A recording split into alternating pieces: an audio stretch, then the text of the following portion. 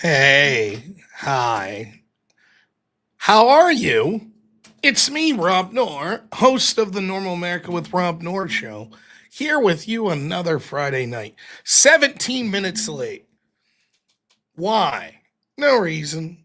No, I got a text message and had to look something up for someone, which I successfully accomplished. Oh, yeah.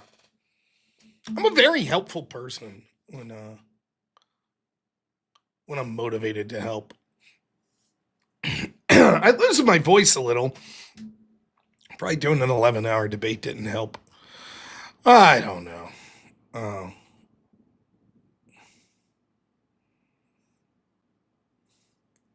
fix this air conditioner here. Oh, shoot. I just screwed up. Give me a second. I went to slide a tab and accidentally. No. There we go. There we go. There we go. Now we got it. I've been very busy. I had a lot of phone calls today. Good stuff going on behind the scenes with the channel. You like the hat? Yeah? Yeah? It's not a bad hat. I don't know. Am I a professional streamer? It depends. The word professional, after all, is just an utterance that you would have to describe.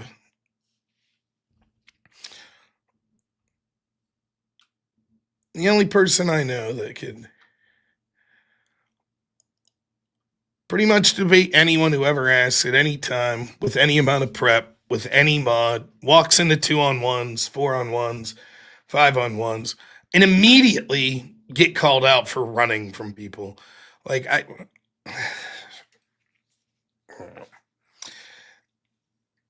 guess I'm learning a lesson. And this blew my mind. I don't know if you guys knew this. I might blow your mind. I'm gonna say something that I've just learned, and it might shock you. I think some people online are just kind of like trolls or just assholes. I myself couldn't believe it. I was like, wait, no, that can't be. But yeah, I think it is. I think so. Uh, I haven't done the Wiki video in a while. Um, yeah, it's a very weird thing, man. There's just like a-holes out there. Sometimes they say shit that it just doesn't make sense. It's weird. It's a weird thing.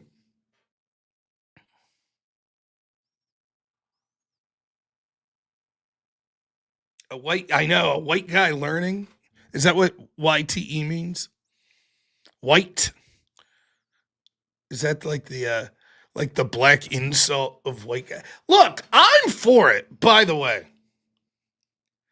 I feel like we do need better insults against white people. There's not enough. You guys are on time and study and build civilizations. Haha, you don't spice your food that much. You don't put pineapples in Kool-Aid. And guilty, I guess. Surely there's something you guys can come up with. What that I like that YTE white. But the problem, here's the problem. The problem with YTE like that stuff, it still sounds like you're saying white, so it's not a very good insult. I mean, I guess that's the intent. It's just for writing. We'll do it, man. We're gonna find a good someday. If we put enough good men on it, we'll find something to make fun of white people about. Someday we'll find it. Ah, ex-phobic, what's up? This piece of shit, this ex-phobic guy. Before we even hear another thing he says, I guess see another thing he says. Let's just Jews, Jews, Jews,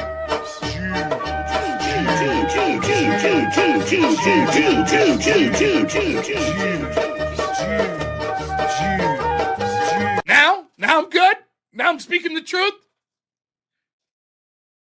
There we go. We got it. So now the guy he puts in my Discord. He found an old post of me debating Richard Spencer. It said I was liberal spurging. Asshole. That's all right. I don't mind. Um, yeah, that debate with Richard Spencer. Shit. When was that? They put it in. It's in my Discord. I think it's one of the things that I got a strike for some reason. I don't know what was said in that debate. Why I would have gotten a strike. Oh, no, darn it. But or maybe it was it was in July 2024.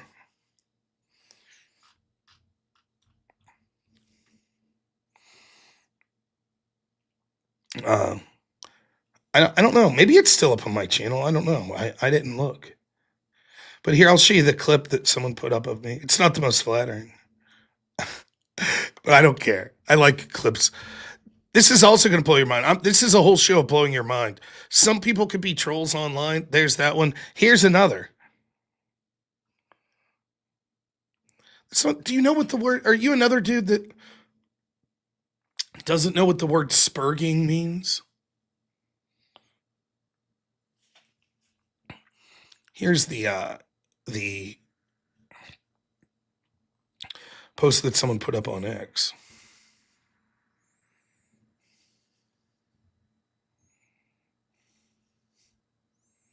About the border are 10-toothed rubes that are trying to stop the brown horde coming from the south. I personally have concerns about illegal immigration that has nothing to do racially. I don't give a shit if 100 years after I'm dead, if there are people that look like me. I do care that there are people that share the same values as me. So I don't care. And so I do think that a lot of illegal immigration is about intentionally making the culture and sort of the economic situation that they live in, like rural America. Is it true that rural America is disproportionately white, or people that have unique struggles, that are struggling economically, and unlike other groups that are struggling economically, and when you talk to them, every white nationalist is different. They all have a different strategy for what they want. Well, we would allow people with 90%, white ancestry, and I've never bothered to look into my ancestry. I basically don't give a shit about it. So when I debate white nationalists, I don't know what to say. And saying that we are all individuals, that we.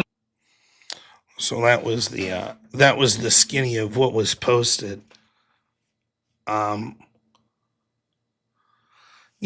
I mean, it's worth talking about. It's a complicated thing. Has my position changed a little since that would have been about 2 years ago? Maybe a little, but not much. So there's a lot to say.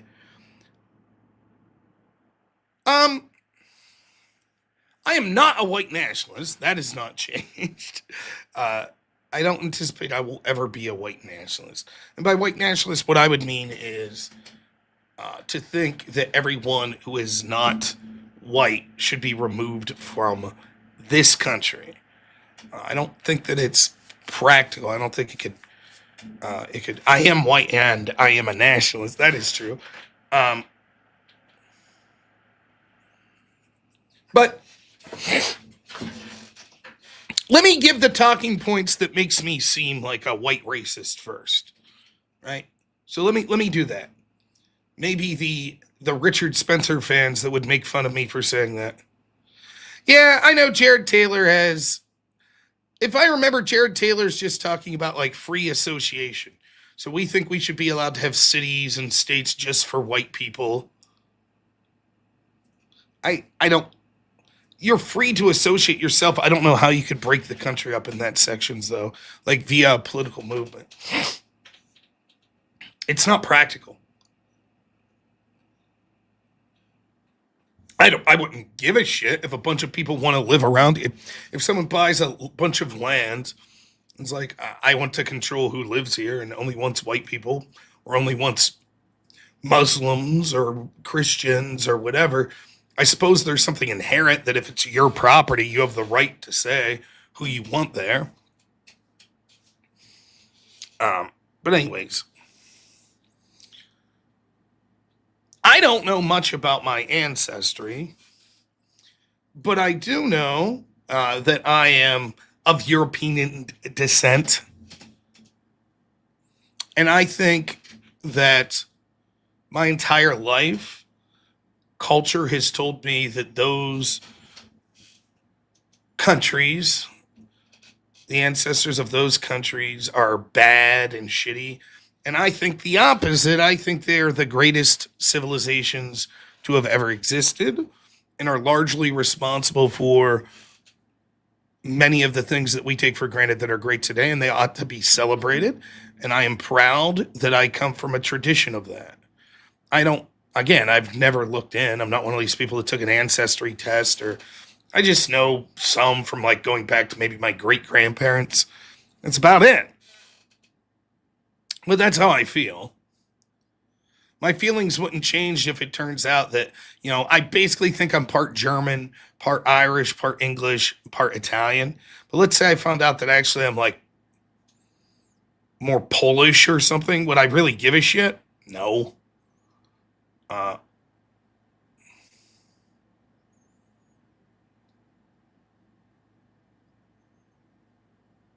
so, but I respect those. I respect those forefathers, and I'm tired of pretending that I don't. And I'm happy to have been descendant from them. And I think that there is an attack on white people throughout all Western civilizations. And I think we have the right to come together and tell people to fuck off that tell us that that's somehow racist. And I think that there are other, that if you look at cultural situations, and if you look at things based on racial demographics and country of origin demographics and religion demographics, I happen to think that being a white Christian's pretty fucking good.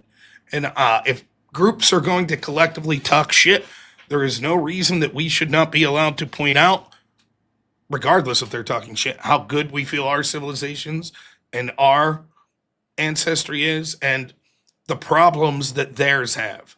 I don't have a problem with that. Fuck it. I don't care. And it's something we should do. And we ought to stop being ashamed about it. And I don't give a fuck if people call me racist anymore. Fuck off.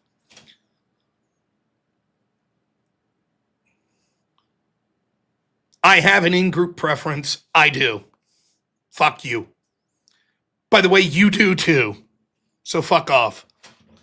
And you're full of shit if you don't think so.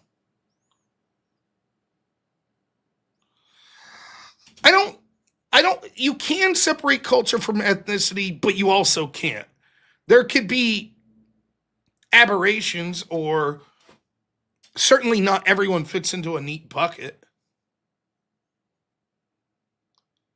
So you can't be like, it's like here's maybe the TOS friendly to talk about this.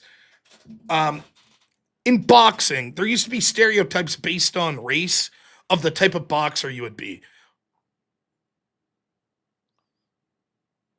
So like Mexicans are like punchers, man. They'll stand there and they'll just fucking recklessly fight. And the Jewish fighters were like very elusive back in the day. And Irish fighters, I think, were like big punchers. And Italian fighters were supposed to have like a good chin, I think. Right? Like, so there now were there,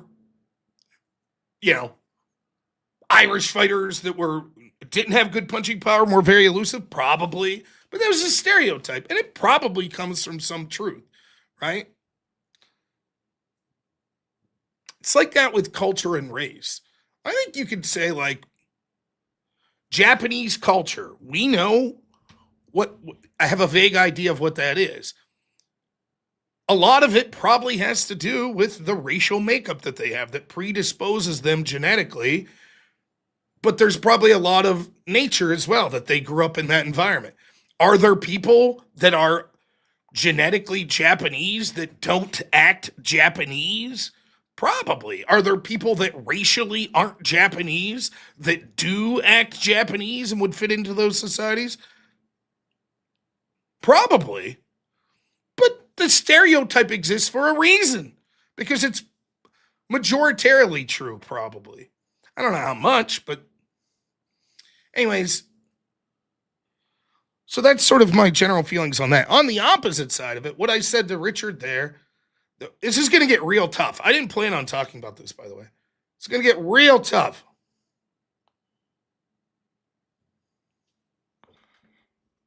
Did they say that? What, is he on there now?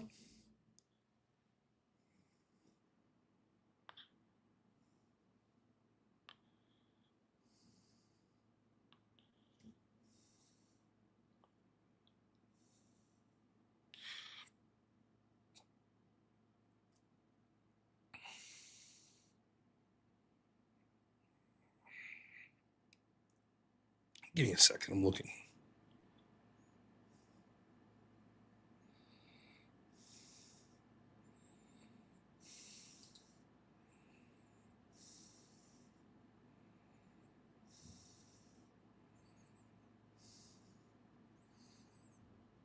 Last night. Wasn't he put the video up?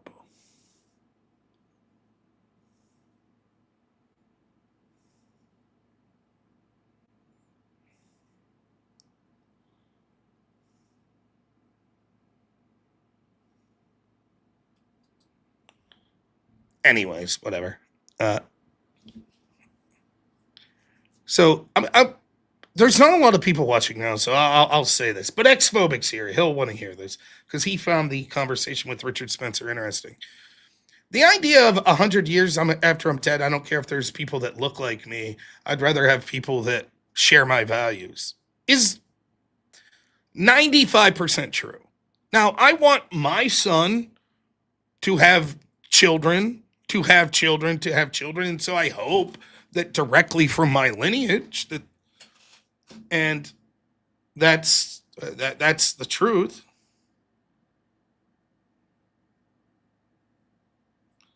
So in that sense, you could say, well, yeah, but the point I was making was racially. And I kind of stand by that point. Because here's why. If there's let's say that for whatever reason, we lose the culture war. And 200 years from now, white people are the minority in this country, and the whites that exist, that share an ancestral line to me, in order to survive, have all become woke lefties. None of them are Christian. They're all woke lefties. And then there's a faction of black people that are like, fuck this. The European descendants that made this country are amazing. Christ is amazing. Christianity is amazing. Conservative values. Who would I have more of an affinity for in that circumstance? And that's sort of the point that I'm trying to make to Richard, though there is a second point which is more controversial.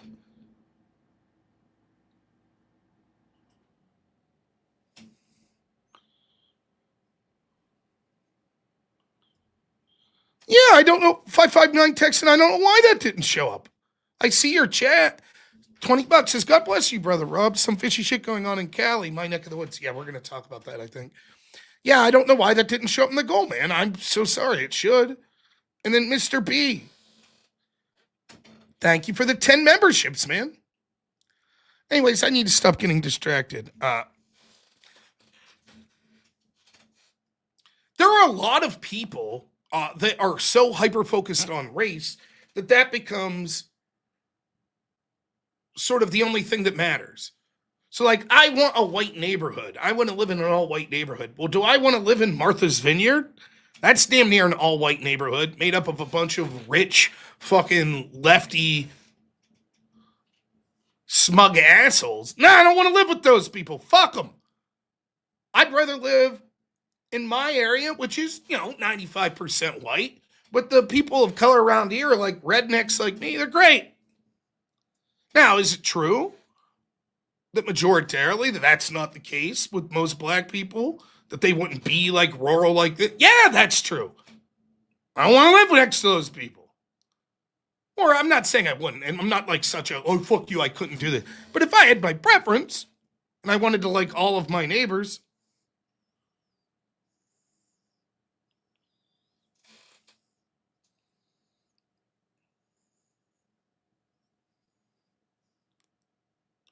And so I'm making the point that a lot of people on the sort of white nationalist side, a lot of the point I'm making is I don't understand why we don't point to the problem in our own backyard first, which is a bunch of liberal white people that hate white people, and that somehow saying, well, the country should be for them and us, but not people of color, some of which might be good Christians or something like that. It doesn't make sense to me. The value portion comes first. It's not that I don't think that there's a part to the race portion. There is. But the race portion is largely because it is most likely people that share my race will share my culture and share my values, which is true. But that doesn't mean that I would exclude people from my life that get to my values in a different way.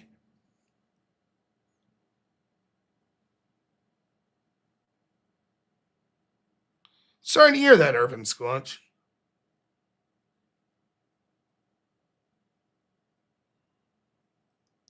So that's the part, and that's what I'm trying to explain to Richard Spencer there. Of course, if you're a white nationalist, you're going to laugh that off.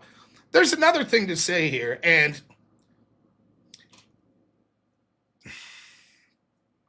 this is very difficult to say.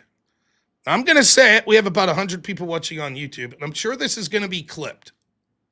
And all I can ask you to do is appeal to my honesty here, but anyone's going to say, trust me. No one's going to say, hey, I'm a lying sack of shit. So I'm just going to ask you to trust what I'm going to say here. I don't really have any extremist, crazy beliefs in the sense that's way out there. I have beliefs that people would call extremists. Like, for example, I think we should disband the FBI. I guess that could be considered extreme.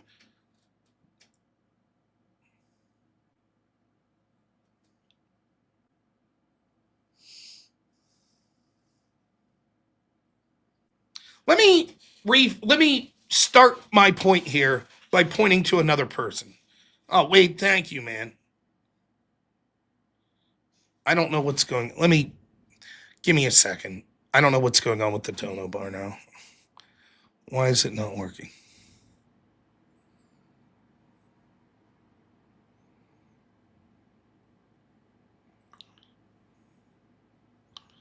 Give me a second. I'm going to try something here.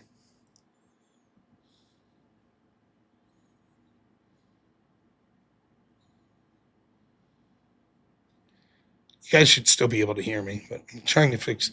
It always annoys the crap out of me. It happens every once in a while.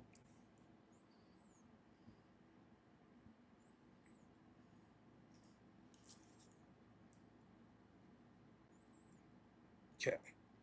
I don't know. We'll try our best. All right. Whatever. I don't know. Thank you so much, Wade Boggs. $100. Thank you. Says Donabar check 1. Donabar check. Is this thing on? I don't think it is. We'll do them by hand if we have to later. All right. So let me give you an example of what I'm trying to say. Is X-phobic still here? Because I know based on previous conversations, he'll know this. You know how when I was reviewing the Nick Fuentes, Steven Crowder debate,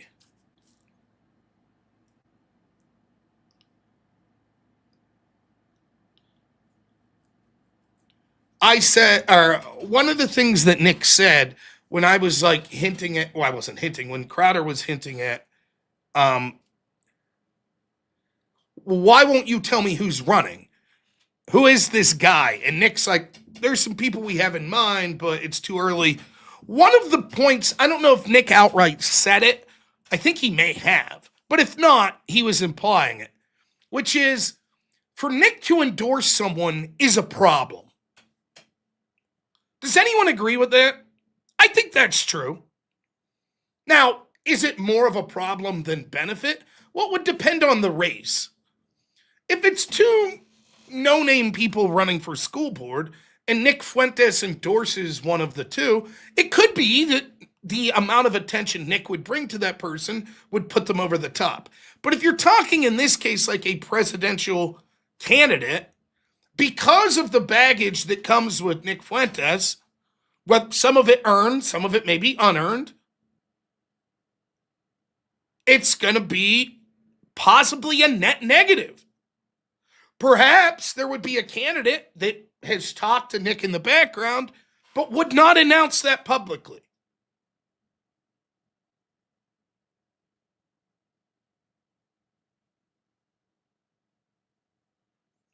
Now, why is that?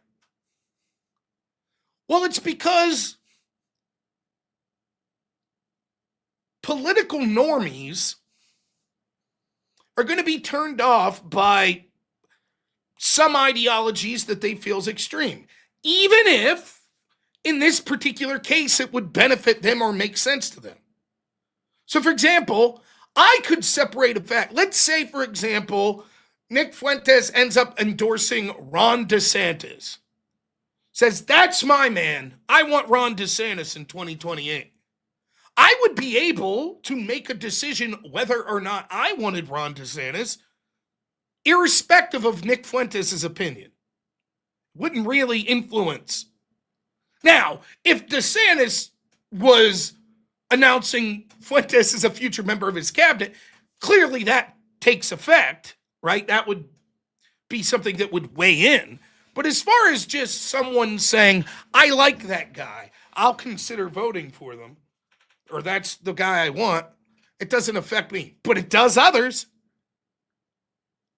Democrats and Republicans that are running against DeSantis would all point to that. Oh, look at this. Nick Fuentes likes Ron DeSantis. Ron DeSantis would get asked a million times, do you disavow Nick Fuentes? Do you disavow Nick Fuentes? Does anyone disagree that's what would happen? I think that's fair, right? Now, you might not like Nick Fuentes. That's fine. That's not the point I'm making. I'm making the point that Nick Fuentes has baggage that would make that situation likely.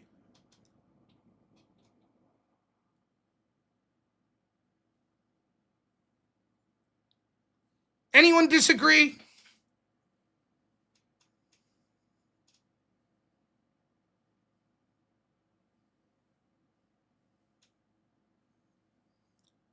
Now, if you agree with that premise,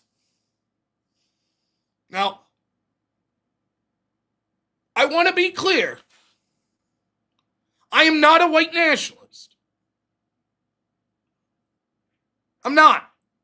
I would think my track record would show that I'm not. However, if I was, and I work with actual politicians in Pennsylvania to help them get elected, and I was announcing I'm a white nationalist, how do you think that would go?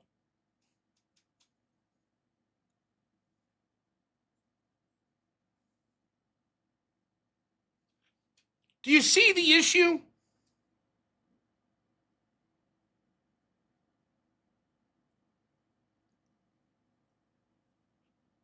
Richard Spencer, for example, is the type of guy who, if he endorses someone, it would be a detriment to this person he endorses.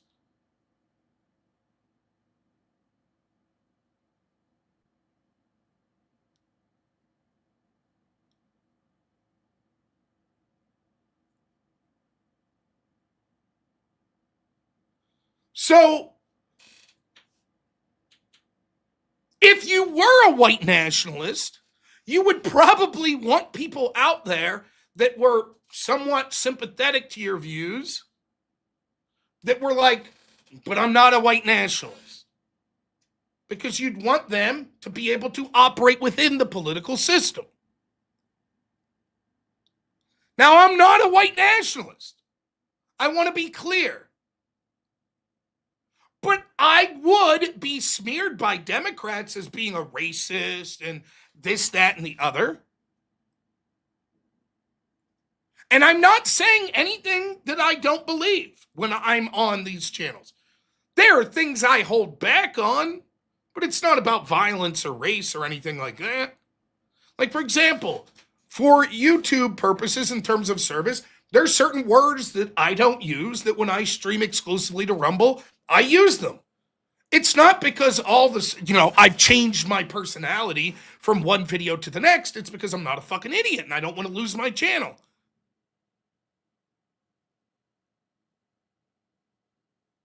Right? So I'm trying to explain that there is a difficult concept in saying I am absolutely proud of my race. I don't think it's the biggest thing that I look at tribally.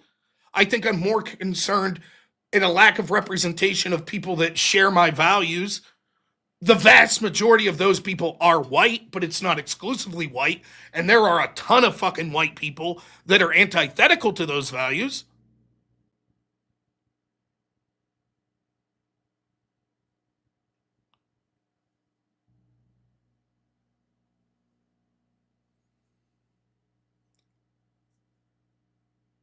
So it doesn't, when I'm explaining this concept, I'm absolutely doing it knowing that I'll get soundbited. And that if I ever run for Congress again, they're going to, even what I just said will eventually be clipped to say, trust me, bro, he's secretly a white nationalist. I'm not. But I'm just trying to say, you could say you're liberal cringe by highlighting that point. That's okay. That's fair. You could say it.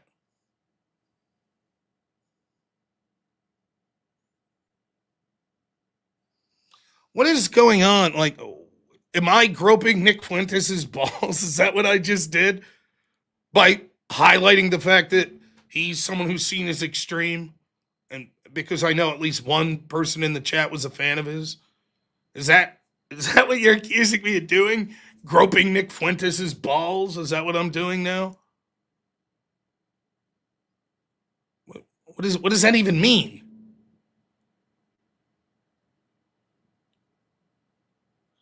I mentioned Richard Spencer too, who is the one that Andrew's fighting with. I didn't really say anything negative about Richard Spencer. Does that mean I'm sucking up to him too? I don't understand. Unless you're not talking about me and you're talking about other people. I don't know what the hell.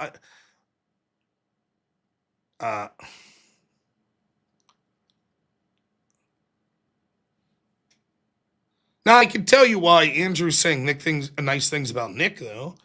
And that's because Nick came out and said that it was fucked up that Richard Spencer attacked Nick's children.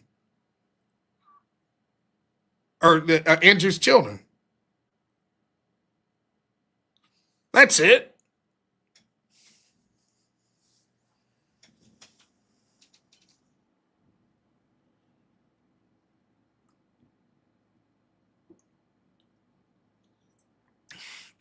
And I think that, I'm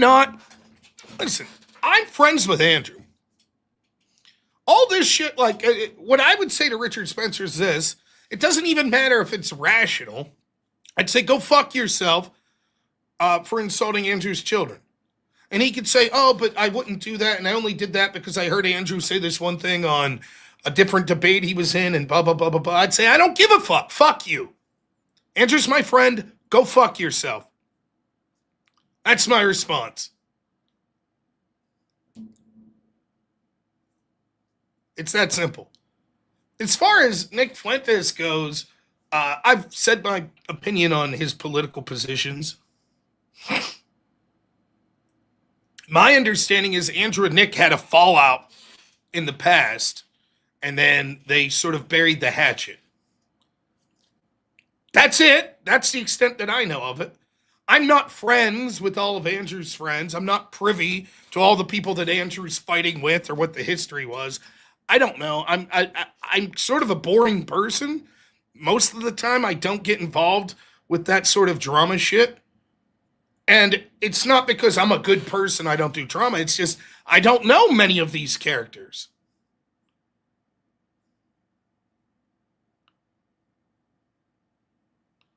It's starting to sound like that. I just don't. So, like, for example, that debate I had with Pisco, I don't know Avi.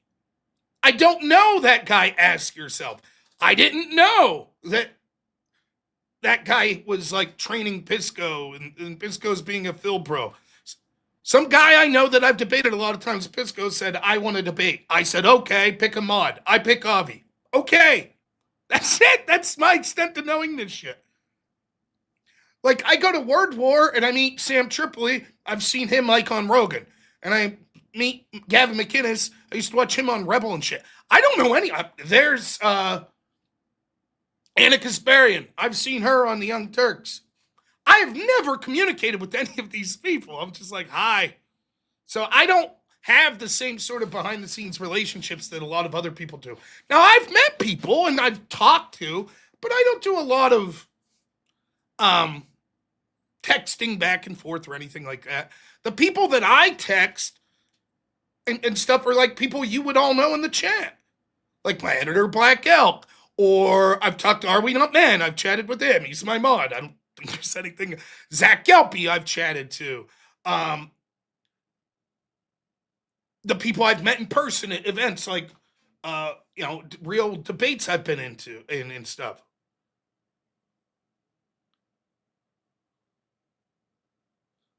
So I mean, I don't know what to say. Like, as far as, well, what's up with Andrew? Is he friends with Nick or not? I don't know. Personally, Nick Fuentes has never done anything to me. But neither has Hassan Piker, right? It doesn't really influence whether or not I think they're fucking got good political takes or they're good or bad people or whatever. I just haven't interacted with ever. So all I could do is look at the positions and say, I don't like this position. I personally don't believe Nick Fuentes is a Fed. I don't. I believe, in my opinion, he may be a Fed. I don't fucking know. But in my opinion, I believe he believes what he says. And he sometimes switches his opinion based on what he thinks is politically prudent at the time. And I think it's a fucking dog shit idea to vote Democrat. I think it sucks. I think it's fucking horrible.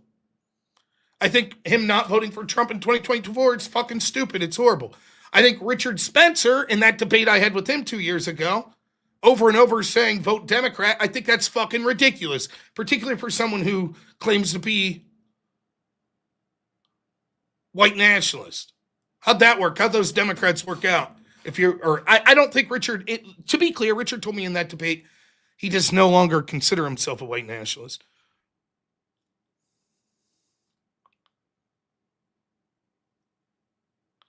But I don't think that I'm glazing Nick or anything like that. Yeah, that's not my intent. My opinion remains the same. I will say this. I guess I respect Nick for standing up to Andrew and saying, hey, man, attacking people's children's off limits. That says something.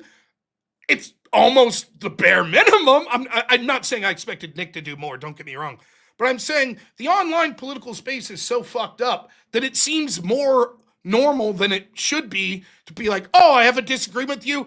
I'm going to attack your fucking children. Like, so it seems odd for a streamer that's like to come out and be like, hey, don't attack people's children. How about that? Can we refrain? So, I give Nick credit for that, but that's it.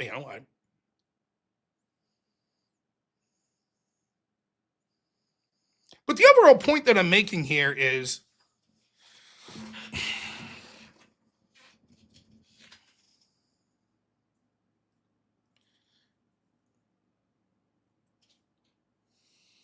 instead of saying that, let me ask you a hypothetical. How much would you be willing to curb your opinions? Not change them, but curb them and not talk about them publicly if it meant that you got access to actual real political power?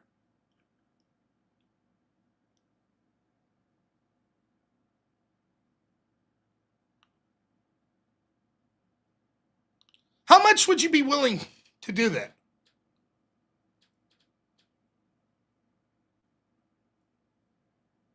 me give you an example. I say, you say I would rather die. Would you? Let me give you a benign example. Let's say tomorrow, Don Jr. calls me. Hey, happened to be watching some stuff. I saw some of your debates. I went down a rabbit hole. I think you're great. Introduced my dad to your channel. He loves it. We'd love to bring you on board. One thing, though, you swear too much. You got to stop swearing. You got to start wearing a suit and a tie. You got to stop raising your voice and stuff. Be a little more even-keeled.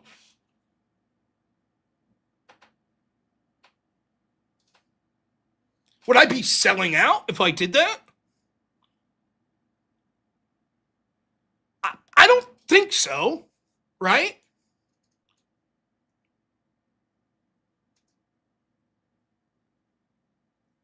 I don't think so. Coward. I mean, a lot of people do that anyways, right? Like it used to be, I don't know if it's still the case. It used to be if you wanted to play for the Yankees, you had to shave your beard. You weren't allowed to have a beard as a New York Yankee. So like when Johnny Damon went from the Red Sox to the Yankees, he had to shave his beard. He'd have the mustache, but not the beard.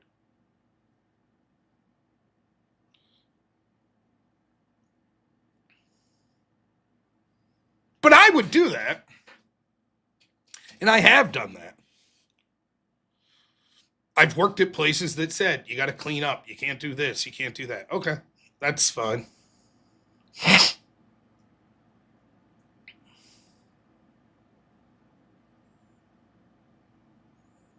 But in all honesty, I'm guessing if I would ask you all, I would be hard pressed. I would think to find one person watching, even people that don't like me, that would say, of course, no one would say you're a sellout because you stopped swearing and you tried to modulate the tone of your voice. I don't think that makes you a sellout. Right? Okay, but what if they said this?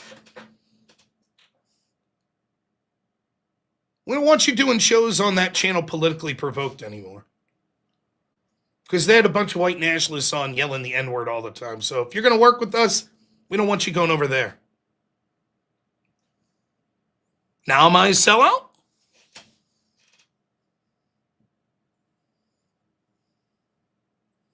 I mean, I don't think I've done a Politically Provoked show probably since that interview with Richard Spencer. So on one hand, I'd be like, I mean, I don't give a shit. I don't go over there. But on the other hand, it's like, now, wait a minute. Now you're kind of controlling.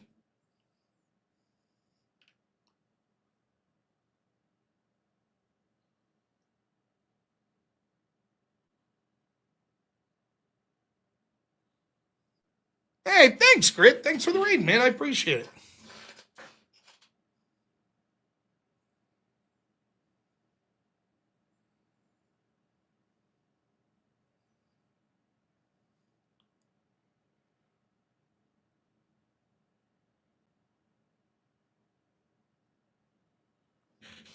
These are questions that you have to ask. And you have to ask if you have aspirations to run for office, or if you have aspirations to work in someone's campaign, or aspirations to work for a political group that has a lot of real world political influence, that you could actually make changes and be able to steer the country politically in the right direction. Yeah, I don't believe you. I don't believe that at all. People are full of shit when you say stuff like this.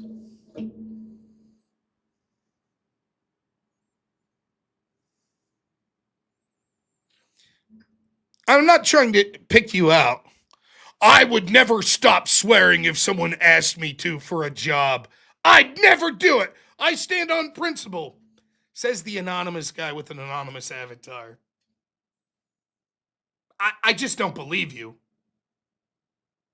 I think we all there's a threshold that we all have.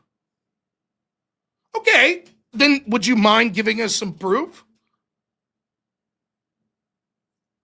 Would you be willing to show your real name, your real place of employment, your real picture?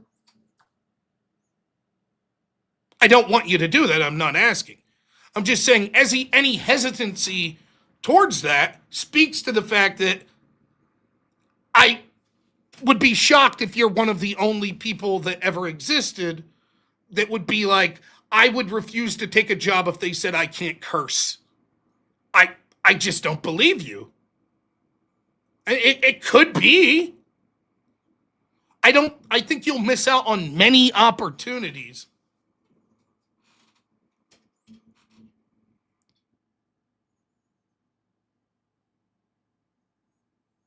If that would be the case, because many jobs, not even like, it probably does look cooler. This looks cooler for me.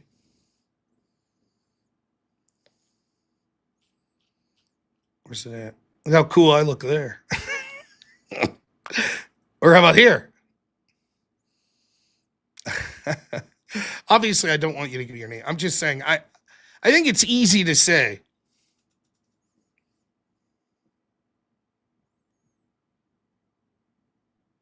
What the fuck are you talking about, you fucking spurg?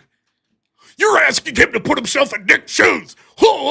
Someone just said, yeah, I think if you work for a company and they ask you not to swear, that's selling out. I said, I don't believe you, because if I asked you to put your shit up, you would hesitate.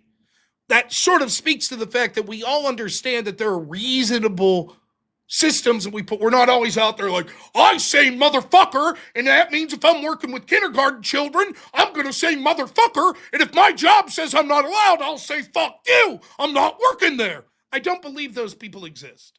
That's the point I'm trying to make.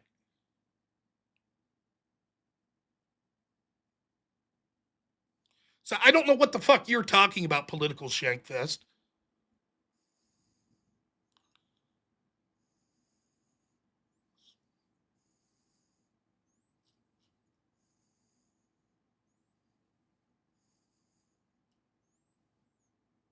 All right. I didn't threaten to have his anonymity stripped. I said, would you put your stuff out there to prove it? I don't want you to. My point is, your hesitancy would prove that you're probably willing to take reasonable measures. You're not just out there standing on principle every day.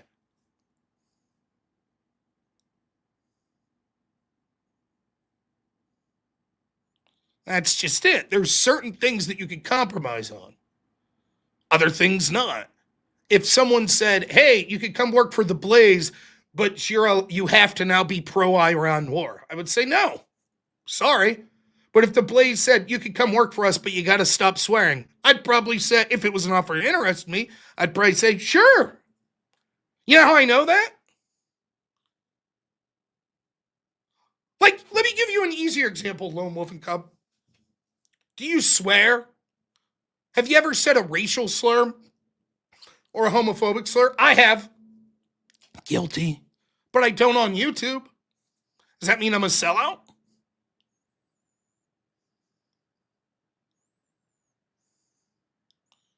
You're selling out, Rob. You're changing who you are because you're not getting kicked off of YouTube.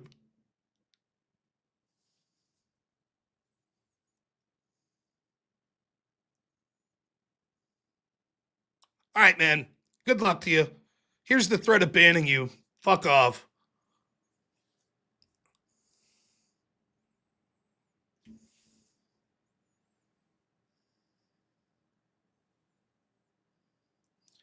So for me, it's like, it's difficult.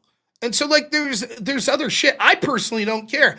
I'd fucking hang out with a Black Panther. I'd have a conversation with them and sit there and listen to them, no problem.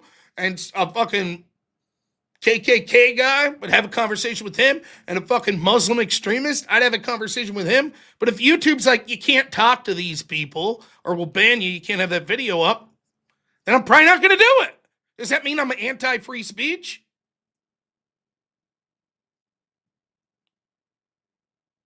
I don't think so.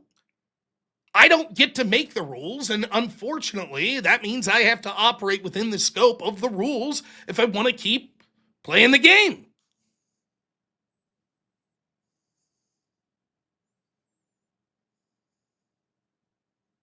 You know?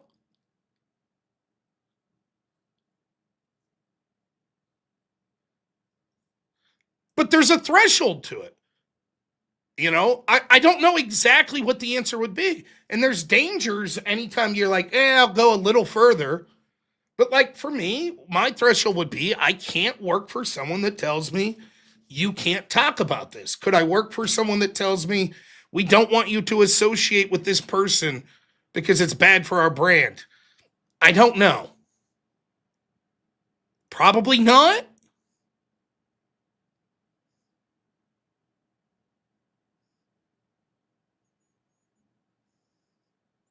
If Don Jr. hires me for Trump's team, and the only condition is we don't want you to do an interview with Nick Fuentes, by the way, which I've never done.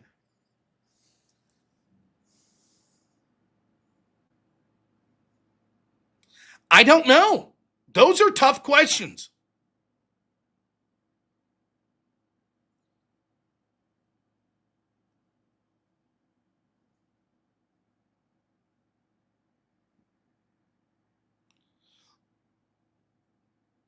What if I can no longer associate with Brian Shaprio? Yeah. And I know everyone's just like, no, no, no, no, no.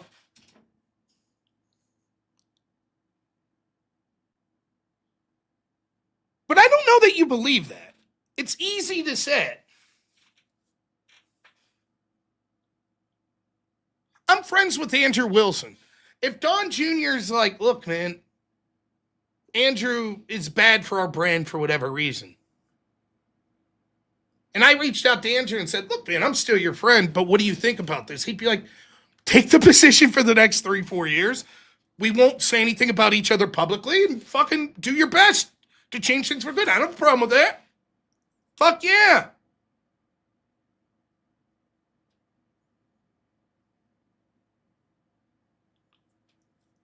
I would say the same to Andrew.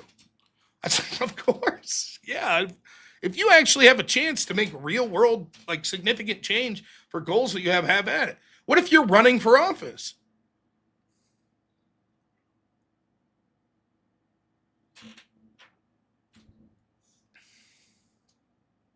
I don't know if I'm getting on VK or not.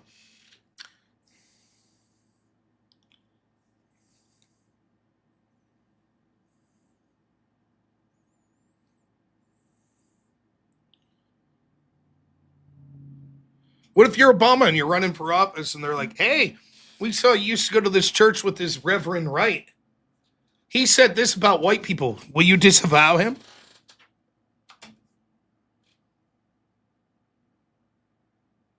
Well, that's just it. That's different. Yeah, I would say fuck off.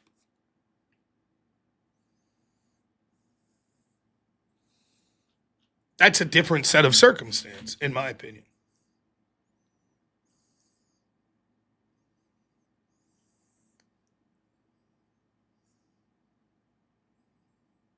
So, but this shit happens, man. That the political world's fucking crazy.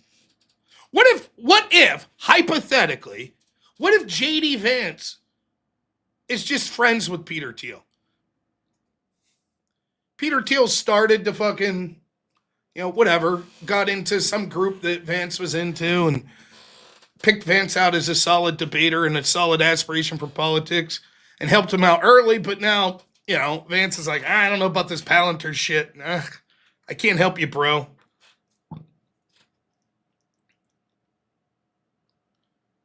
Would we expect Vance to come out and be like, fuck Palantir, fuck Peter Thiel? If he would, it would help him immensely. But he might be like, I'm just going to ignore it.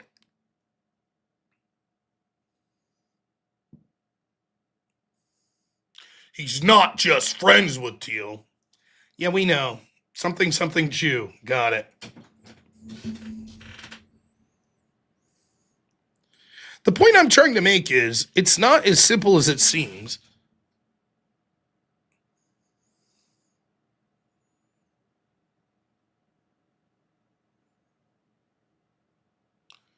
It's not.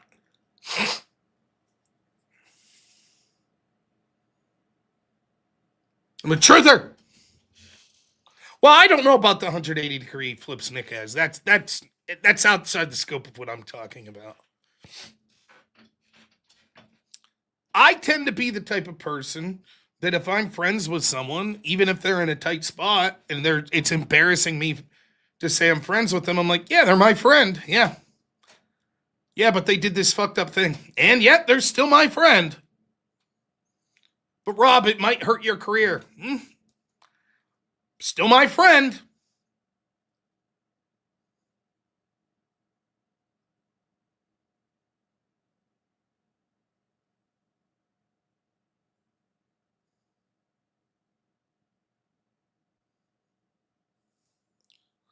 Exobic, I believe that Teal significantly helped J.D. Vance, at least in his Senate race, and I think probably was instrumental in getting him for consideration for vice president. I'm not naive, I know. Oh, no, I not only slightly agree with you, the only part I was disagreeing with you was your threshold. And it's different for everyone. I say this all the time. Like, look, I try to be real. It's very difficult. And it's one of the weakest suits with me. It's easy to clip me out. Like when I say, I'll do a video and I'll just be honest. I'll say, I'm a hypocrite. I am. I've been a hypocrite. And people will clip that and be like, Rob, but Mitchie's a fucking hypocrite. And it's like, it's my belief we're all hypocrites. I'm just struggling in real time to tell you. Like, I'm a weird fucker like that. I have never cheated on my wife. I've never came close to cheating on my wife. But can I tell you it would be impossible for me to ever cheat on my wife? No, I can't envision the scenario. But I don't know what I'll do in 20 years. I don't know. And that's just me trying to be honest. I don't know. I don't have any pending offers to fucking go work for Trump or that I'm running for Congress or anything like that. But what if it did? Now, this all comes up in the context of you're talking to a guy like Richard Spencer, like when I did this debate with Richard. It wasn't really even a debate. It was more of a conversation like 2 years ago. And I'm like saying like, look, I'm not a white nationalist. I didn't think I went overboard, by the way, being like, fuck you, you white nationalist. But I gave my honest opinions, but not my total opinions on what I think of that. That I'm not a white nationalist. But it's a fine line. It is. And if I get hired someone and they say, look, the one thing is we saw 2 years ago, you did a thing with Richard Spencer, and you can't do that shit now, that you're going to be working for this political organization. Would I accept that? It wasn't like me and Richard Spencer were friends. We both agreed to do a debate, a conversation. I'm just thinking through it in real time. I don't fucking know. I don't know. I would love to sit here and bullshit you. I'd never sell out like that for anything, man. I'll stand on fucking principle every day. But I don't think that's true. I just don't know. But that's why I bring it up. All right, anyways, moving on from that. Well, I thought maybe if I made it to $357, I'd go over to Verbal Combat for a little. But until then, I saw that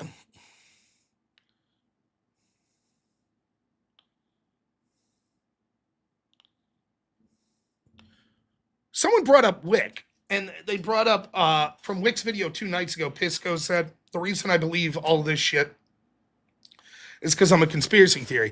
I believe that video, though, was prior to me debating Pisco. Just to be clear. But I thought maybe I would go back and look at an old debate with you all from Wick's channel to sort of highlight a point.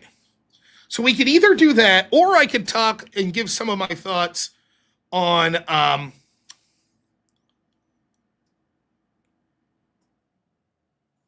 the California elections. There's not a lot to say that hasn't been said.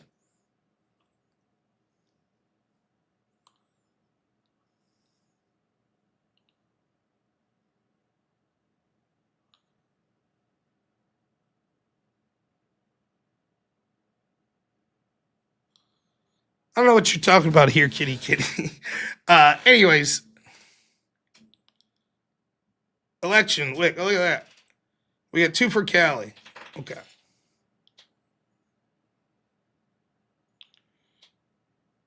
Poll. All right. I could probably put a poll up.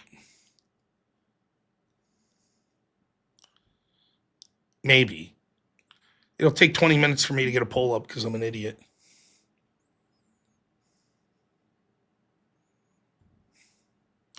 I feel like YouTube's screwing up a little today. It's been giving me a hard time on different things.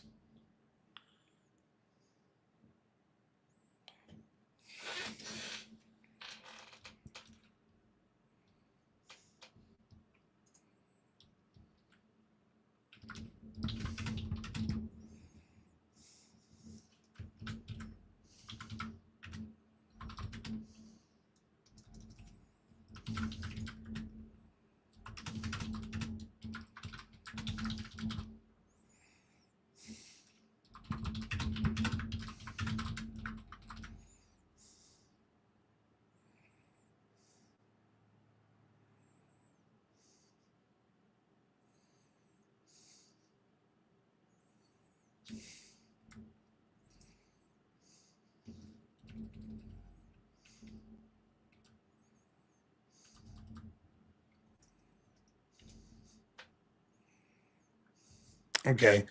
I had too many characters. I shouldn't even put the poll up. I don't have all that much to say about the California election.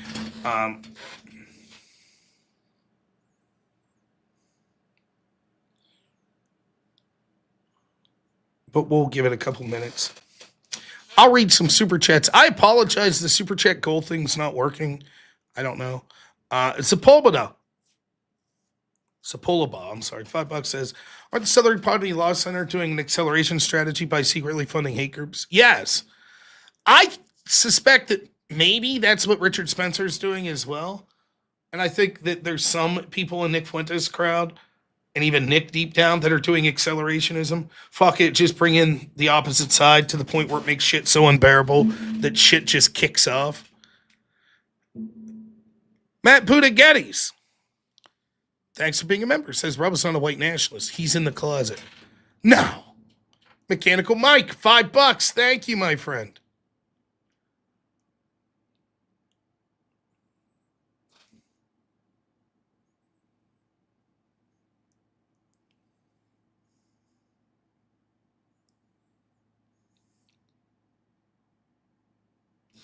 Yeah, California scrubs or anything more to count on. All right, let's check. We've left the poll up. 70-30 to review the debate. Okay, that's what we'll do. I will say this just real quick about California. Here's the key thing, the key talking point that you need to think of going through. It does not matter if you could prove fraud in California. And I'm cribbing this from Scott Adams, but it is an excellent point. It does not matter if you could prove that there is election fraud going on in California. All that matters is the system there is open to fraud, which means inevitably it will be done. Which means the people that do not want to correct the system know the reason they don't want to correct it is because they are either cheating now or they will be able to cheat in the future. It's that simple. That's what's going on. There's no reason in the wealthiest country in the world, in one of the wealthiest states, that it takes a fucking month to count ballots. It is not an accident, it is intentional. And the only reason it would be intentional is because it allows for fraud. That's the story. Well, but did you see that CNN had the debate or the results in were 63% and then the next day it was 62? That stuff's all worth talking about. But as soon as you do, people are going to get into debate. Well, it could be this and it could be that and it could be this. And then you get lost in the minutia of it. And you have someone like Greg. In other words, Trump and MAGA can't back up their claims of fraud in California election because they have zero evidence of it. Well, that's why they sent poll watchers today, isn't it? Greg is a person who wants fraud. That's why he would make that comment. He is happy with the system that takes that many days to count ballots, and every time that happens, the left-wing candidates increase their lead. That's the system they like. I've told this story many times on the channel when I worked fast food when I was in college. The cash registers were coming up empty or low, and they were trying to figure out who was stealing money. I said, well, I went to the manager and was like, give each cashier their own drawer with their own money, and you, the manager, counts the money before the shift and counts the money after the shift. Within 2 or 3 days, you're going to know who's taking the money. And the manager said, no, I don't want to do that. And I said, okay, you're taking the money. How did I know? Because if the person that has the ability to stop it is choosing not to, that means they want it to keep occurring, which probably means they're benefiting. Hence, they're stealing the money. Same's true with this. That's exactly what's going on.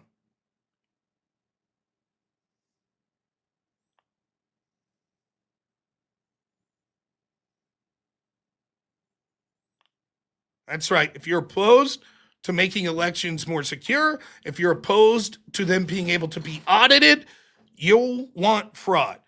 The reason that they are so opposed to it, the reason that you weren't allowed to talk about the 2020 election on social media places, that you were banned, that the government was pressuring social media to stop these types of conversation. The reason that they want to censor, quote, disinformation in general is not because they're worried that you're wrong. It's because they're worried that you are right. That's why they want you silenced. No one's trying to silence Flat Earth.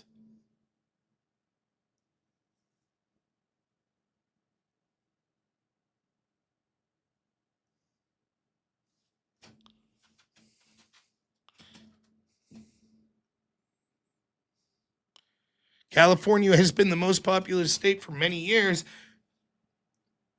All up until like 2008, they had their elections counted within the day. Florida is at least reasonably close.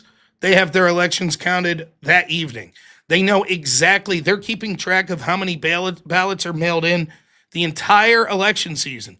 And so the moment the election ends, they have the exact count of how many ballots they have. They're all counted within the night.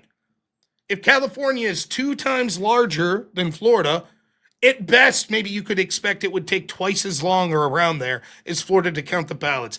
Instead, it takes 30 times longer, 40 times longer. Now they're suggesting we may not have the ballots done until July.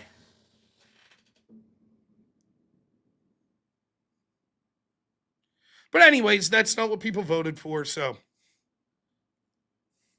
what I have for you is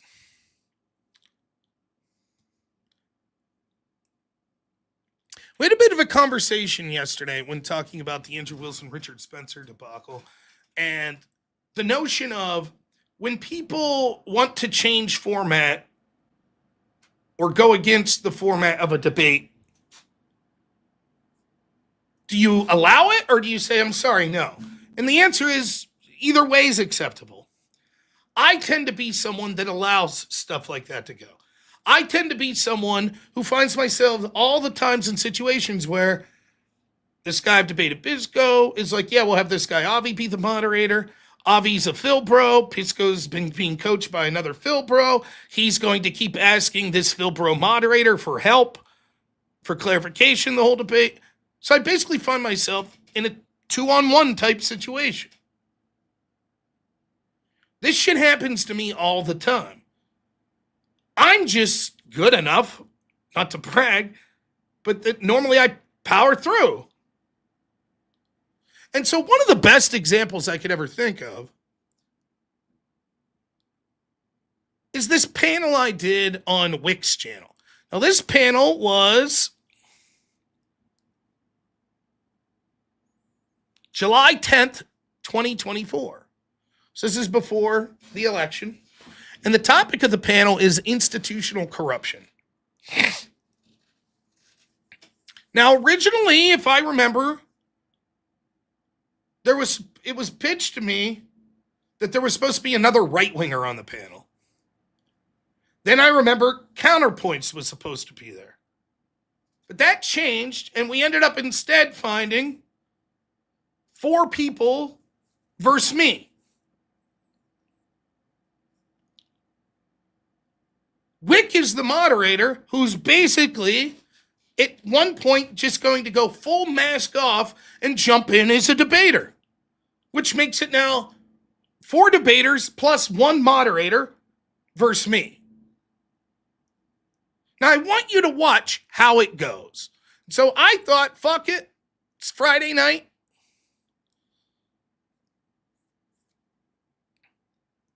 We'll go back. We'll watch some of the debate. Maybe you all send some super chats in. Who knows? Mr. Beast gives $10, says, ha, hilarious when leftists say that.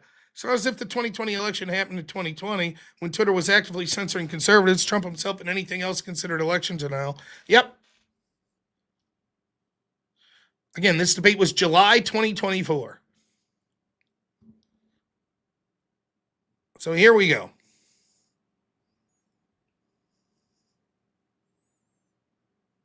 So we got Brianna Wu,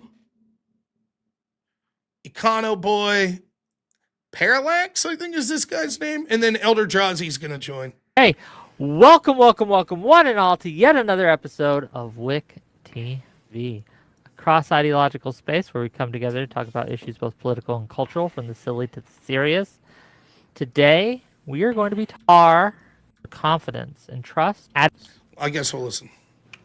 We are, in America, at an all-time low when it comes to confidence and trust in our institutions. This includes things like academia, Congress, the presidency, even the military. While it does retain a lot of trust, it is the least amount of trust that it has since we started recording. France has more trust in their military. We're going to skip than Wick's Americans fucking have. monologue. We're going to talk about why we have this crisis of confidence in institutions across the board, and we're also going to be talking about perhaps ways to fix it if we can. We will have one more person joining us hopefully when they get here, but as of now, let's say hi to the guests. We're going to start with Brianna Wu. Oh, and before I do, just so everyone knows, I do get a check from Progressive Victory. So that's out there. Nice. Go ahead, Brianna Wu. What do you got? Get it, Brianna. So, obviously. By the way, so a little inside baseball here. Brianna set up all the people getting checks from Progressive Victory. I'm not sure if Econoboy got a check from Progressive Victory. Connor, that was supposed to be on the panel, does get a check from Progressive Victory. Wick gets checked from Progressive Victory. This, I later would find out, this was basically a panel that was set up of me versus Progressive Victory with a Progressive Victory moderator. So that's what's going on. There is a deep crisis in American politics with believing in institutions. And I think part of the reason that we got here is the left is always yelling at the right and the right is always yelling at the left. I'm sure we're going to hear a lot of really highly partisan arguments today. I think at the core. Now, I mean, think about this. This is one of the things I like. When you have a panel set up, oftentimes what happens is people will take defined rules within the panel.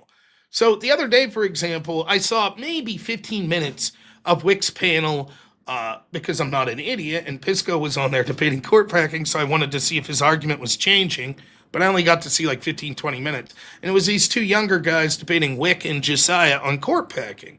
And Josiah was just like, it was like good cop, bad cop, at least the portion I saw, where Pisco sounded very like just normal, didn't sound too crazy, any shit like that, right? But Josiah's really going off. Fuck you, blah, blah, blah, blah, blah. So it allows Pisco to seem like the down to earth. I'm just here to argue logics, while Josiah's the sort of going on the offense type person, right? Abby, $10 says if you like the stream, consider setting a super, and then gives 50 for a total of 60 cents for verbal combat. If we get to 357, I will head over.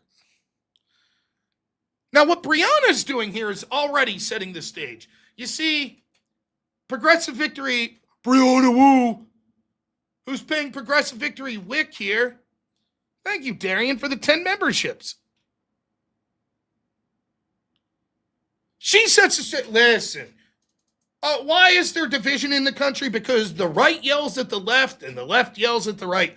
Amazing. That's some real deep insights there, Brianna. But we'll probably hear a lot of partisan rhetoric tonight. Trying to set themselves up as like, oh, I'm outside of the scope of that. I'm outside of that. Is what the attempt is. It's all bullshit. But anyways, you don't have to read too much into it. You'll see how Brianna does. Of all of this is really we as citizens have not demanded better from our government.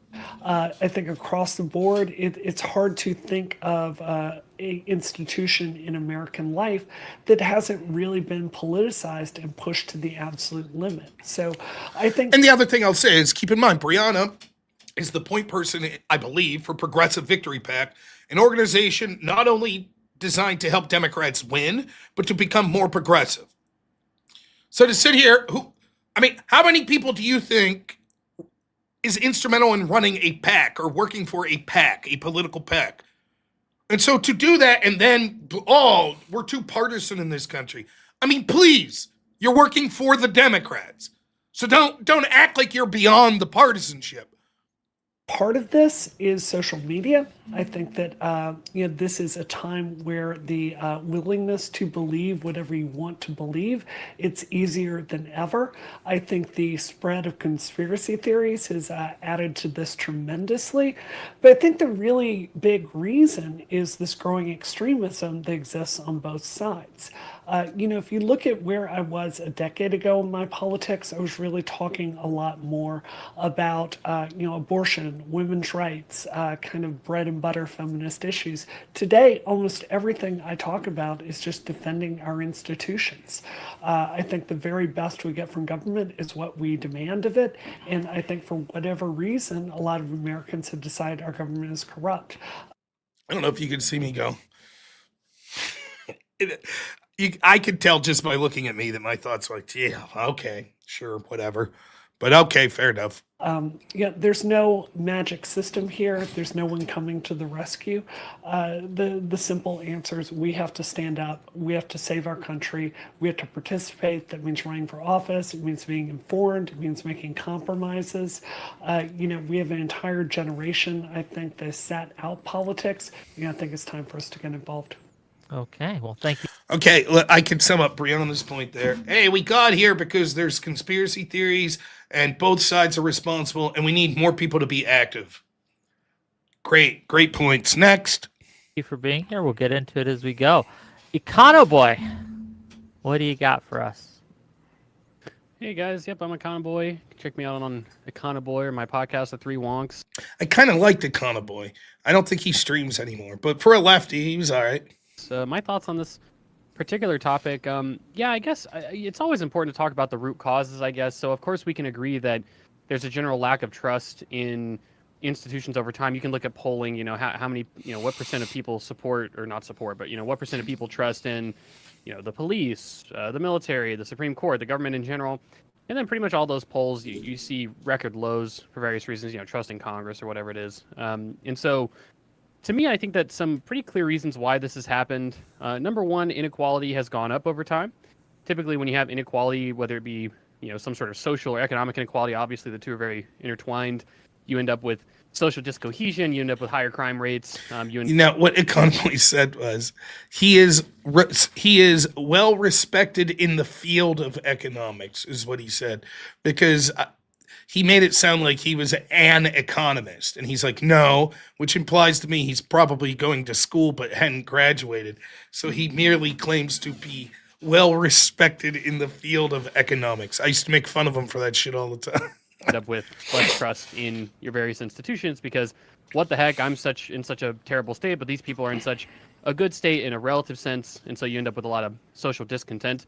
And another reason is that the information age that we live in is just like fundamentally in some ways incompatible, it seems like, with how we evolved as a species. I'm well respected in the field of late night snacking. I'm very Social media has really caused the nationalization of politics and the internet as well, which has caused people to have much more like strong opinions on politics than they used to. Polarization's also gone up as a result of that. And I think that what we see in like the post 2010 period is all these sorting algorithms and things like that are exposed on every social media platform. You just end up with a lot of people who just aren't really exposed to the opposite side, and so it's easy to caricature the opposite side.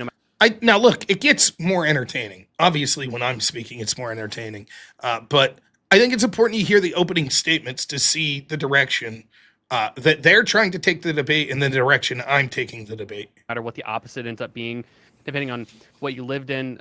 Whereas before, like if you're a farmer from like the Midwest or something, it's like, oh, you're a Democrat, I'm a Republican. We see each other every day. It's not like the biggest deal in the world. There's going to be, more marginal disagreements. And at the very least, you end up sort of implicitly being around people that disagree a little bit more often.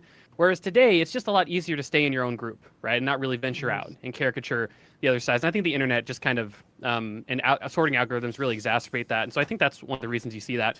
More polarized people tend to just be less happy overall, right? And they tend to be more distrustful overall. And so I think that those are some of the root causes.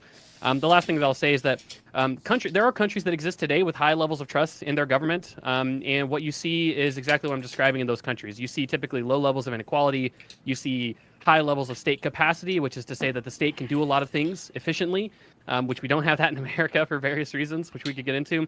And you also see very good democratic institutions, which is to say that the government's responsive to changes in opinion and policy. The government's also typically very transparent, and the government's also typically very low corruption. So when you have all these things together, you end up with pretty high trust in government. To answer the topic directly, are institutions beyond reproach? No, of course not. I think it just takes implementing the right policies. Okay. Well, thanks for being Good here. work. Gang, let's try to keep them under a minute. I know we got a lot to say, right? But I want to get through these to get to the meat of the discussion. So I leave my opponents go for several minutes. When it gets to me, let's try to keep it under a minute. Okay. Parallax, what do you have for us, sir? Yeah, I think that, at least in my lifetime, I have definitely seen a degradation of trust in institutions that has continuously gone down. I very clearly remember the way that conservatives talked about Bill Clinton and the way that liberals talked about George Bush. There has been Bunch of however, a centrists here uniquely today. deleterious effect since 2016 due to the change in rhetoric that we have had from our candidates themselves. And it has ratcheted up the amount of distrust as well as the language on both sides such that relative to what it was before, it's kind of embarrassing. Looking at the opening remarks, for example, of the 2012 debate between Romney and Obama, the first debate, versus any opening remarks of any debate since, will draw a very stark contrast. And I think that it is probably not beyond repair, but I'm relatively doom-pilled on the prospects of how quickly we can turn this around and how quickly we can restore that trust, especially so long as we have candidates in the spotlight that are using extremely incendiary language that acts to defy those very institutions. Okay, well, thanks for being here, and we will get into it as we go. Until Elder Drazi, if he does show, gets here. And if he doesn't, we got another guy. And I got backups on backups on backups, okay? But last but certainly not least, robnoerr, please. Thank you.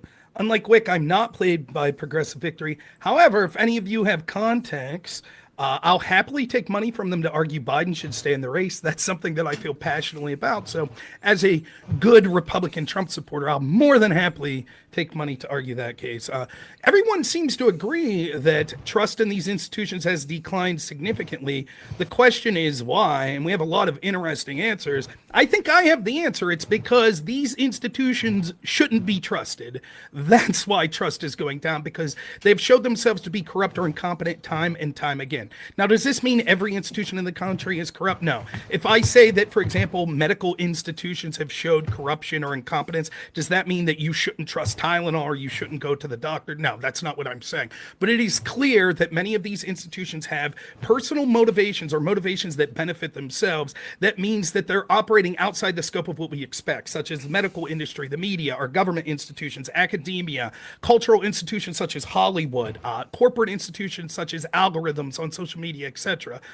These all amped up, I agree with Parallax, in 2016, though they existed before. Remember Romney's binders full of women and he was going to enslave black people. I think that you could see that the media is almost always entirely skewed one way. And in my lifetime, they have become evident that they are no longer journalists. They're just propagandists. And the left is starting to see that, particularly people like Wick, who I see on social media, that are saying, wow, why is so many people in the media coming out against Biden all of a sudden, including telling stories that aren't vetted? Well, the reason, Wick, isn't because they've all of a sudden become corrupt or they've all of a sudden given away their journalistic integrity. It's because they feel it's the best way for their side to win power. And that's what it feels like to be a conservative or to be someone like a Trump supporter. Trump is just a symptom of the greater problem. The reason that this brash Manhattanite billionaire that has nothing in common with flyover country was so supported by them is because we were desperate for any institution or anyone with institutional power to treat us like Americans, to treat us as people that there wasn't contempt for.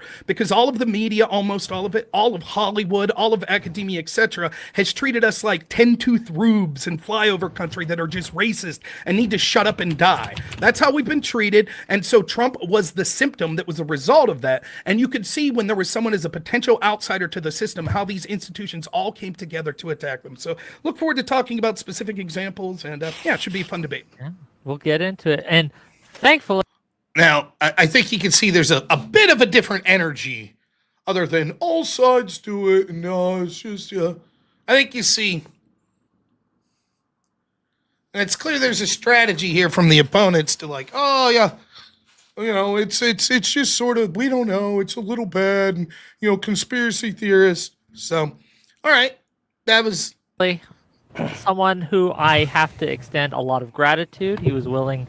20 minutes ago, I said, hey, we had someone drop out and I need a replacement. And this man stepped up to the plate. So no matter how he does tonight, thank you for being here. Elder Drazi, give us what you got, and then we'll get to the open discussion. Yeah. All right, so I just want to check. Can you guys hear me good? I set this up super fast. The most well-read man on COVID here. This dude demanded a debate with me, a one-on-one debate the next month on COVID. And it was, I think anyone in my audience that saw that debate, it was one of the biggest beatdowns that I've ever been part of. It was outrageously bad for him. But nope, you're good. Okay, cool.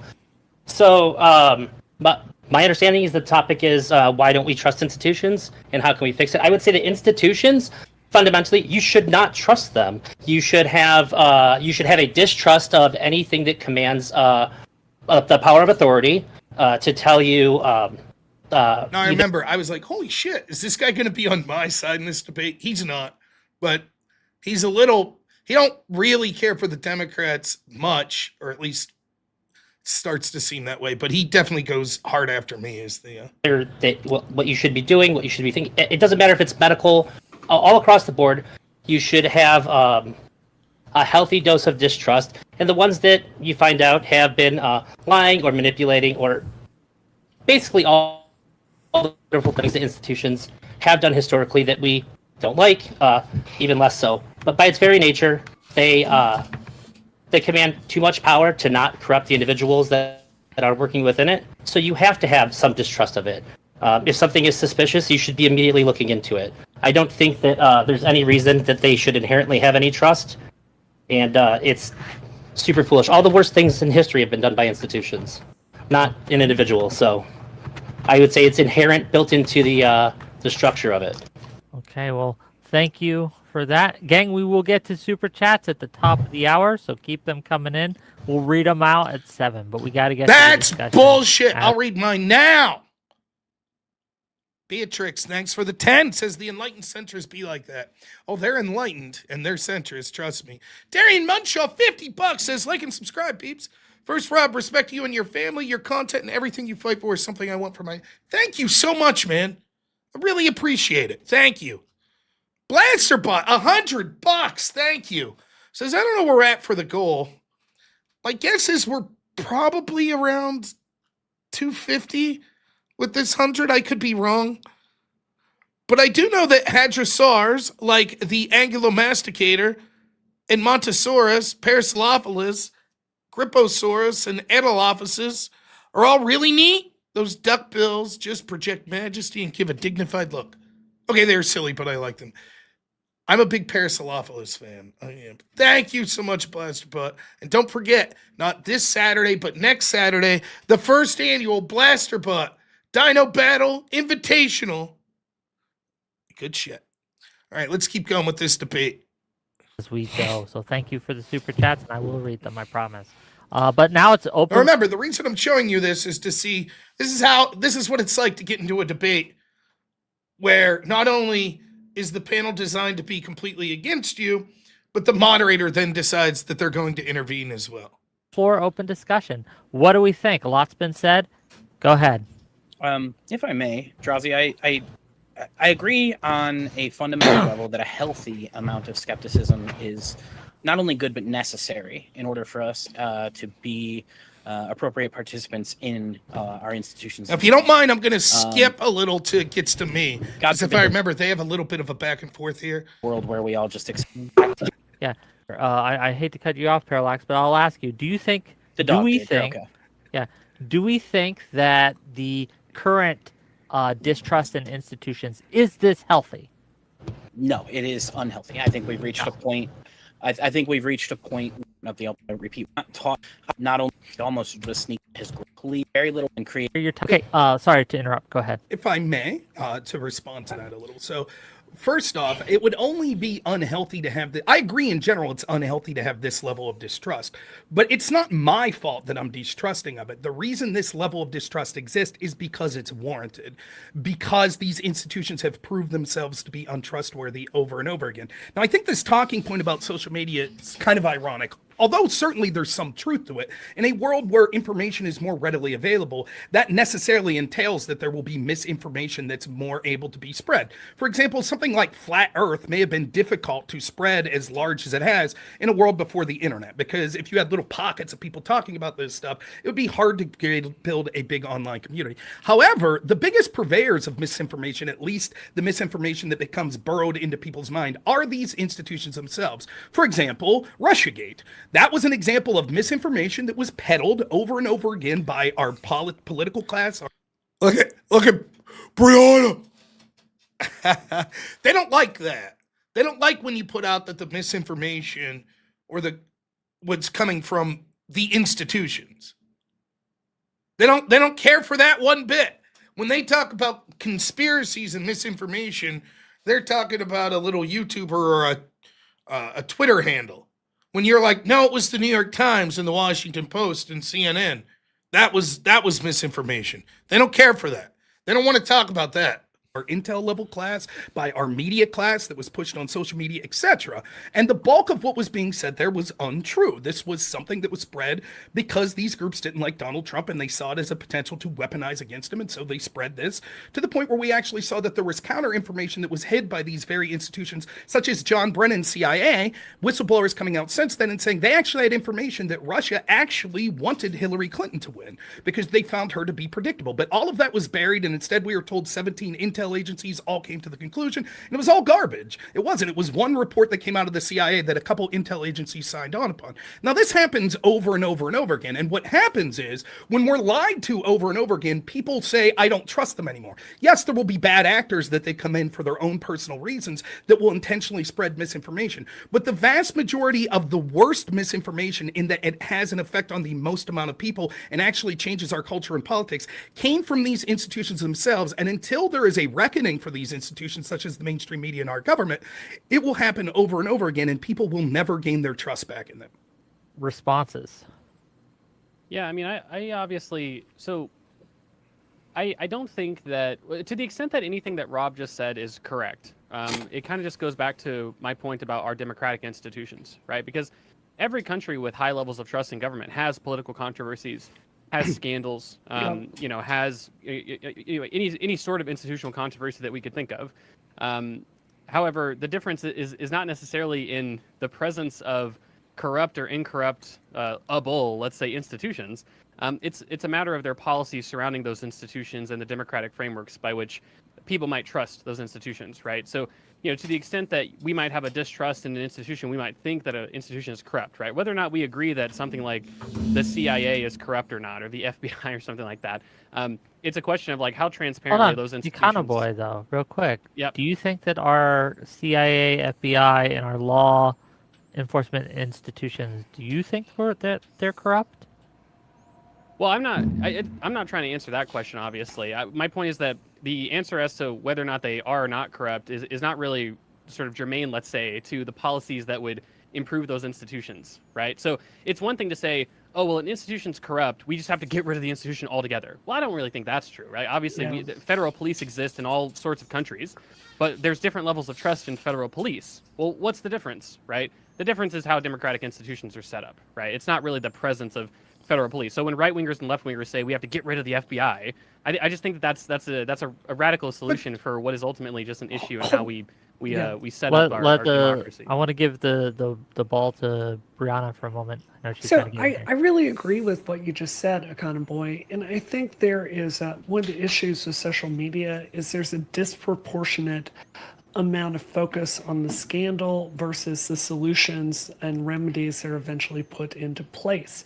Let me give you a really good example. When the Iraq War was going on, I protested that to the point that I ended up on the terrorist watch list. Bush had a whole scandal back then about over putting war protesters on the terrorist watch list, and every time I tried to fly, it was a nightmare. So I was very, very opposed to that.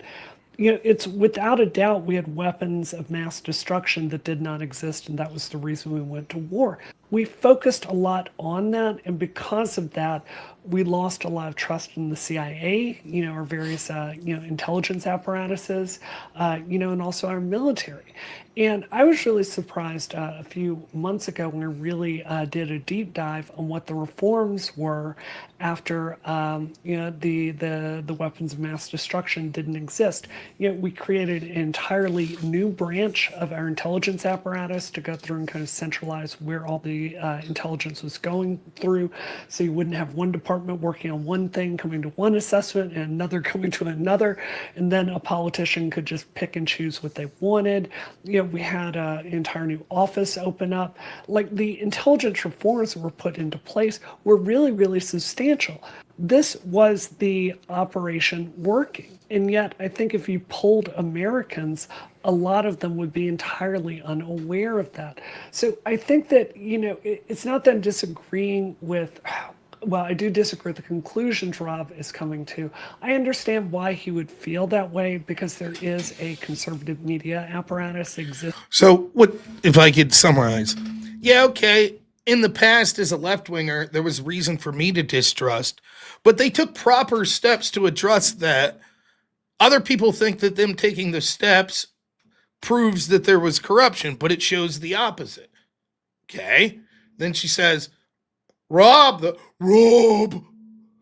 I disagree with these conclusions, but I understand them because there's conservative media outlets basically feeding him conspiracy theories. Okay. Well, then we should talk about those theories to see if they're just false or not, correct? To feed conspiracy theories nonstop, and there are a lot of people on the right and the left that are very vulnerable to this. This is part of the human condition. By the way, so far the only theory I mentioned was Russiagate, which by this point in 2024 was definitively proved to be overwhelming bullshit. Why RFK has so much traction with his anti-vax nonsense. But I think that when government goes awry, I do think, generally speaking, in a democracy, we do have solutions for that. And I think it's a disproportionate amount of focus that is really exacerbated in the social media age. Just to be clear, and I'm going to let Rob respond, and I know Parallax wants to get in too, but just to be clear, what you're saying is the primary reason, or at least one of the primary reasons that the distrust exists, is because of a push from narrative in the media. It's this there Briefly, because there we are do- many biases in the media, and sensationalism is Okay. one of them. It's very difficult to cover a story about national intelligence reform. Gotcha. Okay. Okay, Respond. so quickly. what? Yeah. Quick. Oh well. This will be very quick, adding to what both of them said.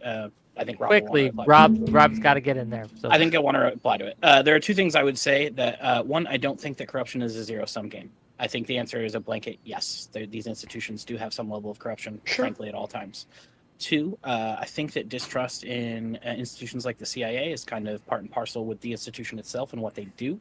I think that the more harmful distrust that I think is become more prevalent is institutions like in the seat of the presidency, in the our functions for Congress and in the Supreme Court. I think that our losing faith in them and the actual distrust that they've earned go hand in hand to create a very volatile mess. Okay, so what you see here is that it's easy to just wave things away as a conspiracy theory and say that all of this distrust is just hyped up misinformation from right-wing sources calling it. It's easy to make those claims when the very institutions that you're defending are defending sort of your. Said, Rob. That's Come on. Okay, kind of boy. None of I'll us say said my anything piece. close to that. I'll say my piece. Brianna, did you say that there was a conspiracy theories that are being promulgated by right-wing media sources? Did you say that? I don't want to get into this. Now, see, right out of the gate, here's what we get. So, because the whole panel is against me and 3 people have spoken, when I address points that were made, now the first person says, I didn't say conspiracy theory.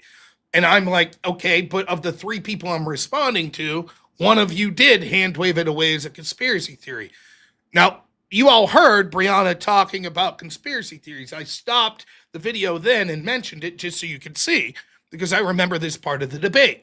So now we find ourselves in a meta already. Second time I've gotten to speak. I addressed the point about Rob believes conspiracy theories. It was said in the open, not directly to me, but people believe conspiracy theories. Then it was said here again. Right-wing media landscapes are pushing these sort of conspiracy theories, right? So when I address it, Conaboy says, I didn't say that. I says, Brianna says it. Brianna should say, sure, I said that, right? It's easy to make those claims when the very institutions that you're defending are defending sort of your. Said, Rob. It's not what any of us said, he says. By the way, notice how I sat there quietly while they were talking. Come on. Okay, kind of boy. None of I'll us say said my anything piece. close to that. I'll say my piece. Brianna, did you say that there was a conspiracy theories that are being promulgated by right-wing media sources? Did you say that? I don't want to get into this with you, Rob, today, because what's going to happen is we're going to go down a rabbit hole, and this whole panel that's about structural distrust is going to be like adjudicating a bunch of. No, that's not what's Like, happening, story- Brianna. I'll explain what happened. I feel that Let's I get accurately. question. Hey, okay, Rob, one at a please time. don't- All of you will stop. All of you will stop, and we will go one at a time. So right out of the gate, it's like, why couldn't you just say, yeah, I said that? I don't want to get into it because then we'll have to go. So you say you believe a bunch of conspiracy theories. I say, I don't think they're conspiracies. No one said conspiracy theory. Yeah, you did. I don't want to get into it because then you'll want to defend that it's not a conspiracy theory. We're literally at the beginning of the debate, and that's where we're at already.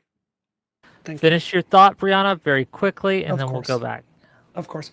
What I don't want to do today is to start going through a system where we adjudicate a bunch of random conspiracy theories. My point, which I said, is this exists on the right and the left. RFK has been pushing vaccine conspiracies. It's a bipartisan thing. See, I'm reasonable. My whole thing was, I think the reason people don't trust the institutions is because they shouldn't, because they've put out a bunch of bullshit. Here's one example. I don't want to talk about that example. Then okay, I just have to say, okay, I guess we can't discuss whether or not the institutions are bad or not, because Progressive Victory Brianna says, no, we're not going to talk about that. To California moms for a long time. this also exists on the right. It is a human nature phenomenon. Okay, so Econoboy interrupted me to say me accurately representing what Brianna said wasn't what was said. Then when I asked Brianna, is that what you said? She says I'm not going to engage with it. Both sides engage in conspiracy theories. So Econoboy, perhaps you should speak for yourself and not Brianna, who's unwilling to defend her own positions. Now, she's going to say that things are conspiracy theory and she doesn't want to get into the specifics of them. It would have been the same if I hand-waved away her concerns about the Iraq war by saying, these are outlandish conspiracy theories. We don't want to get into it. You're anti-American. You're a misinformation peddler, you're a conspiracy theorist. Oh, that's what the Bush administration did. And people like Brianna that would have been marching with people like me that were against the Iraq war, that had a healthy distrust of our military industrial complex and CIA, were correct in that instance, just like I'm correct in many of the instances that people like Brianna would call me a conspiracy theorist. The difference that's occurred now, and it was one of the greatest propaganda victories in history, was the very people on the left that used to be the most distrusting of institutions like our intel agencies, our executive branch for things like Bush and the intel agencies lying us into the Iraq war.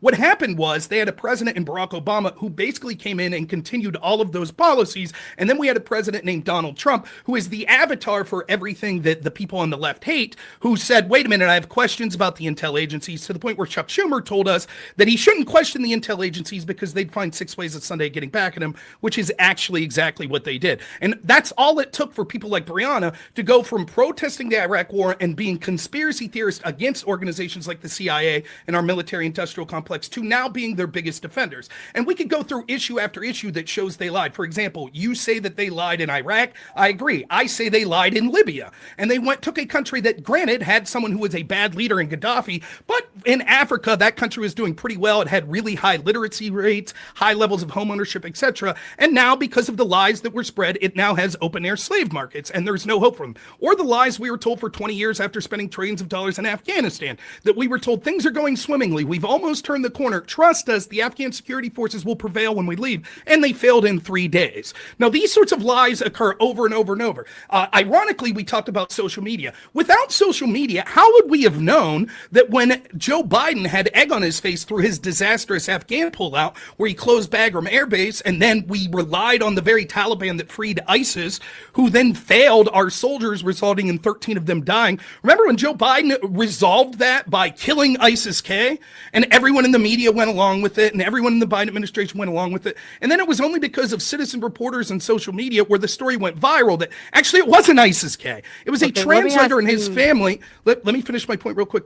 It was a translator and his family that were killed. Now, these sorts of things, this is why there's distrust. This is just one instance, the U.S. military. The more information that gets out there, the more we can see that they've lied over and over. But you could go through a history of it and see that actually our media has worked hand in hand with groups like the CIA for years, peddling their nonsense because they felt that it benefited them personally to get more access to these government institutions. I guess I'll just ask Wait, you directly. hold on. I was brought up there. Can I just respond? Sure, you haven't had enough Quickly, speaking time. You're doing fantastic. So I just want everyone to notice what Rob did. He completely mischaracterized what I said. That's not what I said. At no point during the Iraq War did I think like there was conspiracy theory at the CIA. I thought that exactly what was reported in the New York Times, that there was a rush to intelligence and there was political pressure being put on the CIA. And because the process for gathering that information, it allowed the Bush administration to pick and choose the intelligence reports that made the strongest reports to. Yeah, what's it matter? She claims there was some matter of corruption and we were lied to. That's the claim. Doesn't matter if you think that we are lied by the CIA or we are lied by the Bush team. Either way, you would have been hand-waved away. I was there. Conspiracy theorists. You support Iraq. I saw it. Basically claimed that there was WMD in Iraq. The question, Rob, you and I come to two different conclusions here. It's not that I can't point to police scandals or CIA failures or economic reports being cooked or things like that. I see that. I read the newspaper. I see those same stories. We have two different conclusions about how to handle it. I think, and what I would propose to everyone out there watching this today, we have a responsibility as citizens to go out, get high quality news sources, be informed, and demand from our elected officials smart reforms when things don't go wrong, which they will in a democracy. from what I get from your point here is we need to burn the entire system down. It's not trustworthy. Yeah, I don't think that's true. I think if you look at other countries around the world like Russia, they would kill to have a democracy like ours, as flawed as it is. And I think like you just take our processes for addressing this for granted. She brought do me up, wanna- so I'd like to respond. I guess that's Sure, the major I'm gonna. point, so- I just want to ask you directly, Rob. Though, and this plays into this, and you'll get the chance. And I want to make sure everyone else gets a chance in here too. But I want to ask this question because it's important, right? So, she characterized your position as wanting that the only way to reform these things, to fix this problem, is to burn it all down. How accurate is that? Do you think that media? Let's use media as an example. Do you think that there is a solution to the media, and what do you think that is? Well, of course there is, right? Like, and this was something that Econoboy said that I think is erroneous. You haven't heard me say burn it all down on almost any of these institutions. Now, he claims that, for example, if I would say we need to get rid of the FBI, because there are other countries that have federal policing forces, that means that I don't want the United States to have a federal policing force. That couldn't be further from the truth. It'd be very similar to in the Jim Crow South. If you found a particular police department that was blatantly racist and was targeting black people, I wouldn't have a problem completely removing that police department and then instilling it with brand new people, even if it had similar powers. In fact, this actually happened in, I believe, a county in New Jersey where the police force there were considered so corrupt they got rid of them and replaced. For example, the media, like there are many of these people in the media, as we see this story blowing up in the institution defenders' faces, and this is sort of the irony of Brianna's solution there. Notice, by the way, the red herring that they're presenting. Instead of talking about whether or not I'm correct about these institutions being corrupt, they're like, yeah, there's some level of corruption. We're not going to get into the specifics that you talk about necessarily, and instead I'll falsely claim that your argument's to burn everything down, and I disagree with that, projecting onto me what they want to argue against because they Rob, can't argue the how fact. much? I'm how much getting of to the point. media- I've got yeah. a specific to talk about. Oh, Oh, sure. yeah, we'll get to you. But like, so you keep mentioning that they're hand waving it away. But just Sure. to ask you directly, of the stories that come out in the mainstream media, how much, what percentage? And I'm not going to hold you to the exact numbers here, right? But give me a guess. What's your intuition here? How much of it is bullshit? I don't know. Right. I would say that what I can say is this. It's not that they're interested in being journalists. That's not their agenda. Their agenda is being propagandists for their people that they want in power. Sometimes the truth helps benefit that. Other times it doesn't. Like the fact that they lied to us for years, and particularly in the last year, about Biden's cognitive decline. Now we're seeing stories come out that are saying, oh, we knew months ago. Oh, we knew it was weird that he was telling us what questions we had to ask, or that he wasn't having story after story coming out. They intentionally hid that. The only reason they're telling it now isn't because it's the truth and all of a sudden they're qualified journalists. It's because they realize, oh shit, our agenda of getting Democrats to win is now in jeopardy, and so we think that Biden needs to be replaced. And I would say it's similar, if we don't mind, because we've been a little chippy here, so I'll make it a little chippier. I would say that Brianna's entire shtick is very similar to that. That all of a sudden, she didn't seemingly have much to say 2015, 2016 about radical leftists on campus that were going after speakers like Milo Yiannopoulos, Ben Shapiro, etc. I could be wrong, and she could show me the tweets or her messaging if she wants. But all of a sudden, once it started, the infighting hurt the Democratic Party, when all of a sudden these radical leftists were going against another group that prominently votes Democrat and Jewish people. Now she wants to speak up, not because she is against the radicalization, because she sees the radicalization of hurting her party now. Unlike the other side, I'm not interested in lying about obvious things like the radical nature of people that are violent and radical on the left, or the cognitive decline of the president. No, I'm not. Go ahead and find me one time ever advocating for any sort of violence or downplaying it. No, I meant lying. I'll get to that in a moment. Sure, let's go. So you were just completely inaccurate in your representation of the Afghanistan pullout. You want to talk about it? Sure. I actually think that you're demonstrating the issue I Go have, for it. which is that we get surface level information and we don't actually parse through it. So, for example, it was a disaster when it occurred. However, President Trump, when he started the pullout, when he negotiated with the Taliban, had 13,000 American soldiers on ground, boots on the ground, and by the time he left office, there were 2,500. So to put that at the doorstep of the Biden administration when the alternative was to inject more troops is So where was the lie I told? I said Biden relied on the Taliban for protection during the pullout, knowing that they freed ISIS, which predictably led to ISIS attacking and killing U.S. troops. And in retaliation, he bombed ISIS-K, which turned out to be children. That's what I said. Parallax says, you lied. Okay, how did I lie? because we had 18,000 troops and Trump lowered it to 2,500 by the time Biden got in.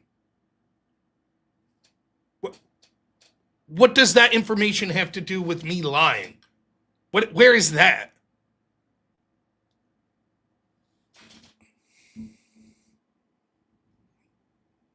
Disingenuous at best or ignorant. I don't care which. It falls into the misinformation category either way. How does any of that prove anything I said being incorrect? Show me once that I didn't say the amount of troops that were there under Trump was downplayed. The issue was this. There was a base level of troops that were there that were preventing attacks from groups like the Taliban and ISIS. We had a secure air base that wasn't being attacked by terrorists, whether it be ISIS or the Taliban. And Joe Biden himself decided before pulling out the tens of thousands of Afghanis that helped us and the American citizens and our weapons, what he did was pull back the actual troops that were defending Bagram Air Base and then relied on a civilian air base. And because we no longer had enough troops, meaning far less than 2,500, we had to rely on the Taliban for defense. That same Taliban went into Bagram Air Base and freed ISIS, and then ISIS launched a terror attack that killed Afghanis and 13 troops. You tell me where I spread misinformation on any of that, or admit that you mischaracterized me and you yourself were lying and spreading misinformation.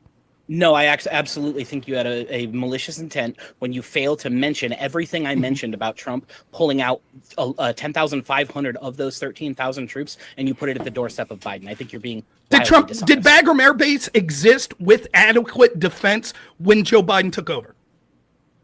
2,500 troops of 13,000. Was there any terrorist attacks on Bagram Air Base or on our U.S. troops in the area until Biden pulled out of Bagram Air Base? That's got nothing to do with right. So then, in other words, what you did was what you've done is you said I've spread misinformation because I didn't say something that was completely unattached to what we were talking about. The topic is entirely attached. Okay. I understand. I understand that we're going to want to like adjudicate. I mean, now do you see what we're dealing with here? Again, this is a panel of people from Progressive Victory, and I was brought in because I'm just like, sure, I'll take the debate, and it's going to be me versus everyone. I don't care. Specific points, but I want to bring us back on topic because the overall discussion is going to be about institutions. Elder Drazi, you've been trying to get in here. I want to give the mic to you, and then we'll get into other. But I do want to keep this from spiraling down a rabbit hole. I want to make sure that we're talking about institutions in general. Why is it bad? How did it get that way? And also, what can we do about it? And I want to get to that. But go ahead, Elder Drazi. So this applies to institutions in general, but I'm going to use America as my example. Brianna Wu mentioned the WMDs. This is a really, really good example because I lived through it. When our government does blatantly lie, and this seems like a case of this being a blatant lie, that they didn't actually think this, and they manipulated public opinion, there's no accountability. When you have an institution that can lie to its people and nobody suffers the consequences, no real consequences are paid, it doesn't seem like there's much incentive to not continue doing that.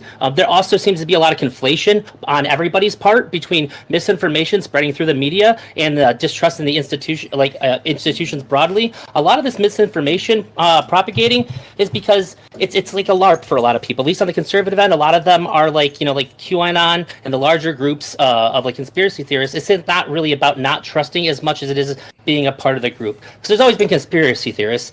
But until there's been a way to network them and then get them all like hyped up on each other, it hasn't really been like this. And so when you have a history of using malicious tactics, manipulating your own perception of what you're doing, you should automatically be distrusted. And when there is absolute ability, you can't regain the trust. People need to go to jail. People need to pay fines. There has to be some ramifications for these things happening. That's how you rebuild. Okay. Yeah, that's how you rebuild trust. People have to get in trouble. That's what I wanted to ask the panel, right? And I want to start with the Kata boy, then we'll go to Brianna Wu, and then we'll get to Rob. And just relax. One last thing. The best example of why we shouldn't is Edward Snowden. If you look at that whole situation, that inspires a lot of distrust in the American people, rightfully so.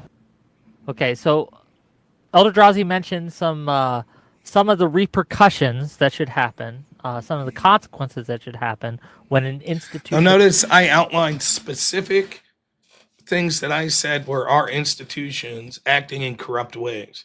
No one's discussed any of it except Parallax said that I was lying, and I pointed out that that was absurd. Now we've moved on to what should happen to institutions, okay? Lies to the people are fines and jail time. Do we agree with this? Why or why not? Yeah, I mean, of course, I think that if you were to find that an institution was sort of purposefully lying to cover up a scandal or cover up, hide data or something like this that would be valuable, or like, make opaque what should otherwise by statute be transparent, then of course, that whatever the ordinary prosecution process should be. Now, obviously, I think that I think the big difference is going to be obviously like how we would view someone's intentions, right? Similar to what Brianna said, like I think where like Rob and I might like fundamentally disagree is how bad faith the intentions are of these actors. I don't really think that somebody like, and I'm not saying Rob would say this, I'm not really sure, but like take Dr. Fauci for instance. I feel like a lot of people in their heads, whether you be right or left or whoever, people who hate Dr. Fauci essentially, in their heads they're like, Dr. Fauci is a piece of shit. He's a liar. He's a con man. He wants to hide things for this, that, or the other reason. When, I don't know, for me, I feel like you see a very difficult situation. You see a man actively acting as both a public communicator and as... We now know that Fauci and his team was in private communications were saying very different things. His assistant has been indicted for intentionally setting things up so they wouldn't show up in Freedom of Information Act records. Someone who's trying to delve into the data and understand exactly what's going on. It was a chaotic situation altogether. And to that degree, that's why like I don't even necessarily blame the Trump response totally. Obviously, I think that there were mistakes made even contemporarily that I would call out. But I'm not going to sit here and be like, oh, Trump's a piece of shit. He just wants millions of Americans to die. That's why he did this COVID policy. Like, I'm not going to. No, of course not. He might be a dumbass. He might be incompetent, but I'm not going to create some theory in my head about how he's trying to kill people or something, just because that's actually what did end up happening. And so it's a matter of the actual reasons as to why they're doing certain actions. Yeah. And again, the last sentence that I'll say is, again, governments all over the world have scandals on a consistent basis, right? But few governments struggle quite as much with trust as we do. It's a matter of our democratic institutions, not a matter of which particular institutions exist or not. So can I answer your question that you asked a minute ago, Wick? I'll do it super quickly. So the question was, is it good for people to go to jail if they break the law? I think that's true, but I think just to be clear, not to break the law, but when they are found to have lied or covered up or been dishonest with the American people. But I guess just to, and I'll let you answer this first, right? I may have misunderstood it. Yeah, no, it's fine. One of my major issues with that line of thinking of they lied, so they should go to jail. Right. How do we adjudicate? And I kind of boy mentioned this. How do we adjudicate they were lying versus they just fucked up? Yeah. Right. Yeah. I think that's a really good question. I think in a democracy, trials, generally speaking, sending elected officials to jail is a dangerous path if it's not something that's really, really over the line. In a democracy, sending elected officials to jail is something that should be frowned upon unless it was something really serious. Remember, she said that. I think that's a really good question. I think in a democracy, generally speaking, sending elected officials to jail is a dangerous path if it's not something that's really, really over the line. Like, say, Rod Blagojevich in Chicago, basically trying to sell was it a Senate appointment for favors? That was the situation where he did deserve to go to jail. I think all of us would probably agree.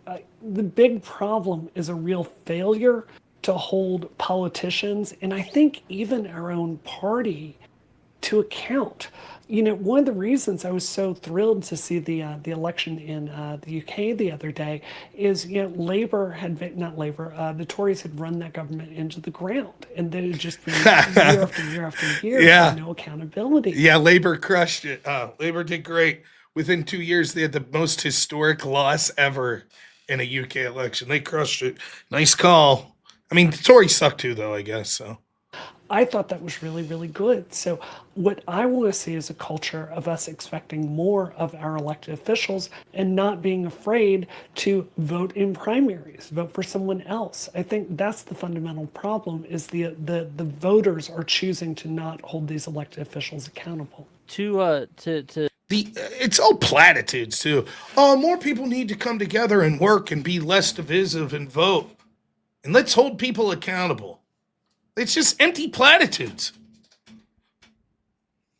push on that just a bit, Sure. though, right? I think that might be fundamentally incompatible with what some other people here are advocating for, which is uh, if you are dishonest or if you fuck up, you will have a trial, right? You'll be put on trial and go to jail or be fined or have some other negative consequence. At least for my period in the military, and I can speak with some experience on this. Sure. Right? If you fucked up on certain things, you would go to jail, right? Like, so when I was a crew chief, we would have the report, the little flight checklist thing, and we would have to sign off on how accurate that was. And if Right. you had a red X condition, which is grounding the plane, right? A red X condition, and you didn't check that properly, or you let the plane fly with that condition still in place and something happened, you are criminally liable for that. But the unfortunate side effect of this is, at least as a trickle down, is it leads to people not doing anything at all, right? Because anything they do, there might be a consequence for, right? If you fuck up. I mean, and listen, I will say, I'm no Wick fan, but at this point, I'll say this about this. I guess you could run your panel any way you want. I was never a big fan of the moderator going off on, like, basically adding themselves. I know he's not quite debating yet. He will be debating soon. But it's like, okay, what do you I don't know. It just seems like a lot, but Up whatever. when you're repairing that, and you cost the government $1 million or something, Yeah. you get screwed over. And so what a lot of people would do is nothing or as little as possible. And so when we want governments to do more for us, right, to get in there and to fix some of these problems, one of the reasons I think that a lot of them don't is because, unfortunately, we punish you when you mess up, but you don't get rewarded when you succeed. But that's just my thoughts. I could be wrong, but I want to get other people's I'll jump in opinions. if no one mind. All right, real quick, super chats over on Rumble. I haven't forgot about you folks. Thank you so much to Bry. $10 says out, brother. I'm at the beach relaxing. $10 to show support. Thank you. I hate Mark Fuckerberg. $5. Thank you. And character holding for 10. Thank you. Says YouTube wouldn't let me say this. Watch out, Rob. That's a man. Wick? Is he a man? Are you sure of that? Anyways, next question. Is blackface or brownface ever okay? Only if you're a pretty kitty. Okay. It's interesting. Over on the YouTube side of things, Baxter Boy, $5. Thank you so much. Darian Munshaw, 50, says a battle royale isn't bad, Rob. Host a 20-man tournament where the topics will change each opponent. Nothing known to the opposition in both individuals. It's not a bad idea, but it's a ton of work behind the scenes to get those people. Lone Wolf and Cub, $2 says, you racist, Wob? I don't know why. Anyway, you racist. And then the great Darian Munshaw again, another 20. Thank you. Says, tempted to the tournament, Rob. Just do it. Also, like and fudging subscribe, people. Thank you. I'm going to go to the restroom. I'll be right back. You can enjoy Chair enjoying the panel here. I'll be right back.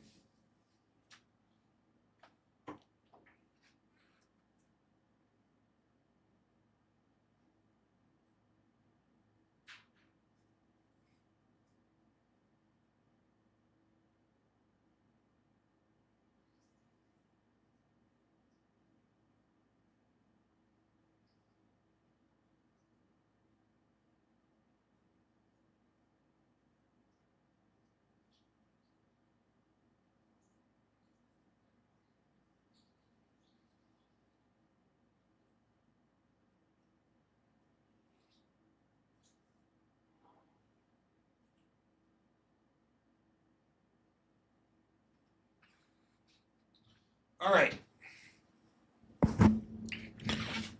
Chair never gets wrong. All right. I sort of like, you have to be careful, right? Because we're talking about more than just governmental institutions. For example, the mainstream media. Should someone in the media go to jail if they lie? No, like, right? Let's be honest. And the same is true of people in government. If there are mistruths that are spoken, that doesn't necessarily mean you go to jail. Now, there are certain things that we would say potentially. So Econoboy brings up Fauci. If Fauci lied under oath, which it appears he did, about whether his institution was funding gain of function in a Wuhan lab, then absolutely that is something that he should be punished for legally. But if he just lied, and speaking of why we don't trust institutions like Dr. Fauci and the medical institutions, this is something, please raise your hand if you disagree with this. Here's something we can all agree. Fauci came out initially and said, don't worry about getting masks. Don't worry about it. They won't help you. Right. And then like 4 weeks later, he's like, do you see Brianna playing video games, by the way? Not even paying attention. never mind, we had to lie to you because we were afraid you were all going to go out and buy masks. But we knew all along they helped you. Now, that's a noble lie. He shouldn't be prosecuted for that, but he will term that as a noble lie. He'll say, I lied for good reason. But the problem is that lie creates real distrust, because if he lied to you there, when he's telling you that you can't go to work and you're losing your home and you're losing your small business because of it, is he lying to you again? Because he thinks the greater good means that you have to be lied to? And so that lie necessarily, I don't think would be one that he should be prosecuted. But the lie of lying about gain of function under oath, that's one that potentially could be prosecuted. Or people on his team, it seems evident from their emails, they were intentionally subverting Freedom of Information Act request in the way that they were. Now, by the way, I'm saying this 2 years ago. This dude was just indicted like 2 months ago. So just to let you know where I was correctly calling out this corruption. Communicating, that's something that could be criminally punished. But not everything that is a lie from the government is something that would be criminally punished. Now, I think it's ironic. Just when the left does it, right? When the right does it, it's noble and great and awesome. Now, did you hear this? Now, Wick, neutral moderate. I just talked about Fauci, who we would say is on the left. I said if he lied under oath, that's one thing. But this other lie he told, no, I don't think that's something that should be charged. But see Wick jumping in? He's neutral, though. It's not enough that everyone on the panel's against me. Moderators got to be, too. That's okay. Well, it's funny you would bring that up, because I'm going to make the exact counterintuitive point. Actually, I've been quite consistent for things like mishandling of classified information, FARA violations, etc., because they're so prolific in our country and they're almost never charged. I didn't think that people like Biden or Hillary, etc., should have been charged. Neither did I think Trump should be charged. I think it's hilarious, though, to hear Brianna say it's dangerous to charge politicians when we see everyone and their mothers trying to charge Donald Trump, even running on promises of getting Donald Trump, making new legal theories, resulting in things like banks that were happy with him and there were no victims, he has to pay $500 million in fines, and alleged FEC violations that the FEC said weren't violations or didn't charge him for, a novel legal theory that's never been used on anyone, let alone a former president of the United States or frontrunner. They're going to use it to charge him with 39 felonies. Oh, by the way, did you see today that a court just overruled that actually Hillary for America and one of their super PACs actually violated the very same FEC law in claiming that they was using an internet exemption when they were spending their PAC money, and falsified records saying that it wasn't campaign expenses, but it was other things. The very thing that Trump was accused of. Yet they're not going to be charged. This speaks to distrust in institutions. But hold on, Wick. If Rob is going to attack me and mischaracterize me, I need to attack me. Now, remember when I said, now pause. Remember when she said, I think it's dangerous to go after I don't think we should have a system. We're going after politicians for like nothing crimes. Rob Blagojevich was one we should have went after. Remember when Brianna said that? Now it's an attack to point out what's ironic, because when they were making shit up to go after Trump, you all supported it. So what's this about? It's dangerous to politically target your opponents? just ask the right to respond to it. And I don't want this to be the show today. I have no interest in doing this with you, Rob. I'm recovering from surgery. I don't want to get in a fight with you, but I'm not just going to sit here if you're going to do this, okay? What I said, and everyone can go look at the tape there, is I said for extreme cases of wrongdoing, for a politician, and I use Rod Blagojevich in Chicago as an example, I think it does make sense in that case. Brianna's like, I don't want to debate the stuff I've said. I don't want that to be what this debate is about. I don't have the energy for that. I'm recovering from surgery. Then why the fuck are you here? What'd you think you were going to do? You would say something and I'd say, oh, I agree, or I have nothing to say to that. In my view, Donald Trump does rise to that level, and that's what I See, now Wick's argument to me was when it's left-wingers hold people accountable, but not when it was right-wingers. I said, ironically, let me prove you it's the exact opposite. Hey, Brianna, you said you didn't want politicians targeted like that. Only in serious cases. I think with Trump it was warranted. There you have it.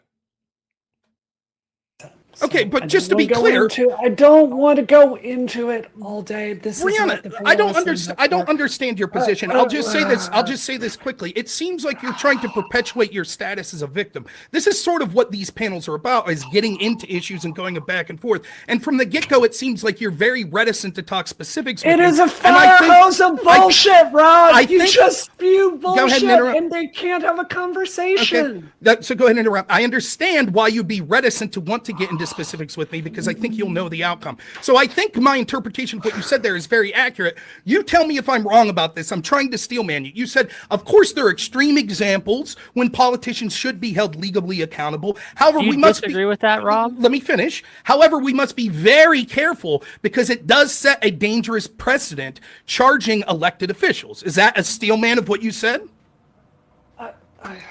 Whatever, dude. I'll step in. Yes, I think that is a steel man. However, right? So Brianna's now keep in mind, Wick paid by Progressive Victory. Brianna, one of the people that was helping run Progressive Victory. This whole panel set up to basically be everyone versus me. Remember, the person that dropped out was going to be counterpoints that Elder Trazi came in for. Counterpoints paid by Progressive Victory. Now, when they're getting blown out to the point where Brianna's like, I just don't want to respond, now Wick's going to step in.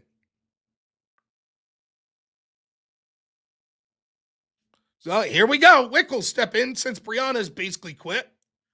I think that do you disagree that there are things an elected politician could do that rise to a certain level that despite that there are some dangers to this? And didn't I just say this? I was like, well, we got to be careful. I don't want to charge people. If people did things that are blatantly against the law, they should be charged. So when Dr. Fauci lied and said, hey, don't worry about masks, they don't help, and then admitted he lied about that, that wasn't under oath. So I'm like, I don't think that should be charged. But if he lied under oath, if he intentionally kept evidence from Congress that was trying to get it, that's a different question. So I've already answered Wick's position here. Of course, there are times when elected officials could be charged. The problem is if we're going to say it's dangerous to target elected officials, that's a dangerous precedent to set. And then you're going to cheer for the Democrats and all of the absurd investigations they had under Trump. And Brianna's only explanation is, but Trump deserved it. All those investigations and indictments were justified. That we should prosecute them anyway. Do you disagree with that? No, in Wick. a vacuum. Okay, no, Wick. Okay, so what's the argument? Here's the argument. The argument was that there were 2 points being made. Of course, there are times when things are so serious that they need to be prosecuted. However, in general, we should be reticent to want to prosecute lesser crimes because it sets a bad precedent. So then the point I directly make in response to that is, look at some of these cases against Donald Trump. For example, the FEC violation, where no person in history has been charged under this legal theory that Bragg went after Trump for. When we know, in fact, that Hillary's team actually violated the FEC code.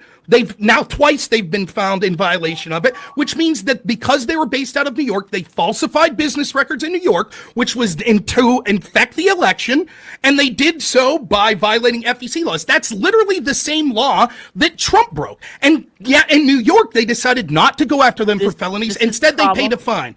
So what I'm saying, let me finish real quick, Wick, right? So what I'm saying is, when Brianna's admitting that unless it's a very serious crime, we shouldn't go after politicians, I agree. That's been my stance the entire time. It just so happens that even when we're coming up with novel theories going after Trump for anything, the E. John Carroll, where they changed the law in New York to go after Trump on that case, the case in Letitia James, where the banks were happy, but we're still going to go after a former president for $500 million. All of these are cases you could argue, okay, the classified document case, the electors case, but we're talking about cases where people basically ran on getting Trump that are nothing cases. And Brianna seemed to say that we shouldn't be prosecuting those sorts of cases. No one I've got a question for Rob. I'll let you go in a second, but I just, because this touches actually, surprisingly, gang, and Close. it touches on the topic at hand of trust. I can't trust anything you just said, Rob, because not just because of you. It's not. I don't want to mean this. This isn't a personal attack against. Unbiased moderator, folks. Right? Now, do you see? And by the way, the last time I was on Wix panel was even worse than this. Right? With the soy pill thing. But do you see why it's worthless? How many times do you give someone a shot as a moderator here? Does this sound like a guy moderating? He's already attacked me once, unless it's Republicans, right? Now, when I point out, actually, it's all of you that believe the exact inverse. You just got done saying we shouldn't bring charges, except the ones against Trump. I'm good with them. Those are all good. Now, I can't believe anything you're saying, Rob. Okay, let's hear them out. You specifically. I want to make that clear. But there have been partisans on all sides who will just say things. And we can't, I have no time to fact check any of that right now. I just can't, right? I'm trying to manage you all, have this conversation, all these things. So I can't believe you. Just take your word, unfortunately, for this. And so what you said could have been completely accurate for all I know, but it also could be total bullshit. Now, that doesn't to say that you don't believe it's true, right? I'm not calling you a liar in this instance, just to be clear, right? But we have so many different sources of information, and no one can trust any of them. And that's the situation we find on ourselves. One of the downsides of the institutions having degraded throughout America, and I will say this, that there is good reason not to trust any of these institutions. They have failed us. And one of the unfortunate downsides of that is it decreases trust overall, so no one can trust what is true. So my central thesis at the beginning was, we have good reason not to trust the institutions. Wick attacks me and then tries to pull back and act like he's non-biased. And it's like, by the way, we have good reasons not to trust the institutions. Right, which is my argument. What is not, and we are all picking our own, we're choosing our own adventure, gang, on what facts we believe, what sources we believe, and we have no more kind of epistemological foundation. But Parallax, you wanted to go in? I'll Rob, let you did I hear you correctly when you did you say that as it pertains to like prosecuting politicians, you by and large agreed with Brianna, but you're pointing out the hypocrisy that when it came to Trump, the left turned on that? Yes, I think that overarchingly that we should be reticent for particularly small level crimes to prosecute politicians. So then you were wholly against Trump running on the same campaign promise you just lambasted as it pertains to Hillary Clinton? I thought that Trump running on lock her up for Hillary Clinton was a really stupid thing to do. I didn't think it was necessarily corrupt because we already saw that the FBI was looking into it.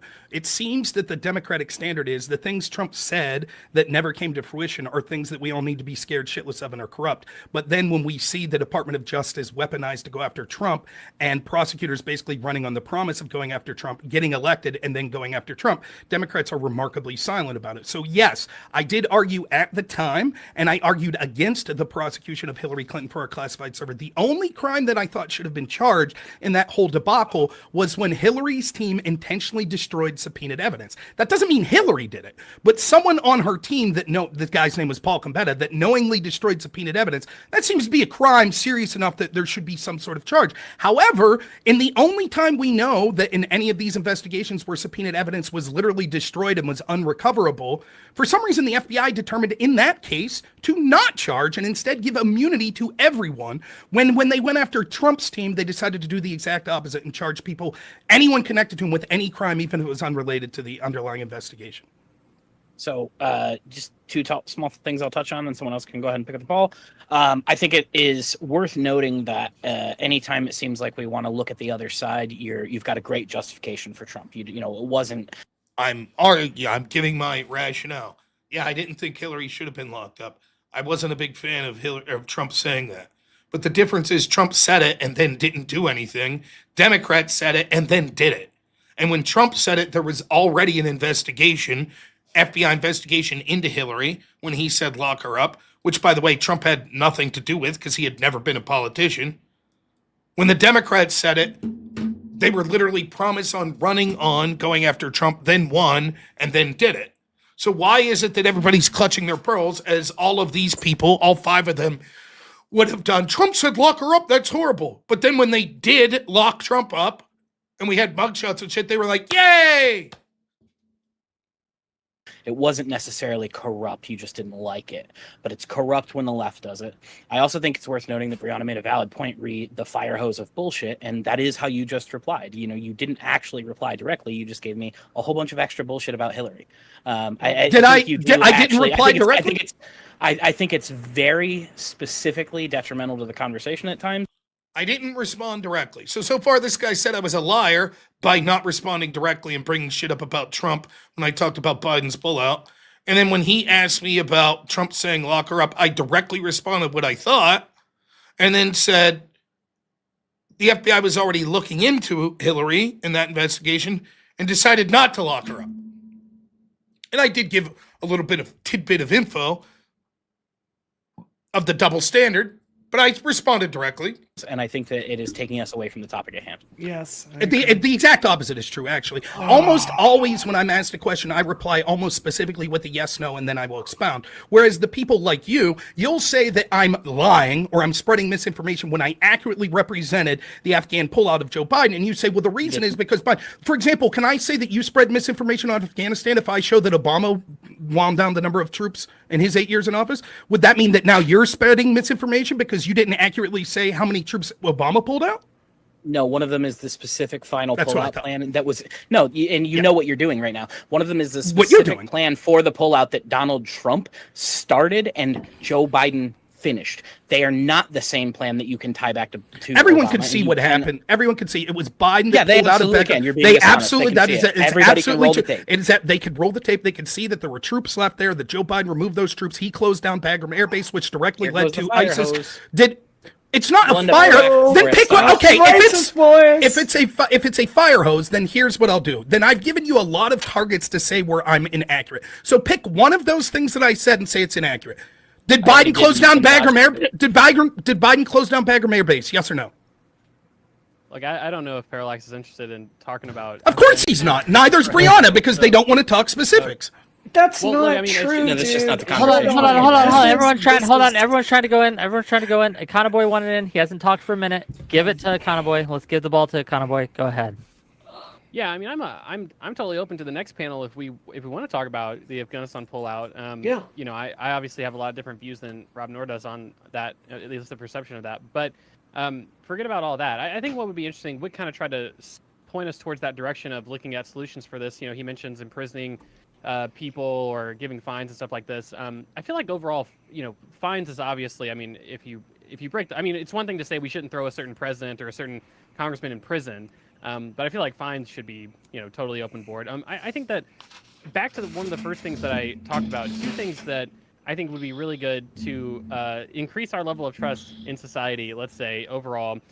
Number one is a lot of concerted policies to address economic inequality. I talk about that a lot, welfare state expansion, you know, government service, you know, efficiencies, things like that you can institute, just things that generally would reduce inequality, but also have a more radical view when it comes to social media.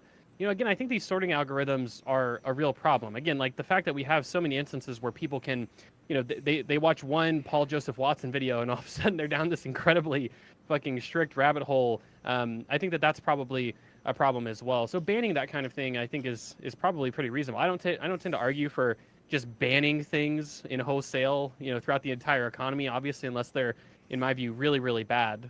One of the things that makes democracy real work quick. is Specific, Yeah. you want to ban Paul Joseph Watson? That's what you're saying? No, I said sorting algorithms, right? So Oh, I don't my care bad. if Paul Joseph Watson. Yeah, I don't care if he makes a YouTube video and people want to watch it, obviously. But the problem is that if you've got like a 15-year-old who watches a single Young Turks video or a single Paul Joseph Watson video, and then all of a sudden they're down this rabbit hole. I don't know what I say to this, but it's tough to suggest banning algorithms.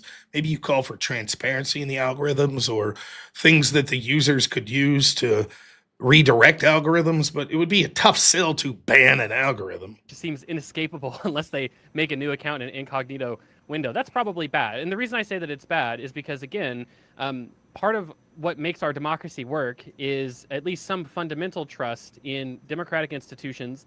And I would say, in general, some fundamental trust in a sort of shared social contract, right? And I think that starts to break down when people are funneled into these radical enclaves more and more over time.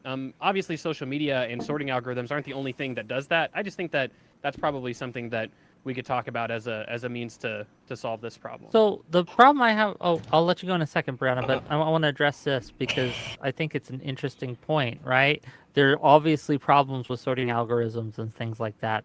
But then you get into the secondary question is who decides, right, which of these things needs to be struck down and how to sort this information. Like I can't think of and this might be just a failure of imagination on my part, so forgive me, right?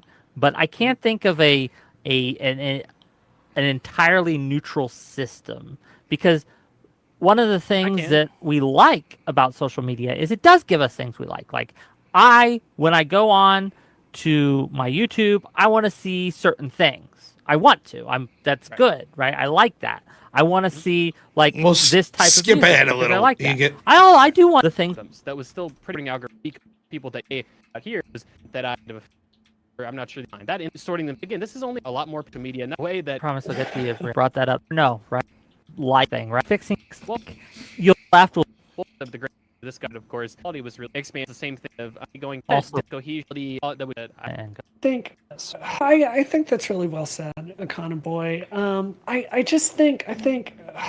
think Rob is really showing us one of the biggest barriers to this, which is you've got people on each side, and just so it doesn't get personal, I'm going to use my own side as an example here. Something I've talked about a lot lately is trying to steer the trans movement back to a more science-based approach to public policy and a more electoral approach. My guess is the science is going to be a lot of men could be women. Just a hunch. Go and come out with example, and there's a worldview where this is wrong and this is wrong, and you can just avalanche. You're a transphobe, you're this, you hate this group, you just go straight down it. And it's impossible. The temperature gets so high so quickly. It is impossible to have a discussion about, actually, this study just came out that shows that both TERFs... By the way, there was a history of the first time I debated Brianna. In the opening statement, Brianna was like, all Trump supporters are fucking stupid and children that have to be coddled. So then in my opening statement, I was like, perpetual victim Brianna Wu. And then Brianna threw a hissy fit and was like, I can't believe how rude this has gotten. I was just reciprocating. Then Brianna went to X.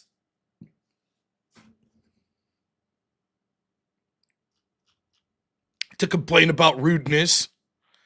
And when I brought up, you started the rudeness, she's like, oh, you have to be a victim. And trans rights activists heavily lean into victimhood narratives, and they aren't really good at showing the science accurately, right? Which did actually happen. So I think that it's almost a human nature problem that we're coming back to, which is why I liked what you said, Akana Boy. Wick, coming back to something you were talking about earlier about like clicking on the content that you liked. I don't know about everyone else here. I certainly watched Destiny's debate with Alex Jones on January 6th, and it was great content. But one of the things that made that so hard to sit through is Alex Jones has this fire hose of bullshit approach to it where he just talks over. Not Destiny, though. Destiny doesn't talk fast and say a lot of stuff.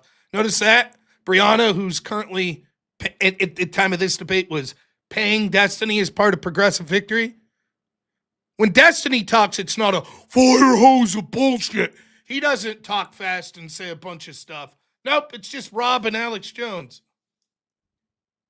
Over people, and he spews his worldview like Hillary Clinton, blah, blah, blah, blah, blah, blah. And it's like you can't, if you're trying to sit there and start having a common sense discussion about any part of it, you automatically lose, because then you're trying to relitigate Hillary Clinton, right? Then you're trying to relitigate Burisma. And it's like, it just, you spend so much time on defense if you agree to their terms, even if you have the best of intentions, even if you're excited, even if you read stories, even if you have a point of view that you're eager to sell. If you're sitting there trying to talk to these conspiracy theory nuts, it literally hijacks the objective, which is See how it's now Icona Boy started. That's like every time she spoke, she brought up conspiracy theorists and nuts and etc. Icona Boy, when I originally started to push back, no one's saying that. There you go. And notice how, instead of addressing anything I've said, it's all conspiracy theory. It's just conspiracy theory nuts. to have a rational discussion about public policy and where it needs to go. And there are no great answers to this. One of the old school things on the internet back in the dial-up modem days was a saying, and it is the amount of effort to refute bullshit is infinitely more than it takes to generate it. And that is all the more true in the social media age. So I think the only answer here, and what I've tried to do in my work, is I think that we've got to have calm people that can talk about this stuff and Like try Brianna, to bring people like together. Destiny. And I think it's thankless work, but I think someone's got to be standing for our institutions and actively working to bring people on the right and the left together on the public policy that we can agree on. I think that's how you heal institutions. I'm going to let Rob respond, but a little housekeeping first. After Rob responds, and I see you too, Druzzy, I need to read my super chats and make some money. So, Rob, go ahead. Okay, real quick to respond to 3 points. Wick's big point here, which is, how can I trust you, Rob? Look it up. Just like the last time I was on a panel with Brianna, right? And we talked about Hillary Clinton's mishandling of classified information, and she resulted in saying, yeah, it's all conspiracy theories. I guess they should have locked her up too. What this is indicative of just trusting the institutional narrative instead of digging deeper. And you shouldn't trust the institutional narrative, particularly when they lie so blatantly about things like Biden's cognitive health, about things surrounding the pandemic, etc., which we can get into those specifics. Now, you can see that this entire panel that we're supposed to be talking about, are these institutions trustworthy and what should we do about it? Everyone is gung-ho to not talk about the specifics as to whether or not these institutions are trustworthy, instead to talk about anything else, potential solutions, etc. On that note, Econoboy, about the algorithm, I don't disagree with you. I think that algorithms are a huge problem. I don't know if 2015 is the exact way to save it. I think it was better than it is now. More so than YouTube, I think algorithms like Google actually have more effect. In fact, Professor Robert Epstein said that he, through a study, saw that as many as 16 million votes could have been switched by Alphabet, the parent company of Google, to the Democratic Party in the 2020 election because of manipulation of the algorithms. The truth is, a 2015 style, more free and open algorithm on places like YouTube is what led to people like Donald Trump and populists like Bernie Sanders, even on the left, getting more power, because more people, when they weren't under sort of the control control of just the narratives that were coming out of the mainstream media. There was more of an organic messaging that led to people getting these sort of populist message, realizing these institutions haven't been truthful or trustworthy in many ways. Mike Benz talks about how what happened was the intel agency saw in 2015, 2016 with Brexit and with Trump that all of a sudden the CIA and other institutions that saw the free and fair internet as beneficial to them when they were engaged in things like color revolutions around the world, they started to see that it was detrimental to them back home. And now we see intel agencies working in tandem with social media companies to censor points of views that they don't like. We saw that about COVID. We saw that about Russiagate and other such things. And that's actually perpetuating as we see going forward. To talk about Brianna's criticism of me specifically, I'll turn the criticism on her. She says that it's people like me. Not addressing it. That's fine, Brianna. You don't have to address it. You haven't addressed No, I'm anything in saying this you're not debate. addressing anything I said directly. You're just going to flip it on me. Here we go. Fire hose time, Right, y'all. right, Let's right. go, boys. What she's trying to do is gaslight. So Brianna can't keep up on the specifics because it's not really a left-right gaslight. issue. Now, again, I sat here patiently while you all talked at great length. I've only interrupted once or twice, and it was to ask a pertinent, specific question, not to moan on and make faces like you do, Brianna.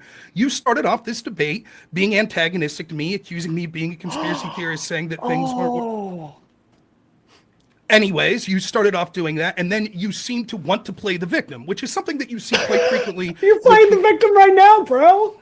Which is something Your you see feelings quite... are hurt. I'm so sorry I triggered you. I've been trying so hard to avoid it the whole time. I will triple down for you. I promise. Which is something that you see is common with people like Brianna. They aren't capable of keeping up intellectually or with the specifics, so they have to use broad-reaching phrases like, you're a conspiracy theorist. Let's use the very example that she gave, talking about TERFs and talking about new literature that comes out describing medical procedures in the trans community. Imagine that Brianna said, well, actually, Rob, here's what the newest literature says, and I just say, that's all a conspiracy theory. I'm not interested in talking the specifics. Brianna would rightly say in that point of view, that's not responsive. You're not talking about the specifics.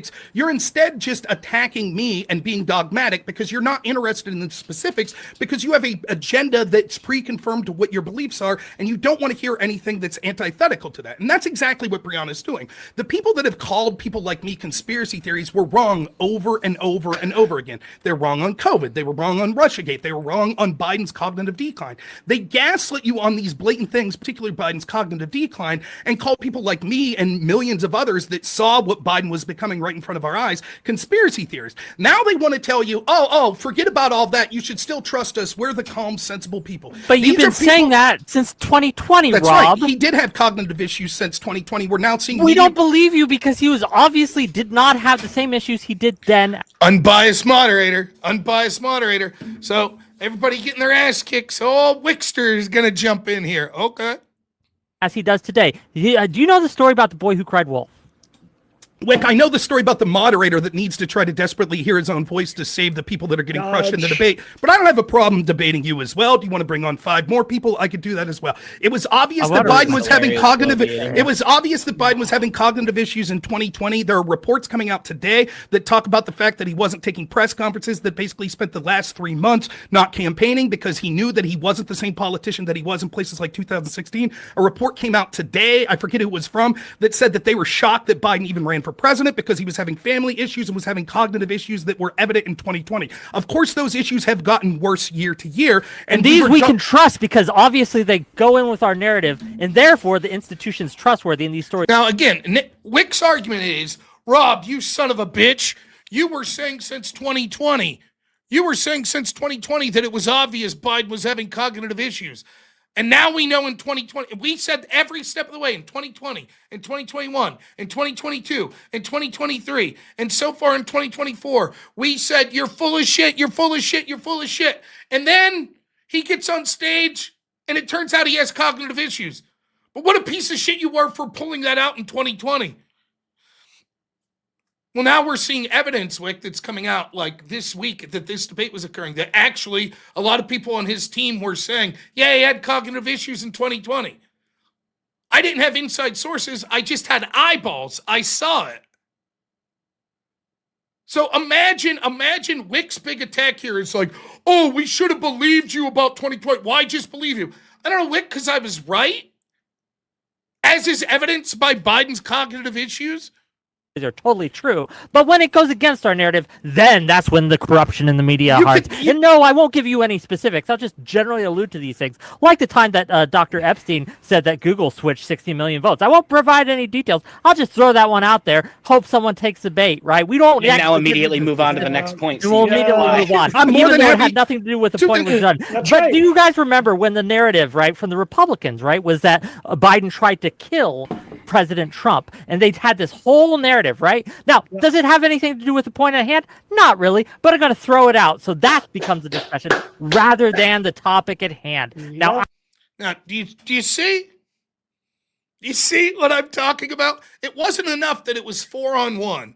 Wick's got to jump in. After all, the person that helped him get his position at Progressive Victories getting his ass kicked. So now Wick's got to jump in as well as the moderator. I have no problem debating a moderator, but then give up your moderator title during the debate. You don't get to control the mute button and control the direction of the debate. You don't get to do both. I'm going to read these super chats because money, I like it, right? So makes all these accusations against me. Now he's going to read super chat, so I can't respond. And then I will give you a chance, Rob, to respond, and you will have the floor. You live any video game. Fair enough. Pray for you because I'm quick. I will react. That's Topic. Now, to answer Wick. Now, of course, Wick didn't take a stance, person that put the super chat in, because Wick likes to hide behind this convenient moderator seat where he could pretend like he's a moderator when someone questions his absurd worldview, but then he can sit here and act like a debater when he's trying to save the lefties on the panel that are incapable of doing it themselves. So yes, it's true, Wick isn't taking hard and fast stance. He talks about the narrative of Biden's mental decline. Want to know what my evidence of the narrative is?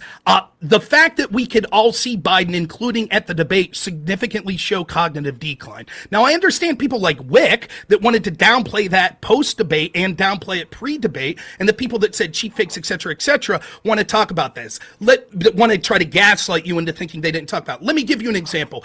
The New York Times, Karen Jean-Pierre, etc., all said that 3 weeks ago when Obama was shuffling Biden off stage at a fundraiser, that it was a, quote, cheap fake. Now the person that held that fundraiser, George Clooney, came out in an op-ed, I believe in the New York Times today, and said, it was evident to all of us there that there's some significant problems with Biden. He's not the same guy, blah, blah, blah, blah, blah. Now, we were told just 3 weeks ago by almost the entirety of the Biden administration and the mainstream media that these were cheap fakes, that this wasn't real, and it was a blatant lie. And now we're seeing story after story of people saying, we've known about it for years. We've seen the evidence for years. Biden hasn't engaged with the press like previous presidents. We knew there was something going on. People close to him have admitted there was something going on, but they all lied about it, and it shows that they shouldn't have been trusted because they gaslit the American people, because the truth is they think that they're not journalists, but they're advocates that are better than you, and the American people didn't deserve to hear the truth. The last thing I'll say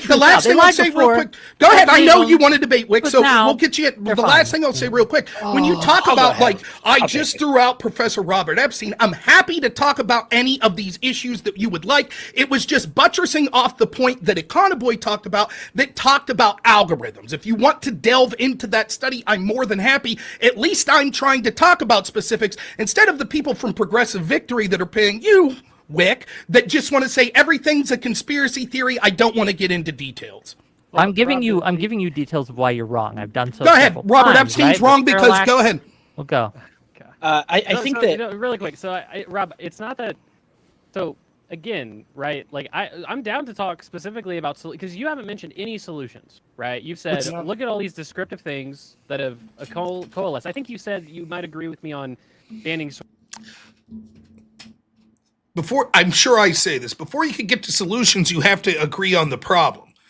Once we acknowledge what the problem is, then we can start talking about solutions. What all these people have said is like, well, the problem's just like, I don't know, social media and conspiracy theorists. So the solutions we've been offered were ban algorithms. What the fuck is that? And then Brianna gives the solution of, we all just need to come together and vote more. That's that. Rob, you have nothing to say about our solutions? Sorting algorithm, but whatever it is, right? we already have all agreed for various. It doesn't matter why we agree, right? But we all variously agree that trust in institutions is very, very low. Now, why that trust in institutions is low is important. You're talking about a ton of discrete examples. It kind of falls into the same point of, well, institutions lie. It's like, okay, sure. Like, we've actually all kind of agreed that institutions lie sometimes. And by the way, one thing I should say is I am giving a lot of information every time I talk, but here's the thing. When you're on a panel against 5 people, notice like Parallax will talk, then Econoboy will talk, then Wick will talk, then Brianna talks, then I get to respond. So like before Wick came at me there, before his super chat, I was responding to Econoboy, to Wick, and to Brianna. Because the nature of going against 4 or 5 people is you have to respond to a lot at once. Whether or not we disagree on the lies that they tell, that's not germane to what we do to solve it. And we already agree that institutions lie sometimes. So obviously, it's more important to talk about, well, how do we solve the problem of institutions lying? That's what you haven't really talked about. Sure, I could. Yeah, I want to build off of that. I was told I could go next. I'm going to go ahead and go.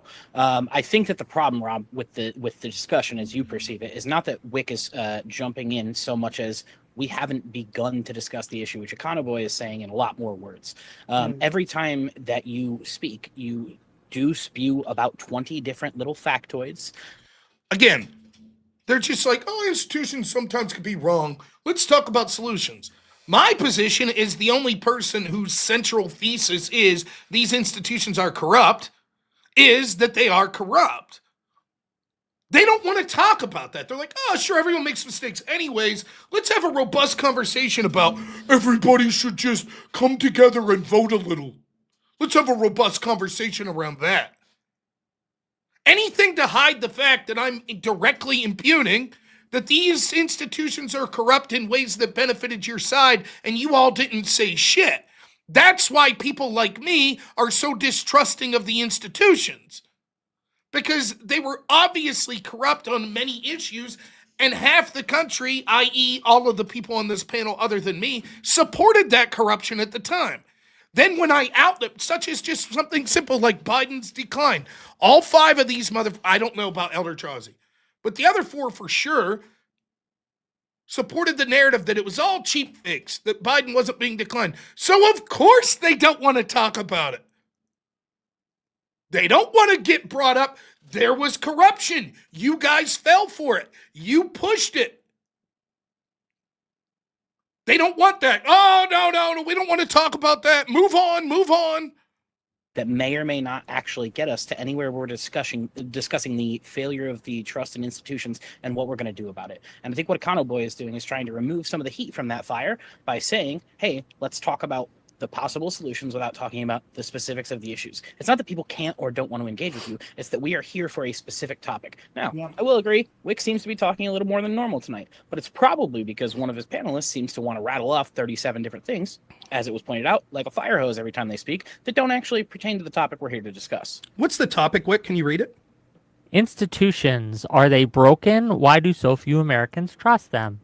Wow. So wait, I didn't hear anything about solutions in that topic specifically, right? I heard, are the institutions broken and why do so many people distrust? Now it seems in the description, how can we that? fix this? Okay. So this is the description. Academia, Congress, the Supreme Court, the presidency, even the military, every single institution is at an all-time low. So Wick gives a topic that we're to debate, and then he gives a paragraph description. Institutions are being distrusted, blah, blah, blah, blah, blah. But the topic wasn't, how do we solve it? The topic was, are they broken? Why do people think they're broken? I'm giving a bunch of evidence. Yes, they're broken. People think they're broken because they are broken. And these people are getting blown out, so they're saying, that's not the topic. We just want to talk about solutions. When it comes to trust and confidence, why? How can we fix this? How can we recover? Come find out. And if you rewind the tape back to when I introduced the topic to everyone, I did mention, as Econoboy pointed out, that we are going to be talking about solutions here. Do you think that Wick gave me his description there before the debate? I'm 90% sure that didn't occur. I guess it may have. I'm assuming I was just approached with, do you want to debate institutional corruption? Are they corrupt, and why do people think they are? That's probably what I was given. This is going to happen, right? I don't understand why you are saying that this wasn't part of the discussion. I'm not. No. You got it backwards, as usual. Debater Wick, who's also trying to be a moderator. I was just told that me talking. This was the topic as it was sent to me. Institutions in America broken beyond repair. Then you went on what the title was that even you had at the beginning of this, and then in your explanation you did include a part that said how can they be fixed. Now I'm not the one who said it's off topic to talk about how they could be fixed. Instead, I'm being please let me finish. Instead, I'm being told by people on this panel, me discussing how these institutions are broken and why people don't trust them. I promise you, I'll set up a debate on Afghanistan. I'll set up a debate on cognitive decline for Biden. I'll set up a debate on... Now, do you see how even Wick here, he won't let me get out that what I'm saying is, the topic is, why don't people trust institutions? Are they broken? And I'm giving evidence as to them being broken, and I'm being told, and we refuse to talk about that because that's not the topic. Instead, the topic is solutions. When the actual wording of the topic didn't mention solutions, only Wick's explanation afterwards did. But even if you accept solutions could be part of the discussion, clearly what I'm talking about is the heart of the topic. They just don't want to talk about it because they're getting crushed. And again, the reason that I wanted to play this for you is to illustrate what it's like to go on these panels. And what this debate sphere is like. And to go back to the question of Andrew and Richard Spencer, why Andrew is far more stringent than me about setting up, making sure the debate's fair when it gets set up, that we agree on the format, we agree on the topic wording, we agree on the moderator. This is what happens if you're loose like me. You end up on a panel where it's 1 verse 5, where the moderator keeps jumping in, where they're telling you that you're off topic by talking specifically about the topic. All these topics, we can have that discussion. That is something that we can, I will debate you on the cognitive decline thing. Me and you can go, we can get a moderator, okay? But for today, what I brought everyone else here to discuss, and what everyone else seems to have been able to kind of glean from our discussion, is we're going to be talking about why this is a problem and what we can do to fix it. So let's talk about it. Let me ask you directly, Rob, how can we fix the institutions that are broken in America? What is the solution? Can you give me a specific plan or solution, or even just a guess, right, on how to make this better? Right. I could give you an answer to this, you condescending prick Wick, and my answers have been talking about why these are broken. The first step to solving any problem is to... Go ahead, Econoboy. I disagree with your framing of the topic. What's the first step to solving a problem, Econoboy? Really quick. So Brianna? The way that I understand the topic, it says... You said you could answer, then ask other people to answer? So our institutions... I know the answer. You know what the answer is. That's my answer. Let Econoboy go. I did answer it. Let Econoboy go. Go ahead. So the way that I understood the topic, it was, our institutions broken? The first step to solving a problem is identifying the problem. Now, Econoboy won't answer it. None of them will do it. They're all pretending to not know. Now, when I ask that question before I respond, assuming that Econoboy of good faith and give the answer, instead he wants to now filibuster and talk about something else. That's what happened. 5-on-1. You know, if they are, what can we do to fix it? Now, the reason that, personally speaking, the reason that I gave reasons as to why the institutions are broken, again, your reasons are institutions lie and the institutions are bad. It's like, okay, fine, that's your reason.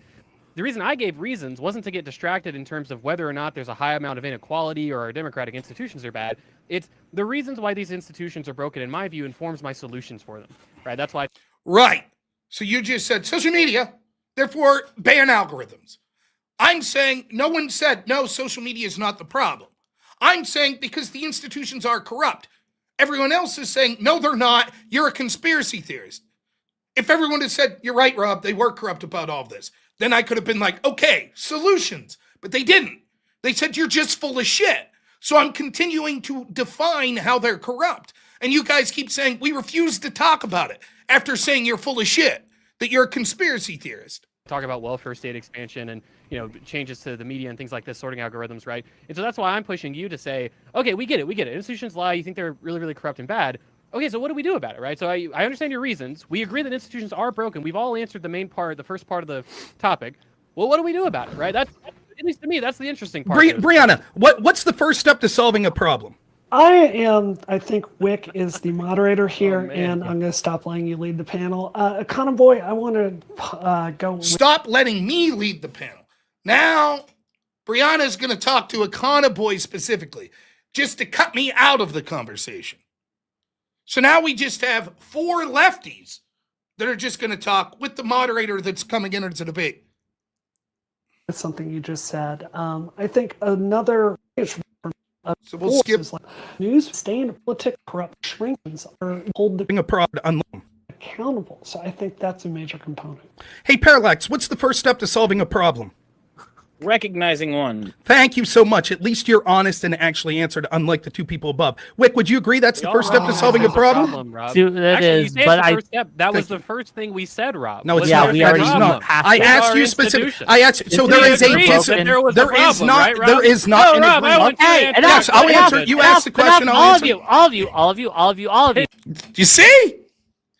So, since Wick started going off about me, it's been what? 13, 14 minutes? Brianna and Conboy going back and forth and blah, blah, blah, and Wick going up. Finally, now I'm going to respond, and everybody quiet. We agree. I cannot. You didn't. Okay. We have 5 people here, right? Not including me. I'm the 6th.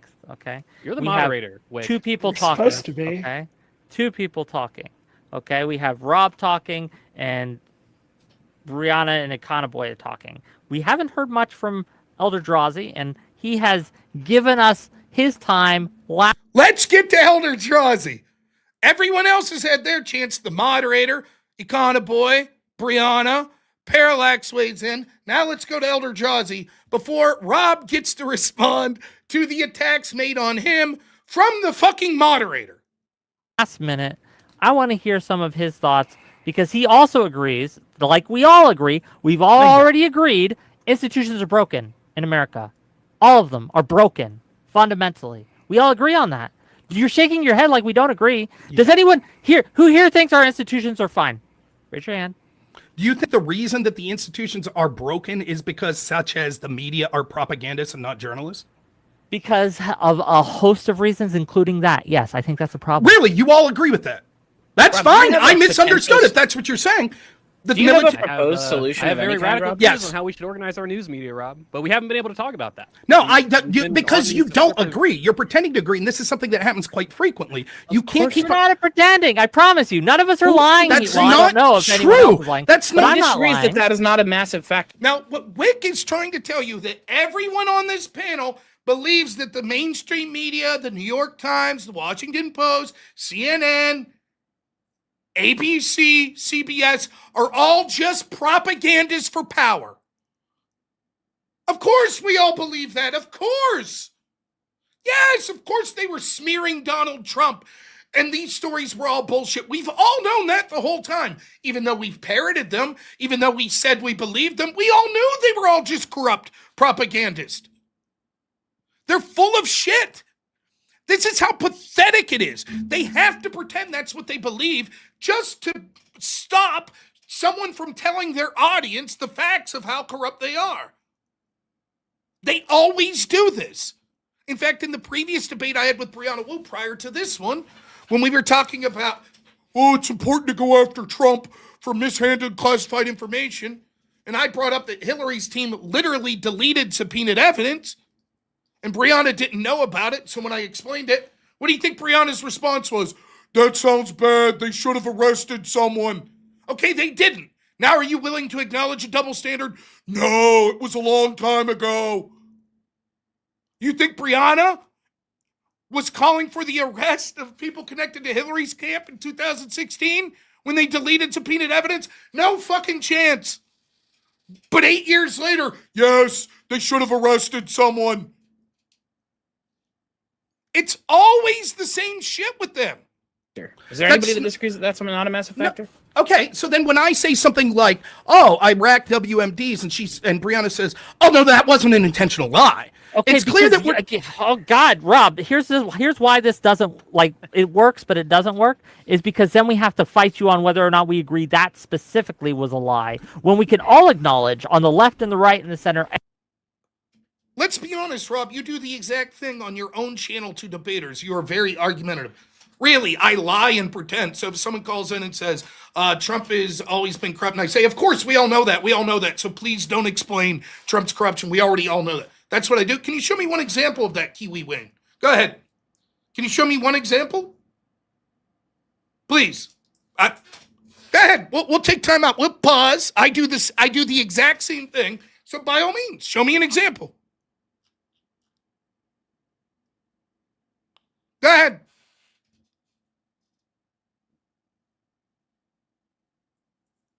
Or are you just full of shit?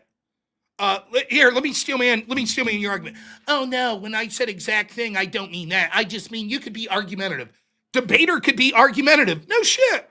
Really? Well, one person's being argumentative and you're also argumentative, so same thing. Why review such an old debate? It's my channel. That's why. Because I was pointing out the reason that it's important to agree upon such structures before debate. Because when you don't, or when it falls apart, this is what happens. You end up saying that debating the topic is not the topic. You end up having 4 against 1. You end up having the moderator jump in as a debater. You end up having filibustering and not leaving me talk, even though it's 5-on-1. Everyone here agrees that there have been incidents of the media just being propagandists and lying. We might disagree on when they've done it, but we all agree that there's been many incidents where, again, throughout the years, not just recently, but throughout the years, where the media's just fucked up and lied to the American people or helped politicians to cover up very bad things. That is not agreeing. Let's move on. That's not agreeing with what my stance is. That's fine. We could move on, and you need to pretend that you're agreeing with me. I'll take when I go on after this and I talk about the corruption of our mainstream media, the Biden administration. I'll be happy to say that all 4 of you admitted that you agree with me on those things. When we talk, I'll be happy to. Then you'll of course say, no, we didn't agree with Rob on those things. The difference is you're saying that there are small individual events that you could say, yeah, maybe something like that happened, but ultimately, no, it's systemic. Okay. It's systemic. I'm not saying it's Econoboy already addressed this. but Yeah. Econoboy has to go. He already let me know in like 5 minutes. So I want to make sure he gets a chance to have his last say. But Rob, none of us disagree with you that there's a systemic issue. It is only getting worse, not just in the media, but in academia, in Congress, in the presidency, even with executive power having been expanded since I don't know, fucking Bush, right? Out the wazoo. It's an issue, and we're all seeing it. Let's get to the solutions. Econoboy, because we only got 30 minutes left, but Econoboy, go ahead. Yeah, sorry, I've got to dip out a bit early. So again, all I've got to say so far in about 20 minutes here, people attacking me is, I don't think you all do agree with me. I think that's bullshit. No, we do. Moving on. We're shooting our weekly Live and Learn podcast. That's our name. Anyway, so yeah, I think as an analogy, right? This would be like if let's say the debate topic was, is the healthcare system broken? And let's say all 3 panelists on the stage say, yep, I agree it's broken. Here's what we can do about it, right? Now, let's say one of the panelists said, the reason that the healthcare system is broken is because of the capitalist institutions that, it just goes off of all these things, right, as to like why it's broken. And it's like, guys, look, okay, you say it's broken because of the capitalist institutions that got, set up the for-profit evil healthcare industry. Okay, well, what do you do about it? Well, the reality is that the capitalist institutions are... I don't know if I say this, but it'd be more like this. They're saying there's distrust in institutions, and they're saying, therefore, we need to fix social media. That's their claim. What we need to do is fix algorithms on social media. So I'm like, the mainstream media is corrupt. The FBI is corrupt. The health system's corrupt. And they're like, yeah, we agree with all that. So social media, we need to fix the algorithm on social media. And I'm like, no, I think we need to fix the corrupt institutions. But when I say, well, the FBI is corrupt, they're like, that's bullshit. This is a conspiracy theory. But don't explain that. We've already said we agree, though. We agree. We agree it's corrupt. No, you said it was a conspiracy theory. So they end up coming up with solutions that are almost, you know what we need to do? We all agree they're corrupt. So our solution is, we don't really believe it's corrupt. We think that they screw up once in a while, but the real problem is people noticing. So let's change the algorithms. That way maybe less people will notice. You have to identify the problem before you can offer solutions to the problem. I also remind you that the topic as worded was not, how do we fix it? That's just something they put in the description. So for the latter 2/3 of the debate, all they wanted to talk about was potential solutions, which I remind you, the big solutions that have been offered are make algorithms illegal or end them somehow, and we all need to be better people and go vote.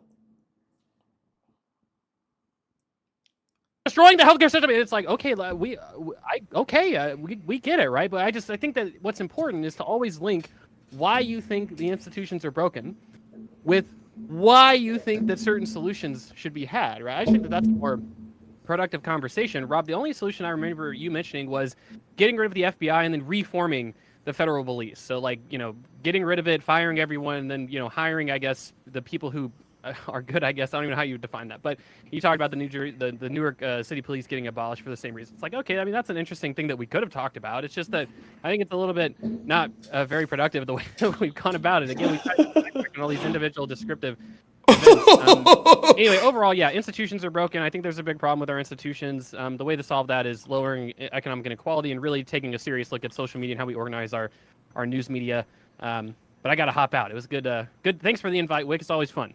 I hope you enjoyed it. So I'll sure. you I always have fun talking with Rob. Okay. See you guys. Bye-bye. Okay. Eldrazi, I was trying to get you in because you've been very patient. Again, so what are we on now? 25 minutes? We went Wick talk shit on me. I make one point, say, hey, how do we solve a problem? What's the first step? Then we had Conaboy talk. We had Brianna talk. Back to a Conaboy. Parallax. I said 30 seconds of like, no, we don't agree. You're really telling me we all agree? Went back to Wick. Back to a Conaboy. Now to Eldrazi. Go ahead. So Econoboy had a good point about the reducing inequality. The way that you do this in a way that affects is to have clear and transparent economic plans with time. If they agree that the system is corrupt, why would economic inequality have anything to do with it? Economic inequality suggests that people are distrusting because they're struggling and they see the haves and the have-nots. If the media is corrupt, how does addressing economic inequality solve that?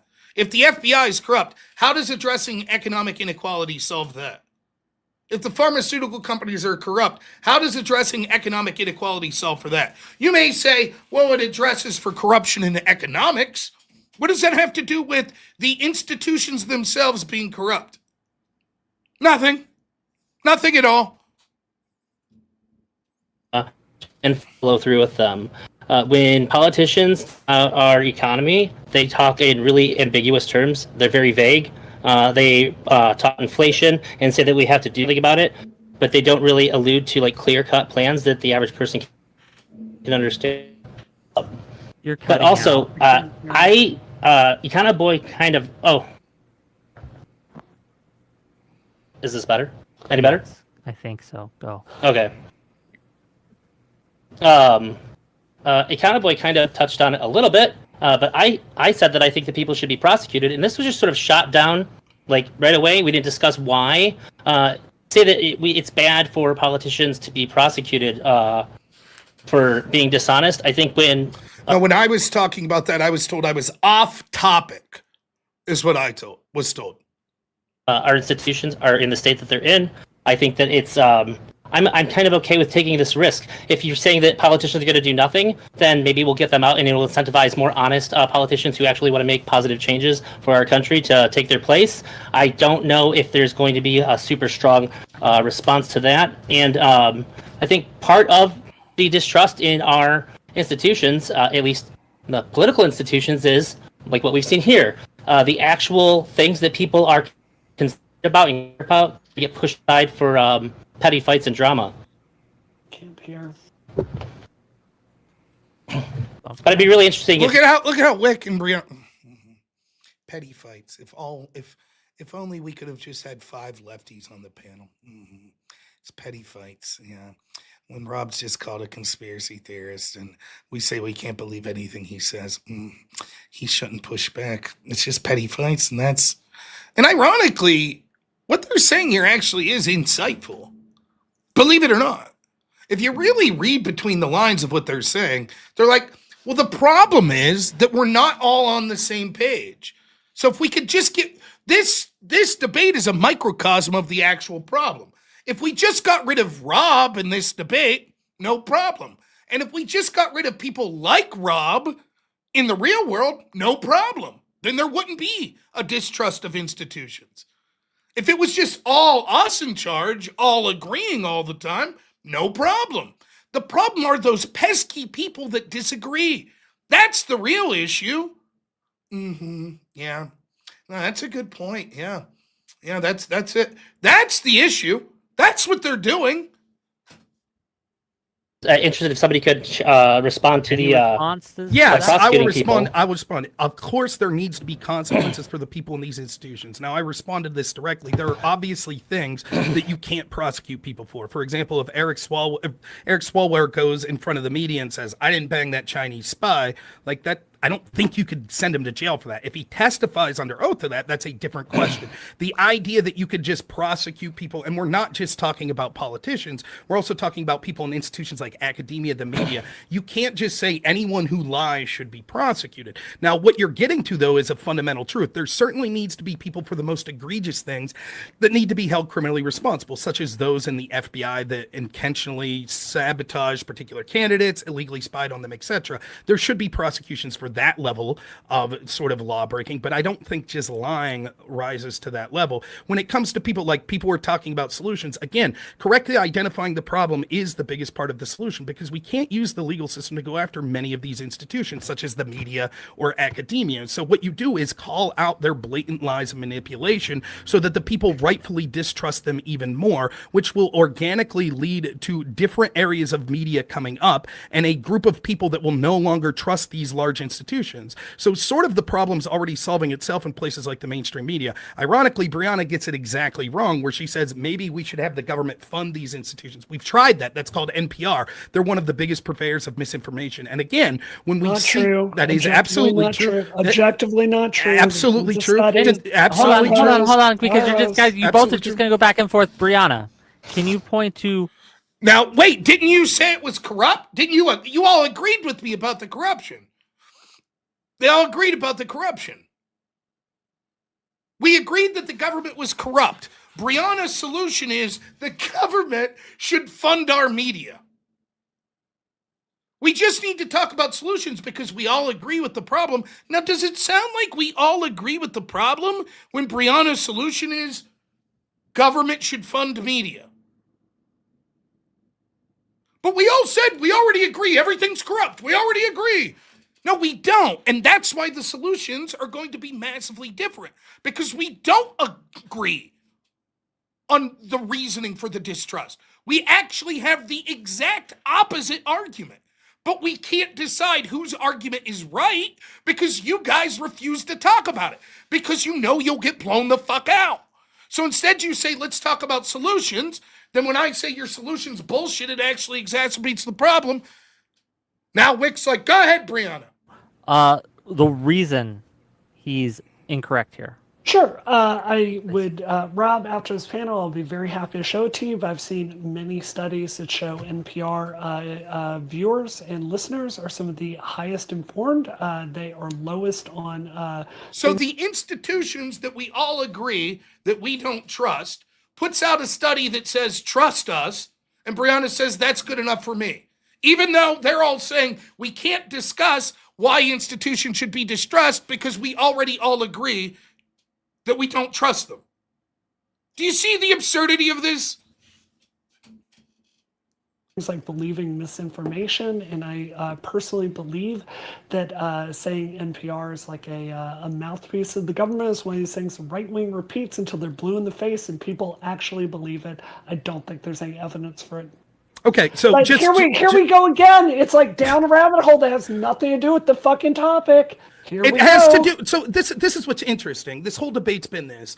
I'll say something specifically relating to the topic, and then someone will say something specifically back to it. So Brianna said, "I want to talk about solutions. My solutions to have state-funded media." So I say we have a state-funded media. I find them to be distruthful. Your response is that's not true, and it has nothing to do with the topic. Trustworthy. They're high not quality. trustworthy. So, for Let's see example, if we can find some studies about for this. example, you'll be able to find studies from another institution of academia that also is NPR distrustworthy. from Okay, this is hold on, media Rob. bias Rob, fact I want to check. ask Rob directly. Who do you trust, right? Why do you trust alternative media anymore? What? I probably don't say this, but like, Wick, how dare you ask me that? You just admitted that you don't trust anyone, that everything should be distrusted. Why is NPR outside the scope of that? If you're admitting the government's not to be trusted and the media is not to be trusted, can you explain to me why you think that a solution's to have the government you don't trust fund the media that you don't trust?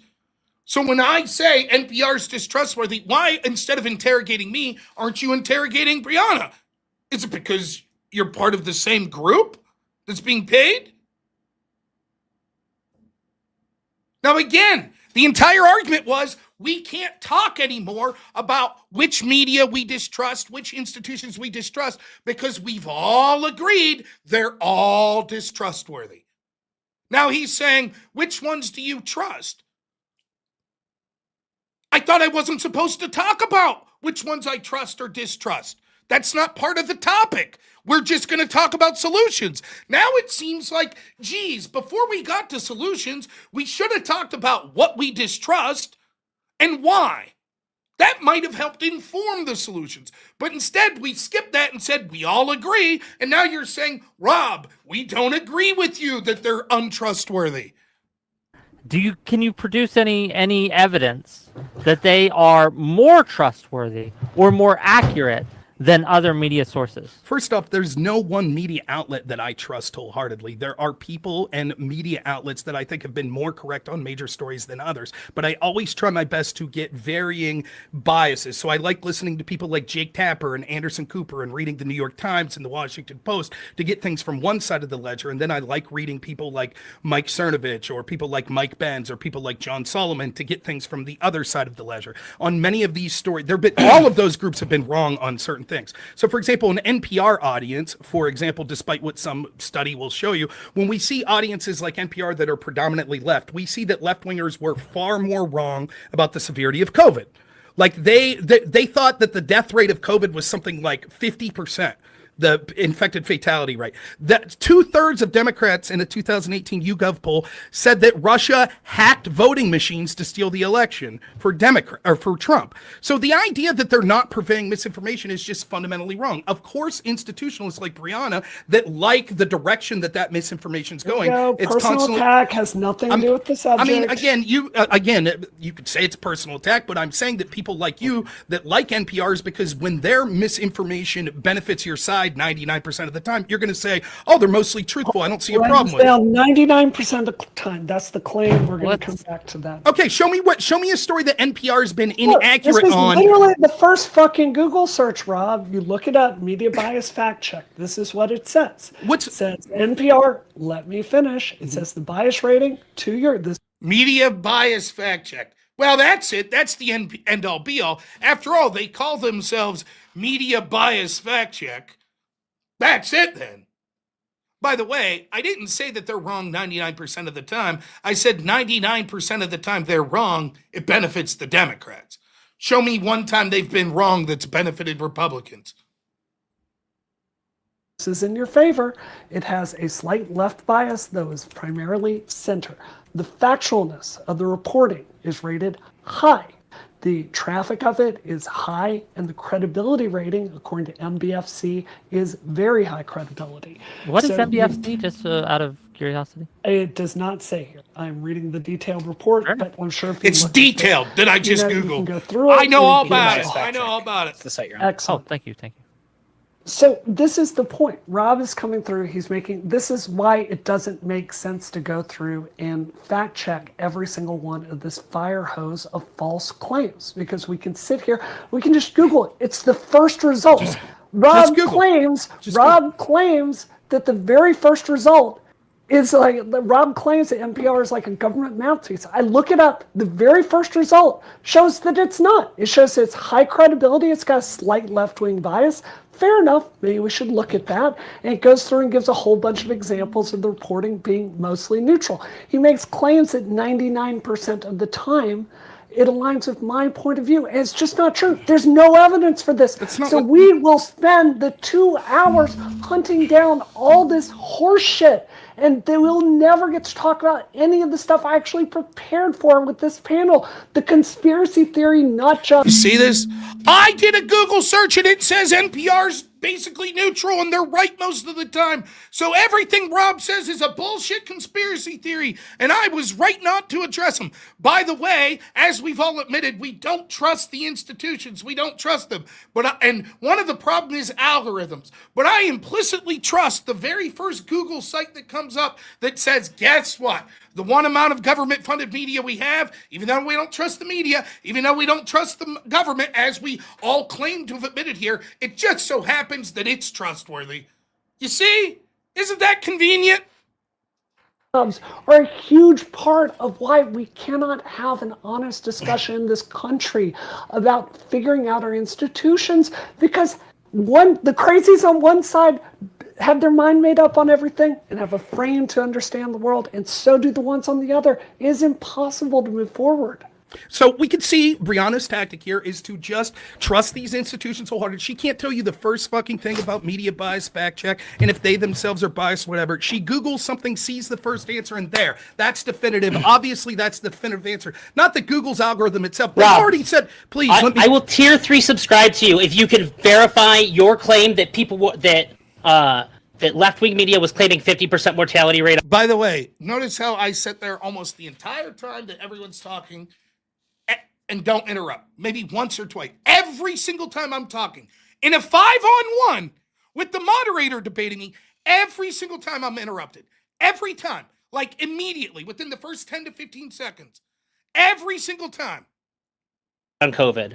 I will, whatever your highest tier sub, I'll do it right now. All right. And while you turn to Google as you just lambasted Brianna, I'm not not only the Pew, not only does Brianna's Google back her up, but the Pew Project for Excellence in Journalism also states that NPR shares with only one other news organization a 29% split, or a 21% split between Republicans, Democrats on believability, in spite of them being a mostly factual news source. Republicans believe stories from NPR at a 21% lower clip than a Democrat does, in spite of the actual truth of the matter. And this is a major problem. So the problem is we can see the same mainstream media that overarchingly gaslit us about things like Biden's cognitive health, about Russiagate. Yes. And again, I understand. This is facts don't matter. Here we go. Victim Brianna. Right. You see the interruption? You see? See how it worked? 5-on-1, moderator debating me, say everything I say is off topic, even though it's exactly on topic, lie and say, yeah, we agree with you, so we can just move on. None of it's enough. They got a compound every time. Don't let him talk. Don't let him talk. 5-on-1's not enough for us. Don't let him talk. We don't trust the institutions, but we implicitly trust the institutions when they tell us that the institutions are trustworthy. But trust us when we all just got done telling you a half an hour. We all agree, Rob. We all agree the institutions aren't trustworthy. Victim Brianna. Next, she'll tell us that we're misogynistic because we don't like her constantly interrupting. I can talk louder and faster than you. I don't give a shit. Brianna, you're a crybaby. I understand the need to fill it, but I am answering. Instead of insulting each other, can you find the 50% shut the fuck claim? up, You made a claim. Wick, if you could do me a favor, you're not a debater here. You're not a good moderator, and you're not a good debater. So instead of this being the Wick show, I'm a showman. Okay? You're something. You're something. You're paid by Progressive doing. Victory PAC, and I understand you're desperately trying to save Brianna here because none of you are that talented That's politically really or that saving good. Brianna. Brianna's getting on my nerves too. You're both getting on my Here's the nerves. point. All of you are getting on my nerves because what you're doing is you're sniping at each other instead of talking about this issue at hand. And our friend Elder Drazi is giving you a challenge, and instead of addressing the truth. We had 10 minutes of people saying you were wrong, and when you started to answer them, Elder Drazi offered you a challenge, and so now you need to answer that challenge, Rob, instead of addressing the 10 minutes of bullshit that was said about you. Fullness of your claim, right? You made a claim, right? And we should probably check on whether what you're saying is accurate or not. But this is a problem. A lot of the times when I check on what you say after the show or during the show even, it turns out you're full of shit. You were wrong. Now, there's very good reasons that I've been wrong too. I get things wrong. I do. That happens, right? But if we're talking about trust in institutions, right? If we're talking about trust in general, if we're going to make a claim that we should be trusted more than the New York Times or the NPR, we should probably, it would behoove us to be more accurate than they are. A notable example comes from a survey conducted by Gallup Frank Templeton in late 2020. The survey found many Americans, especially those that identified as Democrats, overestimated the risk of hospitalization from COVID-19, while the actual hospitalization rate for COVID-19 was much lower. A significant portion of Democrats' respondents estimated it to be 50% or higher for unvaccinated individuals. You said mortality rate, not his hospitalization rate. Maybe I did. You're right. Okay, so it was that hospitalization, not mortality. Now, the reason I heard this was because I listened to left-wing cultural people like Bill Maher, who lambasted the left for this. And it was evident that Democrats the entire time through this thought that the fatality rate and the hospitalization rates of COVID was far higher than what Republicans thought, and they were far more off on that, right? So if you're going People to say... that didn't think it was fake were more worried? Is that your claim? If you thought that COVID was fake, what do you mean fake? You're telling me that there were a significant amount of people that thought COVID just didn't exist. That's what you're saying? Yes. Okay, can you I have spoken to doctors. I have spoken to doctors myself who had patients refuse COVID treatment, demand to be treated for something other than that because COVID isn't real. It wasn't it wasn't a large percentage of people that thought COVID wasn't real. The majority of people thought that it was vastly blown out of proportion. Someone like me, for example, the fact that people died because they thought it wasn't real, that's a large number to me. It's not 0, and it's not just 100. You can say it's not a large amount of people. When people are dying from it, it's a big fucking deal, and it's because people don't trust our institutions. The fact that people's lives were destroyed and died because people like you overplayed how bad COVID was. Children were locked down. I have never overplayed COVID. Hey! Ever. You had your chance. No. You had your chance. The fact that people that you seem to be... Don't lie about me. Okay, fine. I don't know if you overplayed it, but the fact that it seems to suggest that you're going along that... Can you tell me exactly how serious COVID was? Because it seems that you're very quick to jump on blaming people that underplayed it. So do you think that people overplayed it as well and that cost lives? People overplayed it, people underplayed it. The underplaying of COVID vastly cost more lives than overplaying. That's you know what happened to people that overplayed it? What? They ended up being way safer. No, they ended up being the first ones to get vaccinated. No, they didn't. So here's what happened to the people that overplayed it. They led to things like lockdowns. They led to things like children being set back years and years in the education system because through no scientific evidence they suggested locking down schools. I'm not saying it didn't happen, but who died because they overplayed it? The people that... Oh, you want an example? I can give you an example. Is that what you want? You want right? Died. For example, are you aware of the fact need to see some numbers? Oh, you need to see some numbers, Eldrazi? That's what you need to see? So, for example, the numbers in Pennsylvania where tens of thousands of people in nursing homes died because our governor said, we're overplaying the significance of COVID so bad that we're afraid that hospitals will get filled, so we have to send COVID patients into nursing homes. That particularly led to thousands of people dying. The same story was true in New York, where they then tried to cover up the numbers because people overplayed it. So tens of thousands of people in nursing homes died. Then why did they send those people to nursing homes? Because people were sent to nursing homes for different reasons in different states. Why did some of them were sent there Pennsylvania so that they could get active care, whereas they had none. Some of them was due to hospitalization overcrowding, and some of them were just plain mistakes. A lot of people were making decisions very quickly. They did not have a lot of time. There was no plan set in place for something like this. Isn't that interesting? I was told at the time. I was told. Go ahead, Brianna. Hold on. I'm sure you have something intelligent. We have 10 more minutes left. I want to make sure everyone gets their chance, okay? Now, notice they get to make a bunch of claims about me. Oh, clearly NPR, state-ran media, good. Clearly, Rob didn't get a chance to respond because he had to respond. I'll give Elder Drazi this. I said 50% of Democrats thought it was 50% fatal. I meant 50% hospital. Said you needed to go to the hospital. When the real number was something like 1%.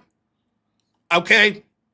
I guess you could say I was wrong on that. It still gets to the spirit of what I was talking about, of misinformation and Democrats being grossly more misinformed about COVID than Republicans. But again, when it's 4-on-1, 5-on-1, and the mods against you, all I ask for is the time to respond, equal time to the people that are making the claims against me. As you can see, that just does not occur. Every time I speak, they're interrupting. The mod, when he sees that I'm winning an argument, decides that he's going to debate me, ask a question, say that I need to answer things that get off. Briefly, Brianna, and then we gotta. Why earlier in this panel, I tried so hard to not start going down these rabbit holes with Rob, because look at what's happened to the discussion. Rob made a claim about NPR, and then we started talking about COVID, and he couldn't fact check that, and now we're... I don't know what to say. I make a claim, they filibuster, I try to answer, they interrupt, make a different claim, I try to answer, they filibuster, interrupt. Look where we're at. Rob couldn't respond. No shit, because you won't let me respond. Switching topics again, and now the entire panel, rather than talking about the actual subject, is going through this fire hose of bullshit and trying to address it. It is so frustrating, and this is one of the biggest problems. We cannot fix these institutions. Yeah. Brianna, I agree. However, I have more knowledge about COVID than anybody I know, and I cannot knowingly let somebody publicly say something that isn't true. He has more knowledge about COVID than anyone he knows.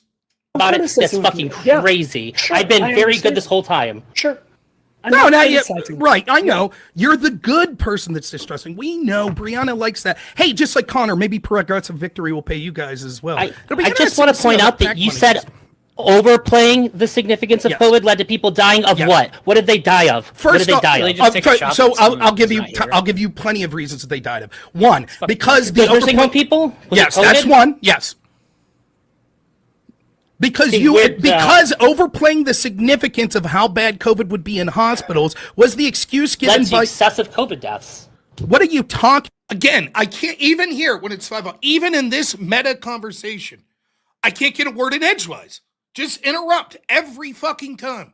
About like the idea that they were scared shitless that hospitals would be overran because of COVID forced them to send people into nursing homes. So the argument was simultaneously made that we had to destroy people's lives by telling them that they were non-essential and couldn't go to work, because if you went to work, you could run into grandma and she could die, while simultaneously saying we're sending COVID patients into grandma's room in the nursing home where she contracted COVID and died.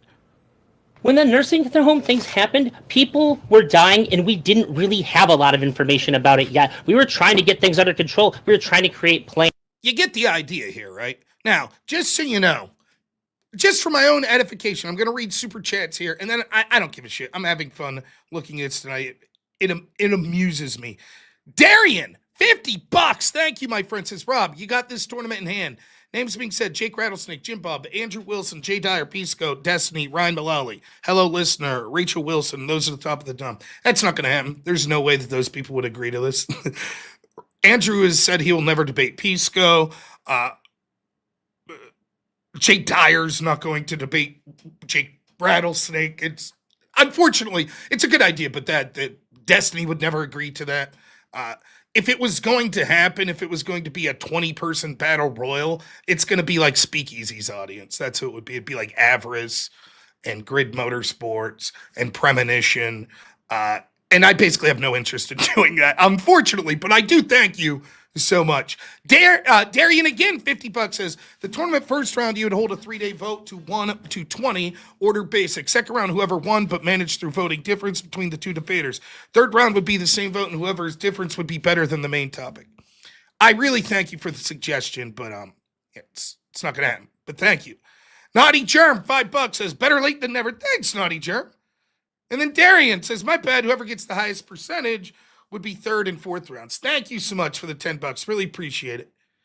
Searsight, $5 says, good evening, Rom. Why do you keep bringing up the facts to back up your arguments that's inconvenient for the narrative? And then Del Phil, $2 says, is the top left T? Yes. Yeah. Now, I used to do debate panels and things of that nature, but a 20-person tournament, do you have any, like I really want to respond to this because Darian's so generous and he donated a lot of money on this idea. It is near impossible to get 20 random debaters together on a specific night. The idea of getting big name debaters. Do you think that I could? There like any big name debater like Andrew or even me, I'm not even that big. If you were like 20 person panel, I'm almost immediately like, yeah, no fucking way. Nope. And then a big debater like Andrew's going to be like, no. Right-wingers that are big aren't going to want to debate other right-wingers. Left-wingers that are big aren't going to want to debate other left-wingers. So many people in that list aren't going to want to debate other people on the right or left. So it's just those sorts of things don't really happen. It's just, and that's why you don't see a lot anymore. When you see the panels of like the left right-wing panels, they're usually like Share Tomatoes. And it's a bunch of people you're like, who are these people? Not to besmirch the people that go in there. That's not what I'm saying. But that it's going to be people that are up and comers that maybe have 2 or 3 people watching them. That's usually how it goes. And it's very difficult. I myself, the reason that I've talked about hosting debates. The worst part of hosting debates is the back end. It's the communicating with everyone, getting people on the same schedule, getting the topic ironed out. That shit's a lot of work. That's a lot of work if you're doing a 4 to a 6 person panel. A 20 person tournament, I can't even imagine the nightmare. Right now, Word War Debate is setting up a big tournament bracket. They've been working on it for 5 months, just their first tournament. Ever since the event in January, they started working on this. I know I talked to them about it. They're still going. It's 5-something months. They're still working out the details of that tournament. So I really do appreciate the super chats, and I'm not shitting on the idea like, oh, fuck you that you're an idiot. I'm not. I think it would be great to watch. It'd be like the old Pride FC fighting tournaments, but not going to happen. This is, it's going to take a huge organization. Word War's trying to do it, but unfortunately for Word War, when you look at the names that are attached to it, it's people I like, but it ain't Andrew Wilson. It ain't Jay Dyer. It's people like Cool Vic and Speakeasy, who are great guys, but that's just the nature of it. So, and then Zach Kelpie, $20 says, here's my nightly text. Zach, I'm sorry I missed your call the other night. I fell asleep. But hit me up, man. I'll be busy tomorrow, but Sunday I should be around. Now, for my own edification, the reason I stopped that was the smartest person he knows about COVID, the most knowledgeable person, Elder Drazi. We got some clips, folks. That debate finally happened. He wanted to debate me on COVID, so here we go. Rationale for that decision be other than over panicking? This whole section is going to be COVID deaths in the nursing homes. Do you have any response? Here's the expert. Over-inducement of panic forced things like sending COVID patients to nursing homes. How can you defend that? Why would I be defending that?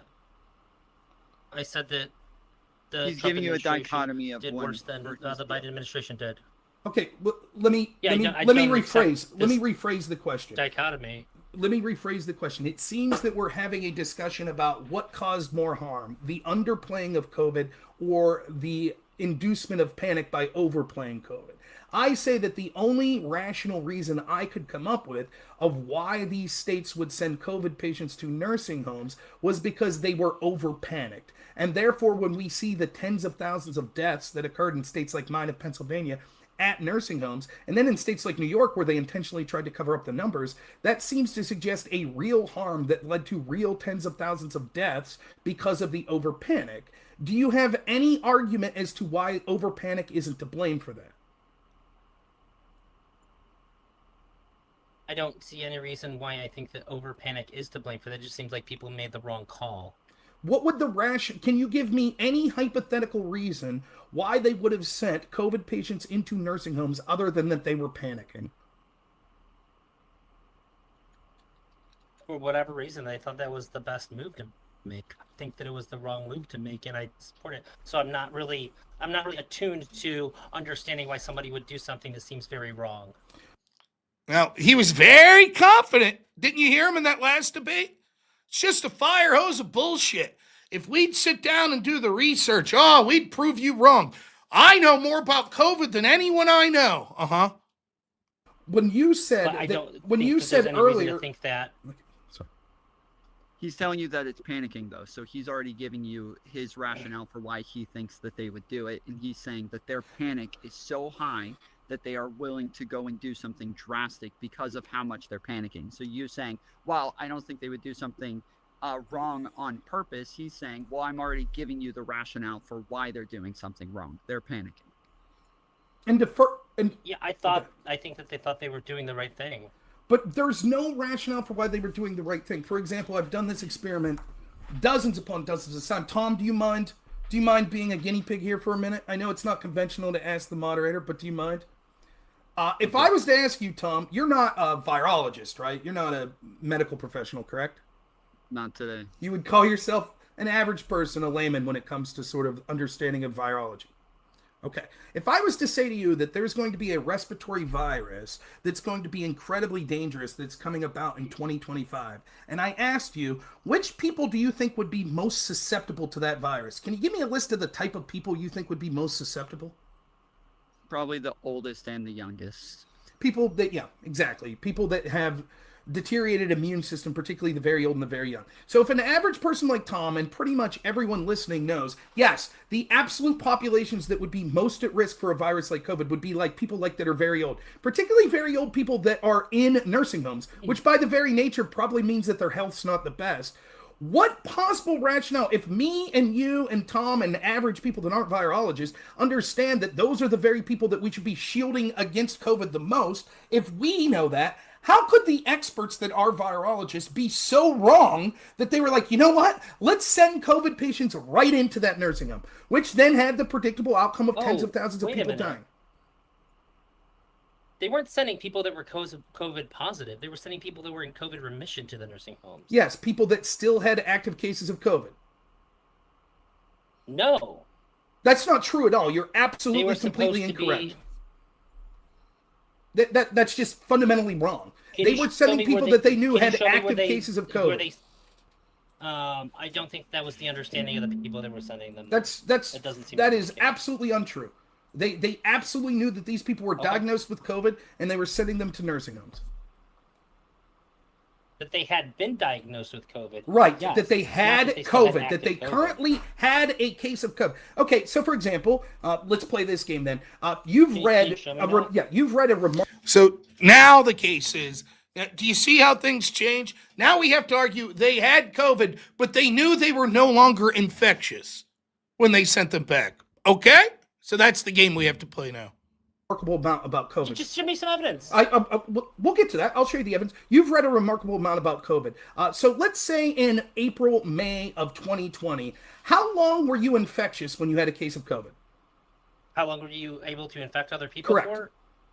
If you had a case of COVID. They were, depending on the source, they were recommending 10 days to 2 weeks. 10 days to 2 weeks. Initial symptoms. Fine, we'll go with the upper end, 14 days. Yes, I'm absolutely telling you that they sent people into nursing homes within that 14-day period. And their understanding was this person has active COVID that they can spread. We're going to send them to be around other people. That's exactly right. That's exactly right. And the rationale that was given from people like Cuomo and others were, we were panicked that the hospitals were going to fill up. So we needed to create space for new patients that were coming in. So when we stabilized people, we sent them to nursing homes where they would... Furthermore, this is self-evident because these are people that elsewise would have stayed in the hospital. You wouldn't have them stay in the hospital if they were cured and no longer infectious. So when they're saying we have to kick you out of the hospital because we're worried about the space, the reason they weren't sending them home and they were sending them to a nursing home was because they thought that they were still ill and still needed care. Hence, they would have still been infectious because I remember reading, they said you were infectious like a week or at my company, you had to take at least 7 days post your last symptoms. Then you had to go get a test before you were allowed to go back to work. So if you're still symptomatic and therefore you need to go to a nursing home as opposed to, I guess some of them may have been in the nursing home anyway, but you get the point. Have medical equipment that could help treat them. But they understood that they were still within that period of time that they were suggesting other people quarantine if they had symptoms. And the predictable results were that tens of thousands of people died. Then you saw with governors like Cuomo, what he did was he was caught intentionally trying to hide the numbers because they were ashamed at how bad it looked politically for them because there was no excuse. Now, I'm being charitable and saying the reason they did that was because they legitimately shit their pants with panic. But it could be that they're just corrupt. Wait, you could just send me that proof? Send you proof that they sent them within 14 days. Because it seems like they thought that the people were going there and they were not able to spread it anymore. And then after finding that out, they changed what their policy was and then began to make them have a negative test before they could go, period. All right. So I That's find what it. looks like to me. I just want to say I will look for this. I will try to find the specific evidence of this. It is incredible to me, though, as someone who has bragged. But it's that, happening all over the place. You should have an abundance of evidence. Hold on, Drowsy. Hold on. I will bring up the evidence for it. You admit that the evidence exists. Now, what you want me to do is find a very specific piece of evidence that the evidence exists that they sent COVID patients, but I have to provide to you that they sent COVID patients only because they thought that they weren't infectious. That's what I have to do, and so I will look for that evidence and see what I can find. But it is amazing to me that someone who is a I wouldn't ask you to send evidence. please, someone that is a self-styled expert who claims that has read everything at least for the first 2 years on this has been remarkably ill-informed in a great many of topics on this. I find that incredible. That this isn't some topic I sprang on Misrepresenting you. everything I'm saying. What's that? You're saying that I'm saying stuff that I'm not. You keep saying that I'm saying things that I'm not saying. Okay, then what? No, I asked you to show me evidence that they were knowingly sending people to the nursing homes with COVID, with active COVID, okay. that they could spread. I didn't ask you. So at the time, at the time, Right, that's another way of rephrasing what I just said. We know they sent COVID patients. He's saying, I want proof that they knew they were actively viral. Okay, that's another way of saying, I want proof that they were sending them knowing they weren't viral. Like, it's just, I have to find the virility, them sending them knowing whether they were infectious or not. the information was updating and changing pretty consistently, whether or not we knew that they were going to be infectious for 2 weeks at the time, or whether or not they thought they've done something. Law. And after they New York's law that Cuomo signed on March after 20, they realized that they had made a mistake, they changed it. New York's law I get that it. Sorry. New York's law that they said that Cuomo signed on March 25th, 2020. It was an order that he issued that stated, quote, no resident shall be denied readmission or admission to the nursing home solely based on confirmed or suspected diagnosis of COVID. The order was rescinded May 10th. In other words, they didn't say, oh, only people that had COVID cases that have cut out the infectious nature of it. The order was quite clear. Regardless if you had COVID or not, you could not, or if you had a case of COVID, that could not be a reason from preventing you from going into the nursing home. And so what happened was, because of that order, hospitals that were worried about their beds would treat someone for a day or two and say, now you're going to the nursing home, instead of isolating them. And the order was quite clear. Now, do you need more proof other than that order specifically said? Will you at least admit that order, the way it's worded, clearly says that nursing homes have no right to refuse active COVID patients? Yeah, but that's not what you said. You said they were deliberately putting people into nursing homes. That's exactly what they did. You acknowledge that that's what the order said, and that's the practical effect of what happened. They took people that they knew had... Order said. Let me repeat what the order said, which you just conceded. Just real quick, Drowsy, I'm not even understanding your contention where you're saying deliberately. Do you think they accidentally sent people to nursing homes? Saying that the person who made that law was not...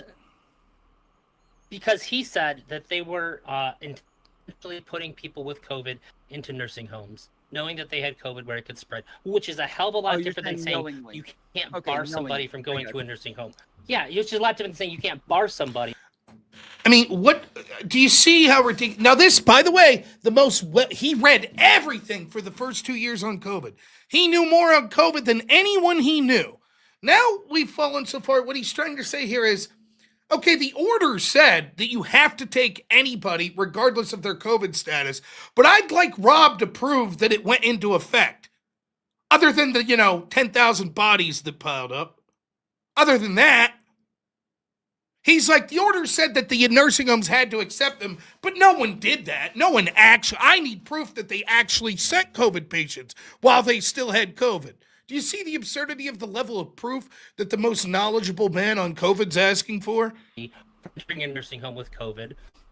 Now, do I think that the nursing home should have had like really good response to this in making sure that they are quarantining people that are suspected? Okay, so real quick, but it's not the same as like them maliciously dumping them off there. You're also claiming that they knew that they didn't have COVID at the time. Can you send that? Because you did say that there was something showing that they had like negative tests or that they thought that they were in remission or something like that. So if that disagrees with what Rob once it was shown to be a problem, they changed it. Yeah, once it was shown to be a problem, they changed their policy and made them. If it was never happening, why was it shown to be a problem? He's saying, I don't believe it happened. What do you mean it was shown to be a problem then? If it didn't happen, then they wouldn't have been sent, which wouldn't have led to the deaths, which means that would have never shown to have been a problem. Now, he knows this. A negative test before entering in. He's just desperate. Rob's saying that there's like negligence there based on what information they did or didn't have at the time. And so if you're saying that based on the information, this wasn't such a ridiculous idea and that it made sense based on the information they had, you were saying earlier that they had information believing that these people were in remission and that they wouldn't be contagious anymore, right? So we would want that information, yes? Seeing as how you're the expert who's read all this stuff, surely you can find that evidence. Now, I found an AP article. If that's, we'll see. It doesn't say exactly what you're looking for, but I think that we can intuit. But before we read it, I just want to say that you've already acknowledged that the way that this law or this order is written, yes, if someone had an active case of COVID, it would not be allowed from the nursing home to prevent them from coming in. Now your only argument is, but the way that would have been implied would have been they would have never sent active patients back to nursing homes. They would have waited until they thought they were no longer infectious. You have no proof of that. We know the law would have allowed them to send active cases of COVID. You're just making that assertion. And I could provide proof to the contrary, where medical professionals talk about how disastrous this policy was. So unless you think the medical professionals that will be listed in this AP article are lying, because you would say, oh, clearly these medical professionals should know that all of these COVID patients that were sent to nursing home were clearly no longer infectious. Unless you're willing to make that claim, how would you argue that the following medical professionals that I'm about to read to you seem to have a huge problem with this policy? Okay, I'll read it then. I'm looking at the AP article that you're talking about right now. What's it titled? Over 9,000 virus patients sent into New York nursing homes? Is that the one you're reading? Yes? Yeah, that's the one. That it also says at some point that AP did their own investigation and they came up with about 4,000. At least 4,500 patients. Yeah. Yeah. What this was people that were in nursing homes that got sent to hospitals because they had COVID, and then the hospital, because they were panicked that they were going to be overwhelmed, sending the COVID patients back to the nursing homes. So if you read some of the medical experts here, let's say, quote, there has never been any question in my mind that sending COVID-19 patients into completely unprepared, understaffed, and under-resourced nursing homes both increased transmission and led to a greater number of deaths, said Dr. Michael Wasserman, president of the California Association of Long-Term Medicine.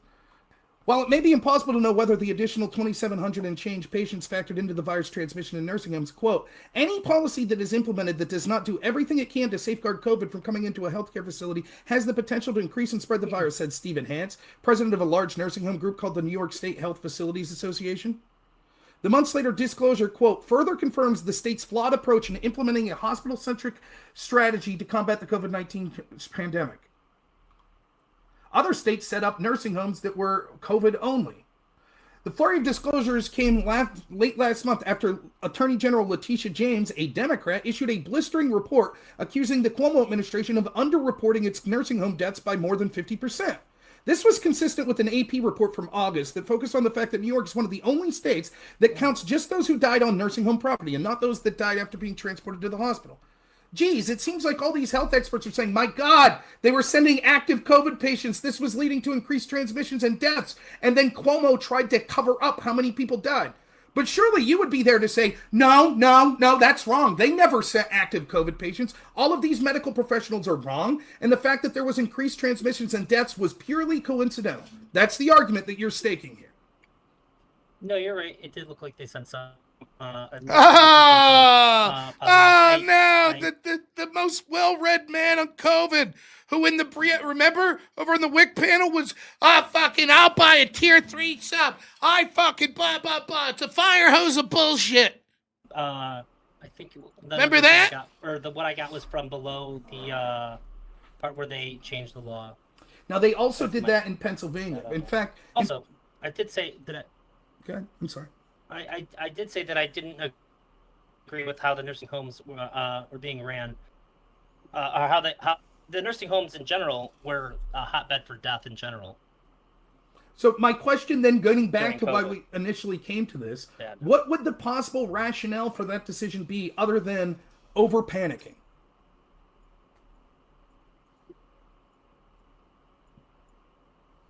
Do you have any response?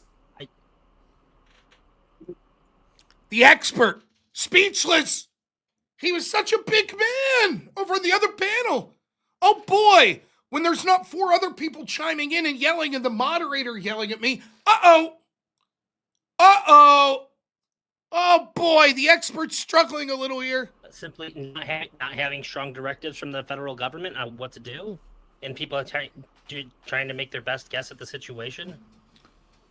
It would have seemed like a good time for the Trump administration to step in and do something about it when this was happening, wouldn't it have? What would they have said? Do you think that the Democrats would have been fine with Trump issuing executive orders saying that Democrat governors are not allowed to do the things that they're doing? It doesn't matter if they'd be fine or not. He still could have done it, right? No, I don't think he could have. I think it would have been drugged to courts. I don't know that the executive would be able to force state governors to do certain sorts of policies on state ground like that. Furthermore, your answer is pure deflection. Like, even if you could say a lack of leadership meant that they had to make the best on their own. Okay, let's say that's true. And so then what was the rationale that went into their obviously terrible decision? The best faith to steelman their argument or their design position as much as possible would be they freaked out, they panicked. And you just don't want to say that because you think that that hurts you in this debate, which it does. But it's a shame that you won't just be upfront, that clearly that would be the only possible rationale that's good faith, that's not treating them just like fucking monsters, was, look, they freaked out. No, I'm saying that I don't know what the reason was. There wasn't information being given from the top to the states on how to handle this. If that had been the case, then we could have all had a unified approach in how we would be handling this. Do you disagree with that? Yes, I absolutely disagree. I think that actually the preferable solution would have been allowed to have states deal with it themselves. Because, for example, states like California that would have embraced a far more stringent lockdown policy, they should have had the right to do that. If anything, I would have wanted the executive orders to go the opposite direction of you. I would have wanted them to say you can't lock down, which clearly state governors would have fought, right? Because I think the lockdowns were a net deficit. I think they were very harmful. And so you would have freaked out had Trump done that. I know you would have. You would have been like, Trump doesn't have the right to tell California they can't lock down. This is absurd. That's what you would have said. But instead you're saying, no, I think Trump should have had the right to tell all these states that they should have locked down, that they should have taken more stringent policies. I fundamentally reject. That wasn't. We're coming my up question, on an hour but... right now. The Drowsy, based on the fact that the federal government did say they did leave it to the states to make their own decisions. Do you think that this was like a negligent decision made by the Cuomo administration? Yeah, it seems like it. But my position has been that Trump administration did worse than the Biden administration did on COVID. Okay, so overall. Don't worry, I have more. This is a whole debate. Here's the expert again.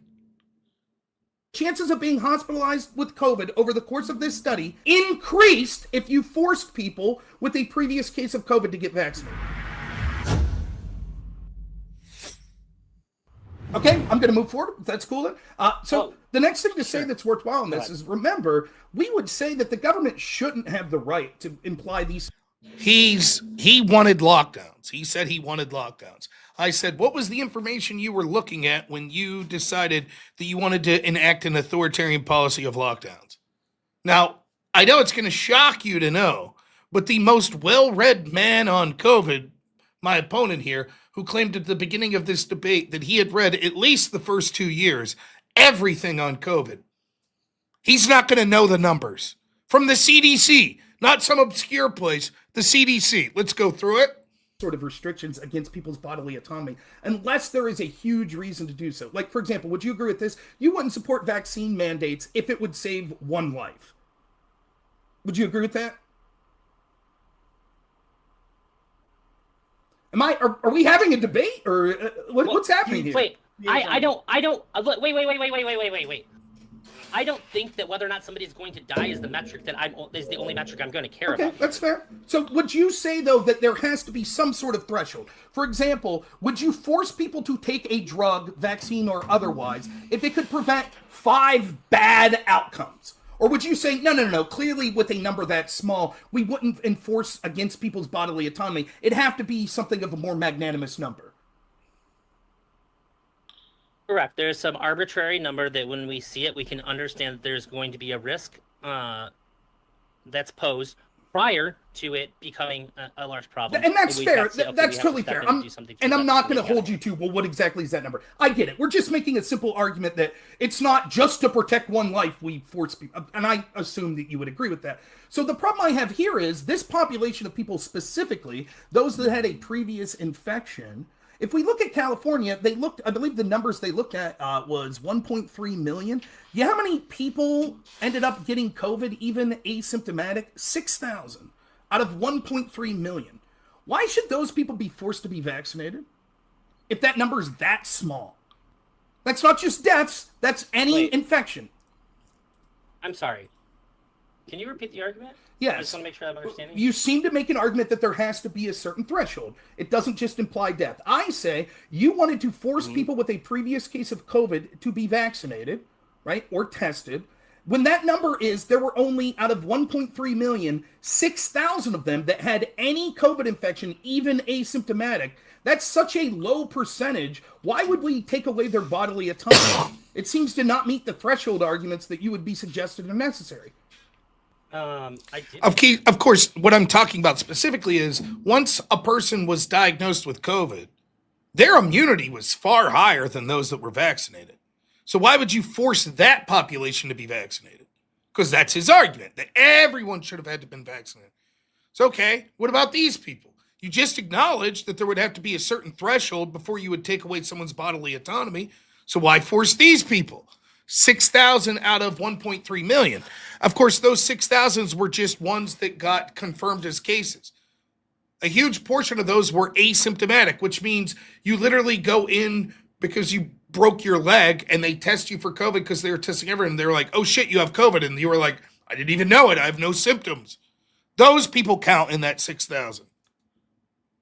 That's this is only the one subsect of people. Those are the people. Those are the subset. But the argument I'm making is that you supported a mandate. Why would I want them to get vaccinated? Because they would still. No. Okay, so let me put it this way. Why would I want? I'm going to answer your question. And you can correct me if I'm wrong. Why would I want people who have previous immunity from a previous have immunity from a previous infection to get vaccinated? That's not the question. If they already have not the question. Some protection. That's not the question. Okay. The question was, why would you force them? I was going to say if I'm not, they can get tested. Okay, why would you take away their autonomy to force them to get vaccinated or force them to get tested when the number is so low?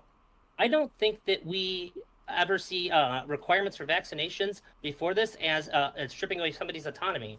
Are we stripping away the autonomy of parents by making them get their kids vaccinated before? Now, just to be clear, let's say you're of the persuasion, which I am, that there are serious side effects of the vaccine, of the COVID vaccine. He doesn't think it's taking away your bodily autonomy to force you to take that drug. That's not a violation of your bodily autonomy. that against your will, they either say you have to get tested every day or you have to take this shot. Now, that you better be right that there's no side effects, because if there is, you just forced someone against their will to basically put something into their body that ended up harming them. And you don't consider that a violation of bodily autonomy. Yes, forcing someone to take a drug would be stripping away of their autonomy. If you say, for example, we force a polio vaccine, I may disagree or agree, but it's definitely coercion. The question is the threshold for why we do that significant enough? Well, we could say, well, if they didn't, then polio would have infected 6,000 of them, or something to that effect. What I'm saying is you had this threshold argument, which you've conceded that, of course, we wouldn't force people to take some sort of drug, particularly a new experimental drug, if there was a very low threshold of how many people were being affected. I'm not a math whiz, but 6,000 out of nearly 1.4 billion people, what's that percentage? Tom, are you good at math? You got a calculator in front of you? That's not the correct number. Why wouldn't it be? You're not good at math. You're right, I'm not good at math. You tell me what that percentage is. People. I'm sorry? Based on the numbers you just said 1.4 billion. Million, with an M. It's the specific number, if you'd like, just so we don't accuse me. The specific number is 1,370,782 people that were unvaccinated but had a previous COVID infection. Of that, 6,805 had a COVID incident, which would include even asymptomatic infections. So what's 6,805? What percentage of that is of 1,370,782? Wait a minute. People? Wait a minute, what? I'm asking. Wait. That's when you're looking at Yeah. Wait a minute. What I'm trying to tell you. Okay. That number's in California. Yes. And if you look at other states, like they looked at New York. And they looked at New York. That number goes up. That's not like a stable number that's going to apply Sure. across the board. Let's look at New York. They looked at 500 in that same population, unvaccinated people with a previous COVID infection. They looked at 527,100. Less than half. Please let me finish. They looked at 527,140 people, and of those, 3,250 ended up with COVID. Again, a remarkably small percentage. Remarkably small. And you're right. This study looked at 2 states and came up with almost identical numbers at both. Those with previous cases of COVID were more protected than those that were vaccinated, and their chances of getting COVID, even asymptomatic, was remarkably low. Like, what is that percentage? Less than 1%? Okay. So, I'm curious. What do you think that the government should do about it then? Should they suggest that people get infected then to protect themselves? No, I didn't say that. And so we have people like having COVID parties so they can spread it to people. Well, then the thing that we would try to get people to do would be to get vaccinated to protect them. You can't encourage people to get sick in order so that they be protected. It's kind of a catch-22 there. That has the nothing one thing to do. That you can do to reduce these numbers is the question doesn't identify what we're talking about specifically. We're talking about millions upon millions of people that already had a COVID infection. What should happen with those people? You say those people should be forced to be vaccinated or forced to be tested every week. I say that's absurd because those people are more protected than those that are vaccinated. And we haven't even got to the third part of this, was that forcing them to get vaccinated actually harmed them. This is before we even talk about the harm that could come with vaccine. We're just talking right now, should the government have the right to tell people that have less than a percentage point chance of getting infected with something that they should be forced to take some sort of drug? I say no. Would you like to move on to part 3? The outcomes for these people that are forced to take the vaccine on top of having a previous case? Would you like to move on to that? I would say that if you look at the number, I would say that you see a stark decrease if people who were infected had gotten vaccinated. Okay, so let's talk. What do you mean by that? So you're saying people that had a previous case of COVID, if they get a vaccine on top of that, that offers them superior protection? Yeah, based on the study you sent. Okay, you want to get to the numbers? Yeah, no problem. Totally willing to talk about it. You're technically right. Let's talk about the numbers. If we go back to the same group, the vaccinated with previous COVID are 968,167 people, and they looked at, there were 273 cases that required hospitalization. The unvaccinated with the previous case of COVID, they looked at 1.37 million and change, and there were 378 amount of cases. So group 1 is people that had a previous COVID vaccine or previous COVID case and got vaccinated. And group 2 is people that didn't get vaccinated. How do we just use percentages to make things a little bit more clear? Because I don't have the percentages. I didn't do the percentages. When you use raw numbers here, it's going to be very... It says it. It says it right. It says it right next to them. No, those percentages aren't. Those aren't the specific percentages. Those are different. The indices or whatever they're using are different. Nonetheless, I'll finish this. I think I do the percentages here. I wrote this down years ago because I was looking. Let me finish, and then you can see if you think that these percentages are good or not.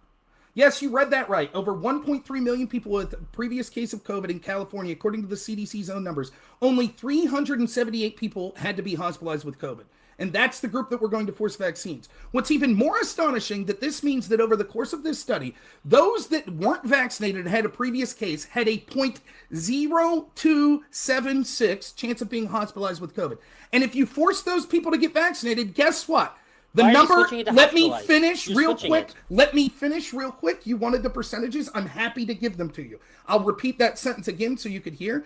What's even more astonishing is over the course of, please let me finish if you want the rest of the debate. There's a lag on your end, and so even when you do start talking, it is like 3 seconds behind for us, and so vice versa. So try to keep it, wait for the pauses. So I'll finish. It's only like 3 more sentences. Okay. What's even more astonishing is that this means over the course of this study, those that were unvaccinated and had a previous COVID infection had a 0.0276 chance of being hospitalized with COVID. And if you force them to get vaccinated, they had a 0.0282% chance of being hospitalized.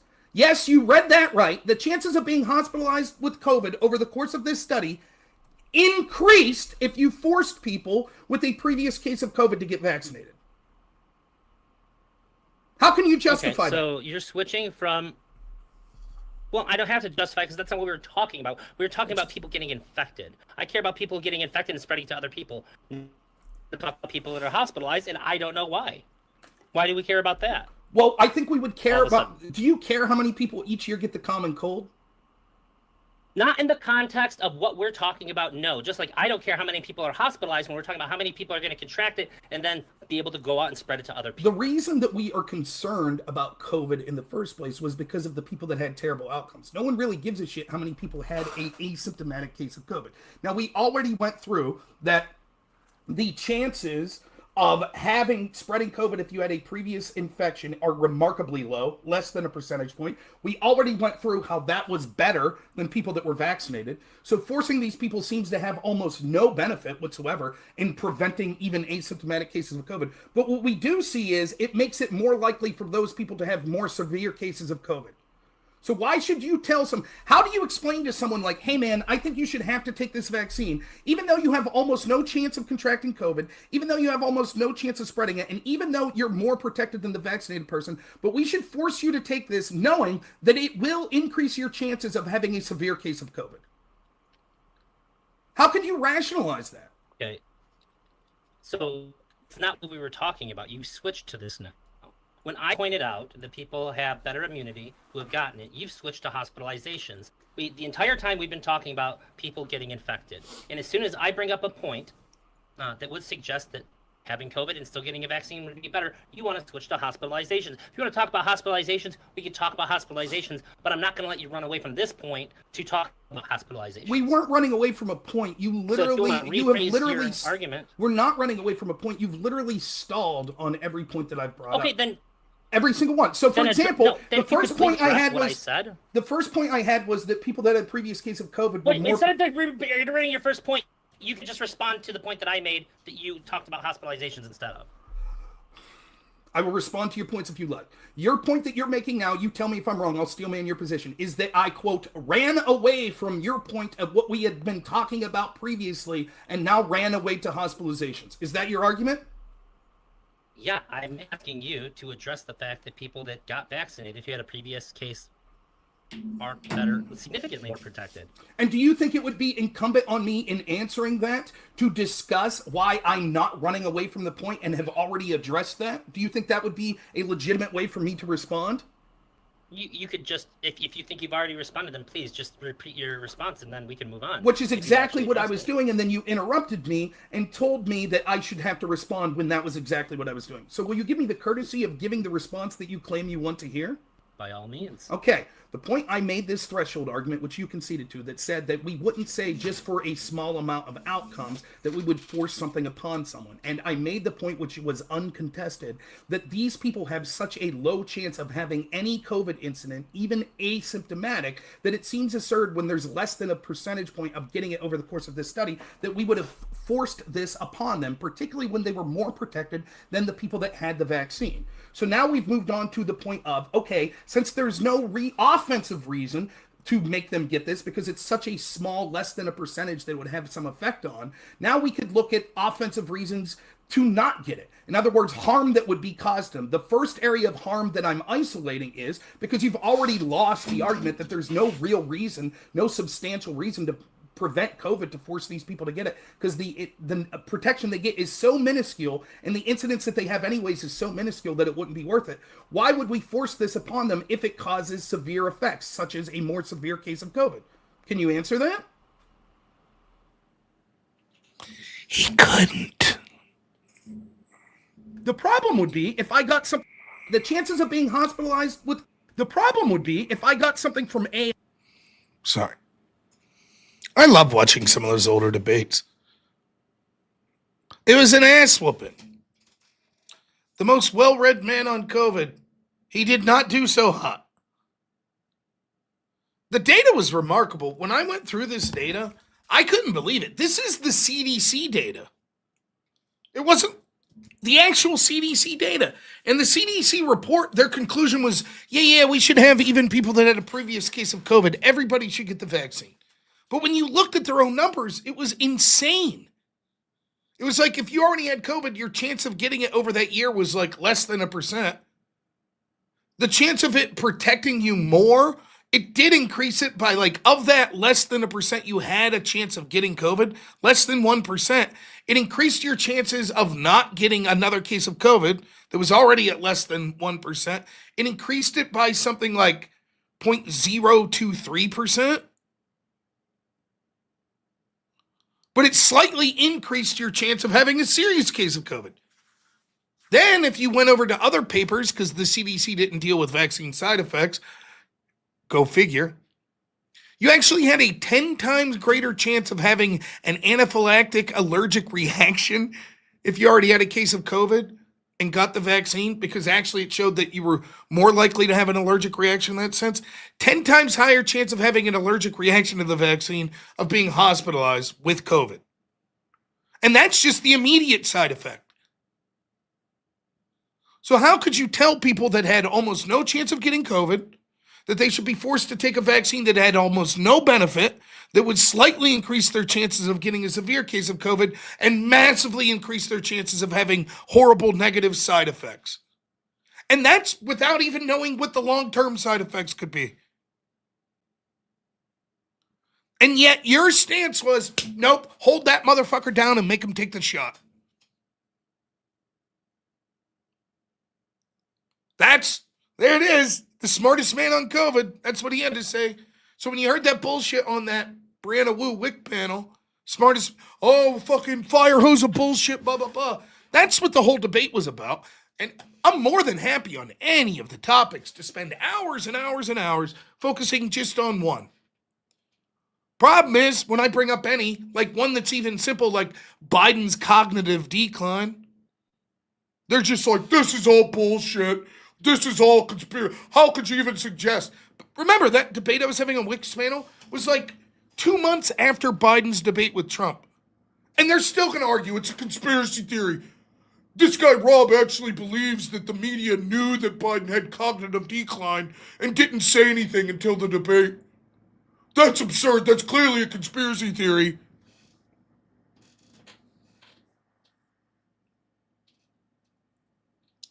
To his credit, I do believe Elder Drawsey's admitted after that debate that he had with me on COVID that he got his ass kicked.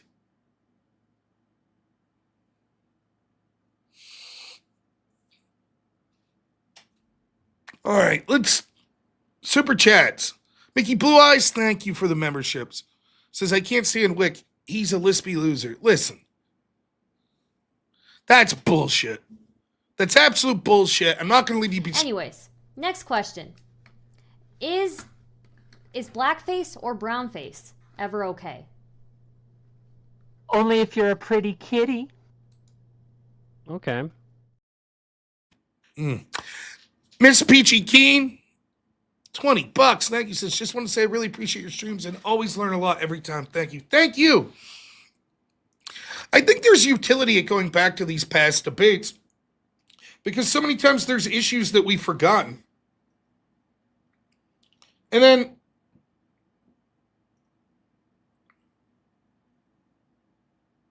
BK over on Cash App, $30. Thank you, man. Says for keeping me company and entertained. You rock. Thank you so much, man. I really appreciate it. All right, I don't know how much total money we have tonight, but we do have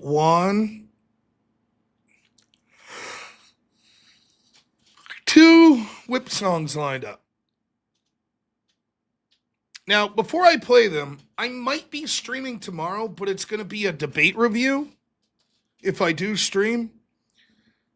And it'll be at some random time during the day. So apologies for that. But I'm just not quite sure when I'll get time.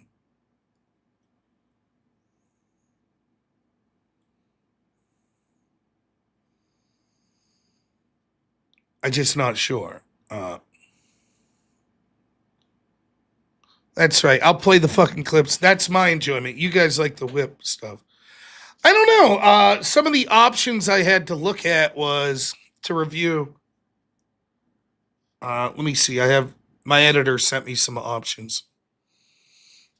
Good Logic. I had a debate of Viva Frey versus Joe Neerman about Thomas Massey. On Brad Palumbo's show, we had Dave Smith, John Doyle, and some Democrat on Thomas Massey. Tucker Carlson versus Kevin O'Leary on data centers. Coleman Hughes versus Dave Smith on Israel. Unless you guys have a specific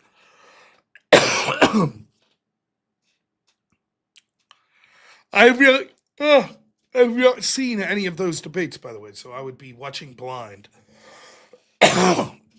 which is sort of the point. But yeah, if I have time tomorrow, I think I'm going to do a debate review. So we're trying to do at least one of those a week, so you can join, and it'll be fun. All right, I owe 2 whip songs. We will say $20 for the next whip song because I can't fucking add right now. So we'll say we're at $80. So $20 will get us to $100. So $100 to get a whip song. They're the dumbest thing ever. $150 you can pick a specific song. $200 you can create a new one. All right, now we're only $10 away. Anytime we get over an even 100, we donate. Zach Kelpie, $10 says you can probably guess which one I'd vote for, but if not, I would love to see Coleman Hughes kick the shit out of Dave Smith. Oh, yeah. All right.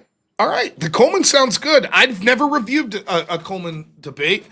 I've seen him several times. I think he's decent, and I think that could be a good one. So yeah, that sounds good. Coleman Hughes versus Dave Smith. Sounds good. I missed this one somehow. Lone Wolf and Cub, $2 as protester. The only good saltine is a dead saltine. Ugh. All right. Coleman Hughes it is then. Let's play. I owe 2 whip songs. 2. Each will be dumber than the next, I'm sure.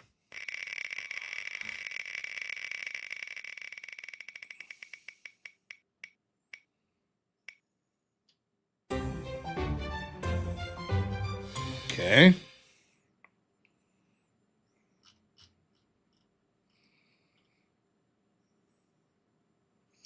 Hey, over in Rumble, Hidakachi, $10 says, roll the dice. Oh, boy. There's a whip, there's a way. Where there's a whip, there's a way. We don't want to go to war today. For the gonna march all day, all day, all day. Where there's a whip, there's a way. Where there's a whip, there's a way. Where there's a whip, there's a way. Where there's a whip, there's a way. Left, right, left, right, left. Where there's a whip, there's a way. Left, right. A crack on the back says we're gonna fight. We're gonna march all day and night and more.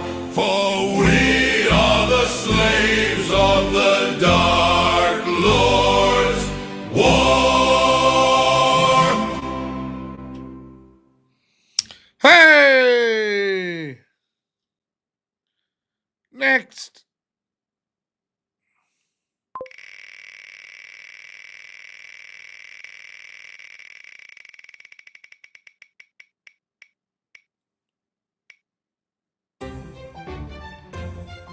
Yeah, YouTube's been screwing up a little today. I don't know what's going on. Maniacal Japanese. Where there's a whip, there's a way. Where there's a whip, there's a way. We don't want to go to war today, but the Lord at last says nay, nay, nay. We're gonna march all day, all day, all day. Where there's a whip, there's a way.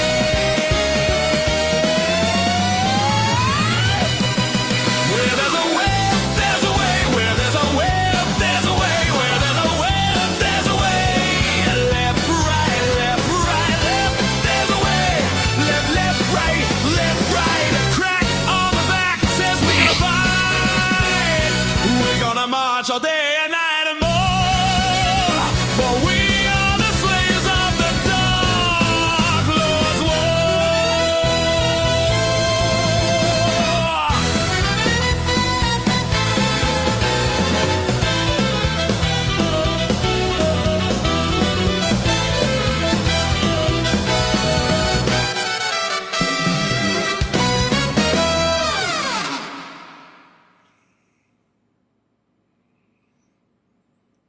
All right. I'm counting the $10 we got on Rumble is getting us over another 100. So we'll say we're at a zero. We're at $100 now. So it'd take another 100 to get a whip. But we'll play one more. I have the best audience. I hate these whip songs, but you guys are the best.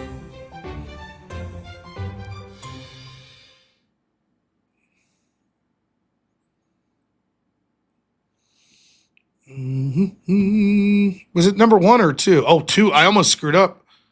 That would have been bad news. I haven't done that in a while. Played the wrong one.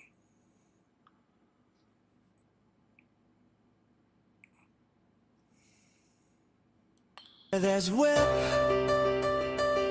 there's a way. Where there's a whip, there's a way. We don't want to go to war today, but the Lord of the Last says nay, nay, nay. We're gonna march all day, all day, all day. Where there's a whip, there's a way.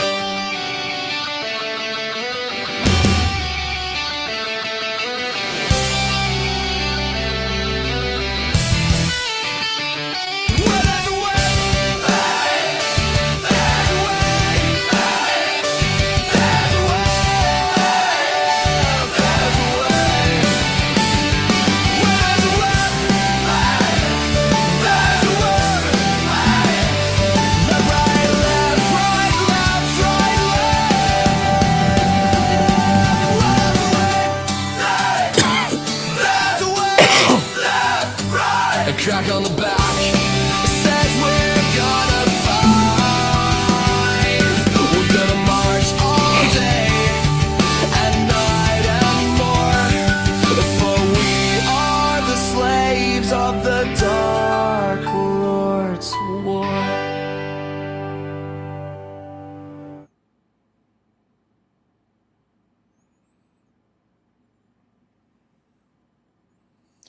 All right. I think that's it. If anyone else has any donos to give, it's been a good day. I don't know. What do you guys think? Are you bored if I go back and look at my own debates from time to time? If that's boring, I'll stop doing it. I could do it on my own time if I feel like it. But I was thinking about that debate when I was talking yesterday about Andrew Wilson and Richard Spencer and the importance of following a format. And it's, for me, I hope that I illustrated, particularly with that debate with Wick, what happens when you're loose like me and you're just like, yeah, fuck it, I'll do any debate with anyone on any. That's what ends up happening. You end up in a debate when it's 5-on-1 and the moderator's jumping in and no one gives you a chance to respond. And they accuse you of not following the topic and all of that shit. And the stakes are higher for Andrew. Some of the debates he's having are like about his family, and people are waiting for one clip. Like the olive jar thing still gets clipped endlessly. So any one thing. And so if you let someone take liberties and all of a sudden, well, we don't have to follow the format, this or that, all of it sort of snowballs into everybody's out for blood and they're trying to find that one moment. So you're like, one of the things you could do to protect yourself is to be vigilant before the debate. I want the topic worded in a way everyone agrees. I want a moderator that everyone agrees. I want the time frame for the debate and the openings and the close. Everyone agrees.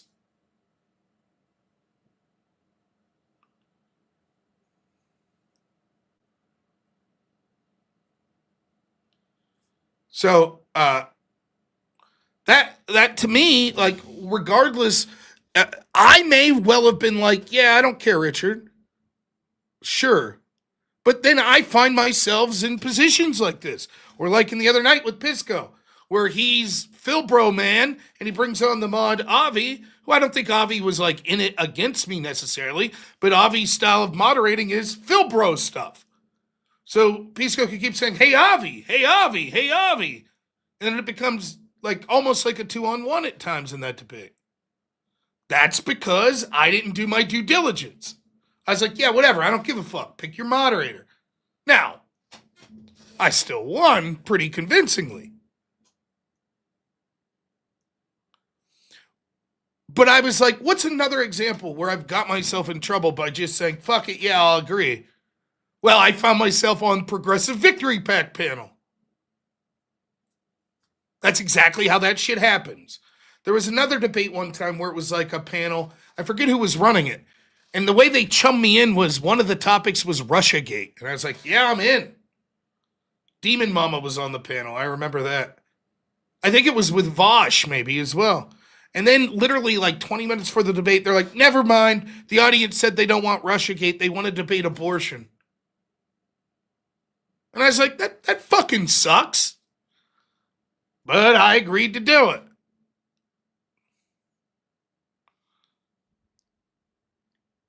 So you get yourself in trouble if you know.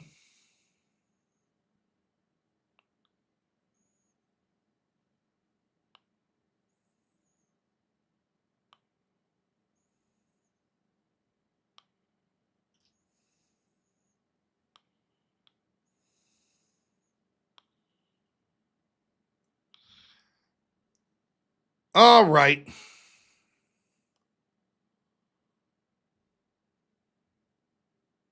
You like the hat? It's a nice one, huh?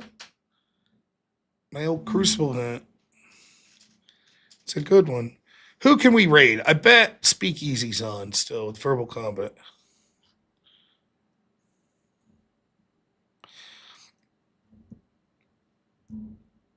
Apologies that the dono bar wasn't working tonight, but so like I said, maybe tomorrow at some point I'll be doing a debate review. Probably look around 2 or 3 in the afternoon would be my guess, but it might be later than that. But like to thank my editor Black Elk, all of my tremendous mods, everyone who donated money today. You guys are the best. Thank you to all of the people that watched, subscribed, liked, chatted, or just sat quietly. I appreciate you all. We're right over to Speakeasy.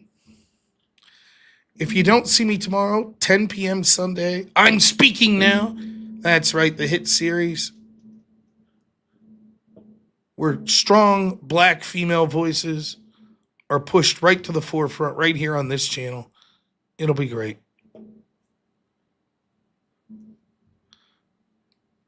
We talk about extremism and just how shady these people are.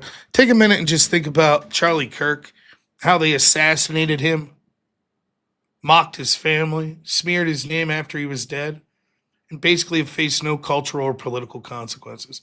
Never forget that's what the stakes are. Just take a minute watching this outro video to say a prayer for Charlie and his family, and never forget, that's why it's important that we keep pushing forward. Thanks so much, everyone. We'll see you all tomorrow. As always, have a... Only in America is it possible to say, you know what, I don't like the way the country is going, and to do something about it. Take that risk. Take that leap of faith. Stay involved. Trust God and act obediently. Romans 12:2 verse. That God will use all things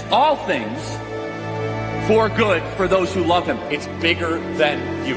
I want you to remember that. It is bigger than you. It's bigger than me. You are here to make somebody else's life better, the pursuit of liberty and freedom. You know what gives me strength? The hundreds of thousands of you that say, Charlie, keep going. 1 Corinthians 5 and 15. So that's all pretty amazing evidence, not just intra-biblical evidence, but extra-biblical evidence that Jesus Christ was a real person. He lived a perfect life. He was crucified, died, and rose on the third day, and he is Lord and God of all.